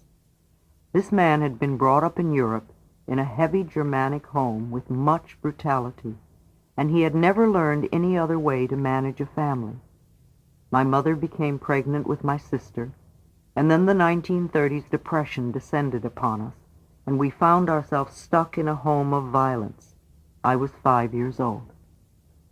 To add to the scenario, it was just about this time that a neighbor, an old wino as I remember, raped me. The doctor's examination is still vivid in my mind, as was the court case in which I was the star witness. The man was sentenced to 15 years in prison. I was told repeatedly, "It was your fault," and I spent many years fearing that when he was released, he would come and get me for being so terrible as to put him in jail. Most of my childhood was spent enduring both physical and sexual abuse, with a lot of hard labor thrown in. My self-image became lower and lower, and few things seemed to go right for me. I began to express this pattern in the outside world. There was an incident in the 4th grade that was so typical of what my life was like. We were having a party in school one day, and there were several cakes to share. Most of the children in this school, except for me, were from comfortable middle-class families. I was poorly dressed, with a funny bowl haircut, high-top black shoes, and I smelled from the raw garlic I had to eat every day to keep the worms away. We never had cake. We couldn't afford it. There was an old neighborhood woman who gave me 10 cents a week and $1 on my birthday and at Christmas. The 10 cents went into the family budget, and the $1 bought my underwear for the year at the dime store. So this day we were having a party at school, and there was so much cake that as they were cutting it, some of the kids who could have cake almost every day were getting 2 and 3 pieces. When the teacher finally got around to me, and of course I was last, there was no cake left, not 1 piece. I can see clearly now that it was my already confirmed belief that I was worthless and did not deserve anything that put me at the end of the line with no cake. It was my pattern. They were only being a mirror for my beliefs. When I was 15, I could not take the sexual abuse any longer, and I ran away from home and from school. The job I found as a waitress in a diner seemed so much easier than the heavy yard work I had to do at home. Being starved for love and affection, and having the lowest of self-esteem, I willingly gave my body to whoever was kind to me, and just after my 16th birthday, I gave birth to a baby girl. I felt it was impossible to keep her. However, I was able to find her a good, loving home. I found a childless couple who longed for a baby, and I lived in their home for the last 4 months, and when I went to the hospital, I had the child in their name. Under such circumstances, I never experienced the joys of motherhood, only the loss and the guilt and shame. Then it was only a shameful time to get over with as soon as possible. I only remember her big toes, which were unusual like mine. If we ever do meet, I will know for sure if I see her toes. I left when the child was 5 days old. I immediately went back home and said to my mother, who had continued to be a victim, "Come on, you don't have to take this any longer. I'm getting you out of here." And she came with me, leaving my 10-year-old sister, who had always been Daddy's darling, to stay with her father. After helping my mother get a job as a domestic in a small hotel and settling her into an apartment where she was free and comfortable, I felt my obligations were through. I left for Chicago with a girlfriend to stay a month and did not return for over 30 years. The violence I experienced as a child, combined with the sense of worthlessness I had developed along the way, attracted men into my life who mistreated me and often beat me. I could have spent the rest of my life berating men, and I probably would still be having the same experiences. Gradually, however, through positive work experiences, my self-esteem grew, and those kinds of men began to leave my life. They no longer fit my old pattern of unconsciously believing I deserved abuse. I do not condone their behavior, but if it were not my pattern, they would not have been attracted to me. Now, a man who abuses women does not even know I exist. Our patterns no longer attract. After a few years in Chicago doing rather menial work, I went to New York and was lucky enough to become a high-fashion model. Yet even modeling for the big designers did not help my self-esteem very much. It only gave me more ways to find fault with myself. I refused to recognize my own beauty. I was in the fashion industry for many years. I met and married a wonderful, educated English gentleman. We traveled the world, met royalty, and even dined at the White House. Though I was a model and had a wonderful man, still my self-esteem remained low until years later when I began the inner work. One day, after 14 years of marriage, he announced his desire to marry another, just when I was beginning to believe that good things can last. Yes, I was crushed. But time passes, and I lived on. I could feel my life changing, and a numerologist one spring confirmed it by telling me that in the fall a small event would occur that would change my life. It was so small that I didn't notice it till several months later. Quite by chance, I had gone to a meeting at the Church of Religious Science in New York City. While their message was new to me, something within me said, "Pay attention," and so I did. I not only went to the Sunday services, but I began to take their weekly classes. The beauty and fashion world was losing its interest for me. How many years could I remain concerned with my waist measurement or the shape of my eyebrows? From a high school dropout who never studied anything, I now became an avaricious student, devouring everything I could lay my hands on that pertained to metaphysics and healing. The Church of Religious Science became a new home for me. Even though most of my life was going on as usual, this new course of study began to take up more and more of my time.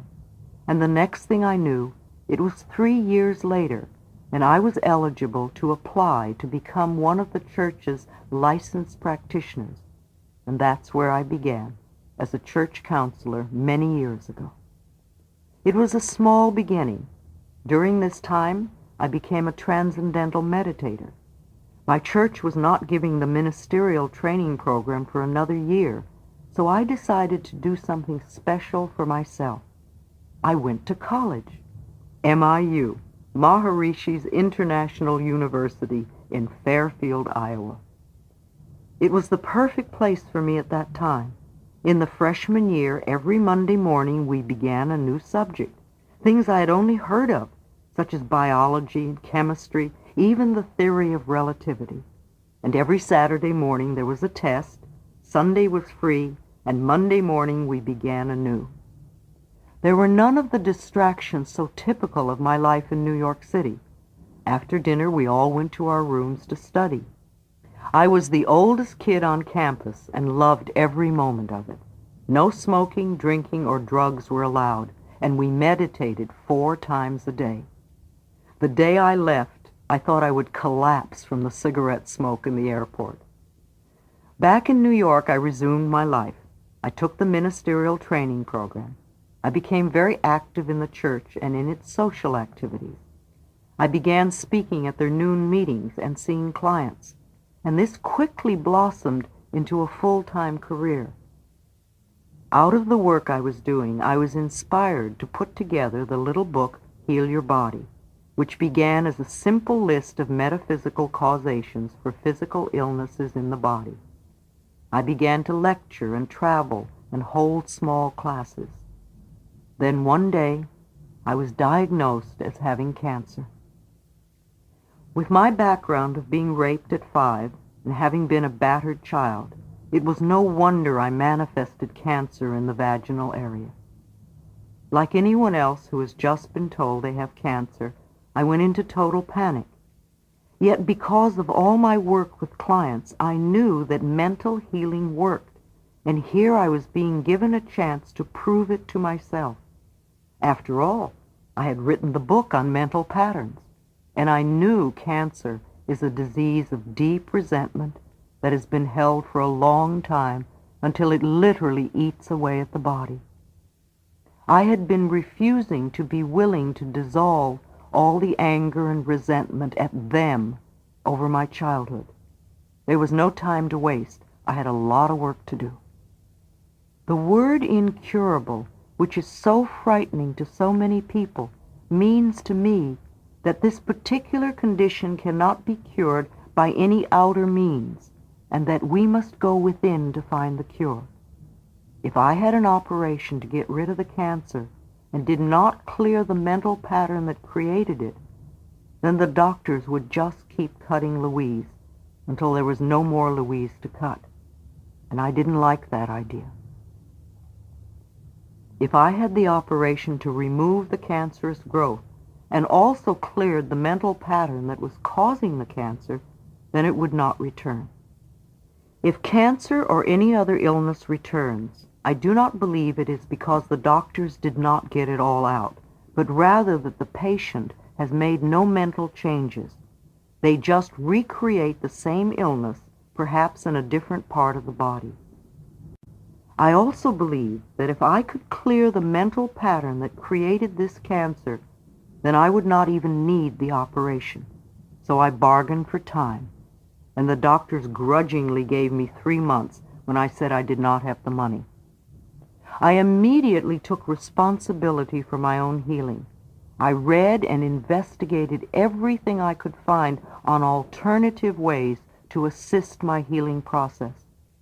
I went to several health food stores and bought every book they had on the subject of cancer. I went to the library and did more reading. I checked out foot reflexology and colon therapy and thought they would both be beneficial to me. I seemed to be led to exactly the right people. After reading about foot reflexology, I wanted to find a practitioner. I attended a lecture, and while I usually sit in the front row, this night I was compelled to sit in the back. Within a minute, a man came and sat beside me, and guess what? He was a foot reflexologist. We met 3 times a week for 2 months, and it was a great help. I also knew I had to love myself a great deal more. There was little love expressed in my childhood, and no one had made it okay for me to feel good about myself.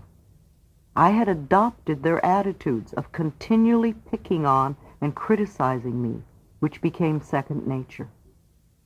I came to the realization through my work with the church that it was okay and even essential for me to love and approve of myself. Yet I kept putting it off, rather like the diet you will always start tomorrow. But I could no longer put it off. At first, it was very difficult for me to do things like stand in front of the mirror and say, "Louise, I love you. I really love you." However, as I persisted, I found that several situations came up in my life where in the past I would have berated myself, and now, because of the mirror exercise and other work, I was not doing so. I was making some progress. I knew I had to clear the patterns of resentment I'd been holding since childhood. It was imperative for me to let go of the blame. Yes, I had had a very difficult childhood with lots of abuse, mental, physical, and sexual. But that was many years ago, and it was no excuse for the way I was treating myself now. I was literally eating my body with cancerous growth because I had not forgiven. It was time for me to go beyond the incidents themselves and to begin to understand what types of experiences could have created people who would treat a child that way. With the help of a good therapist, I expressed all the old bottled-up anger by beating pillows and howling with rage. This made me feel cleaner. Then I began to piece together the scraps of stories my parents had told me of their own childhood. I started to see a larger picture of their lives. With my growing understanding, and from an adult viewpoint, I began to have compassion for their pain, and the blame slowly began to dissolve. In addition, I hunted for a good nutritionist to help me cleanse and detoxify my body from all the junky foods I had eaten over the years. I learned that junky foods accumulate and create a toxic body. Junky thoughts accumulate and create toxic conditions in the mind. I was given a very strict diet with lots of green vegetables and not much else. I even had colonics 3 times a week for the first month. I did not have an operation, nor did I have radiation or chemotherapy. However, as a result of all the thorough mental and physical cleansing, 6 months after my diagnosis, I was able to get the medical profession to agree with what I already knew, that I no longer had even a trace of cancer. Now, I knew from personal experience that disease can be healed if we are willing to change the way we think and believe and act. Sometimes, what seems to be a big tragedy turns out to become the greatest good in our lives. I learned so much from that experience, and I came to value life in a new way. I began to look at what was really important to me, and I made a decision finally to leave the treeless city of New York and its extreme weather.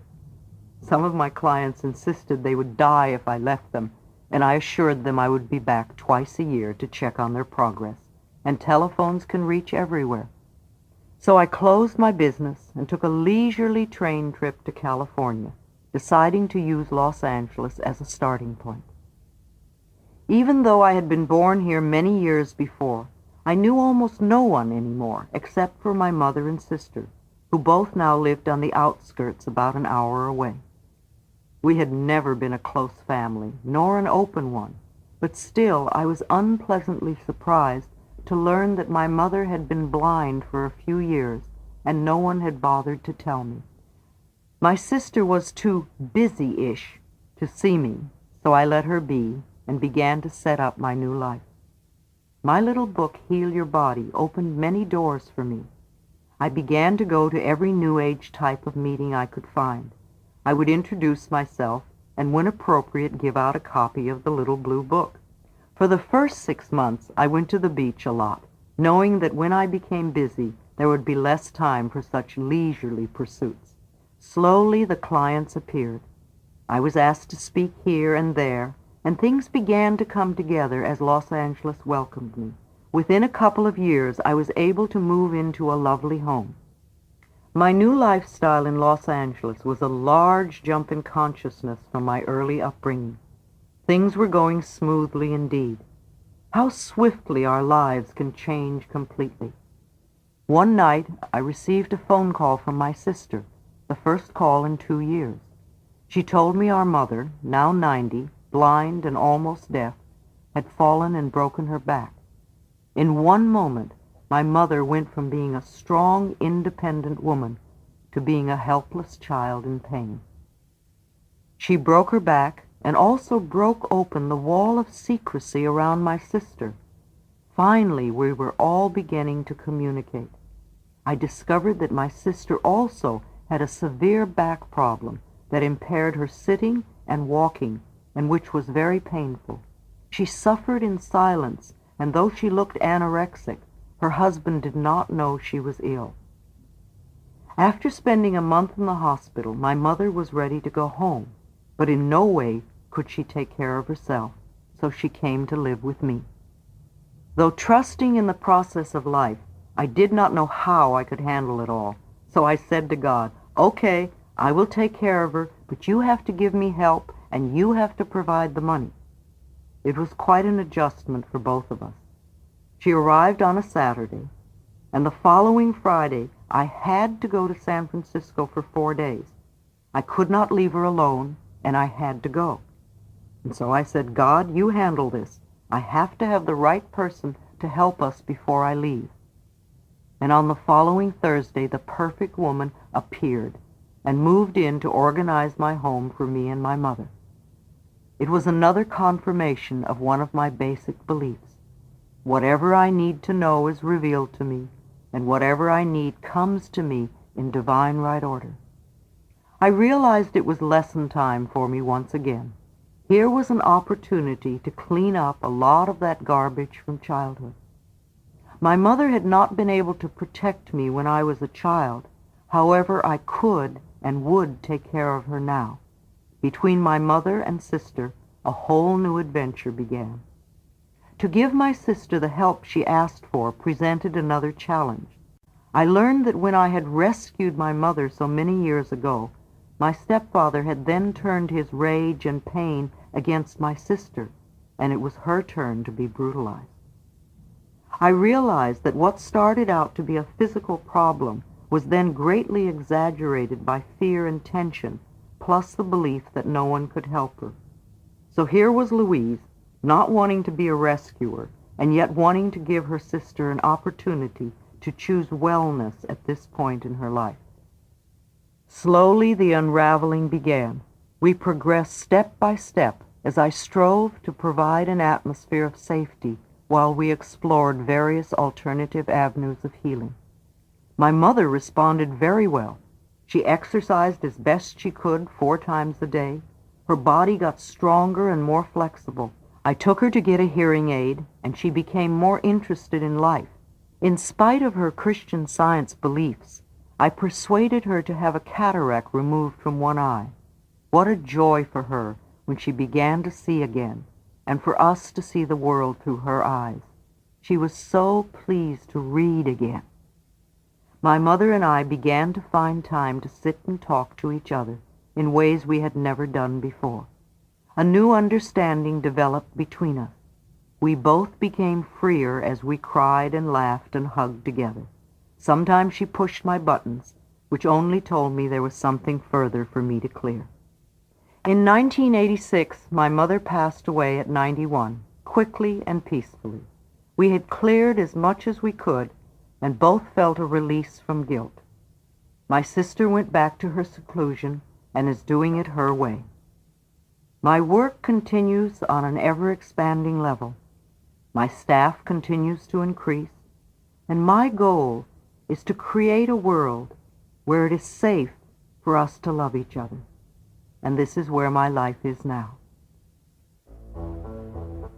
In the infinity of life where I am, all is perfect, whole, and complete. Each one of us, myself included, experiences the richness and fullness of life in ways that are meaningful to us. I now look at the past with love and choose to learn from my old experiences. There is no right or wrong, nor good or bad. The past is over and done. There is only the experience of the moment. I love myself for bringing myself through this past into this present moment. I share what and who I am, for I know we are all one in spirit. All is well in my world.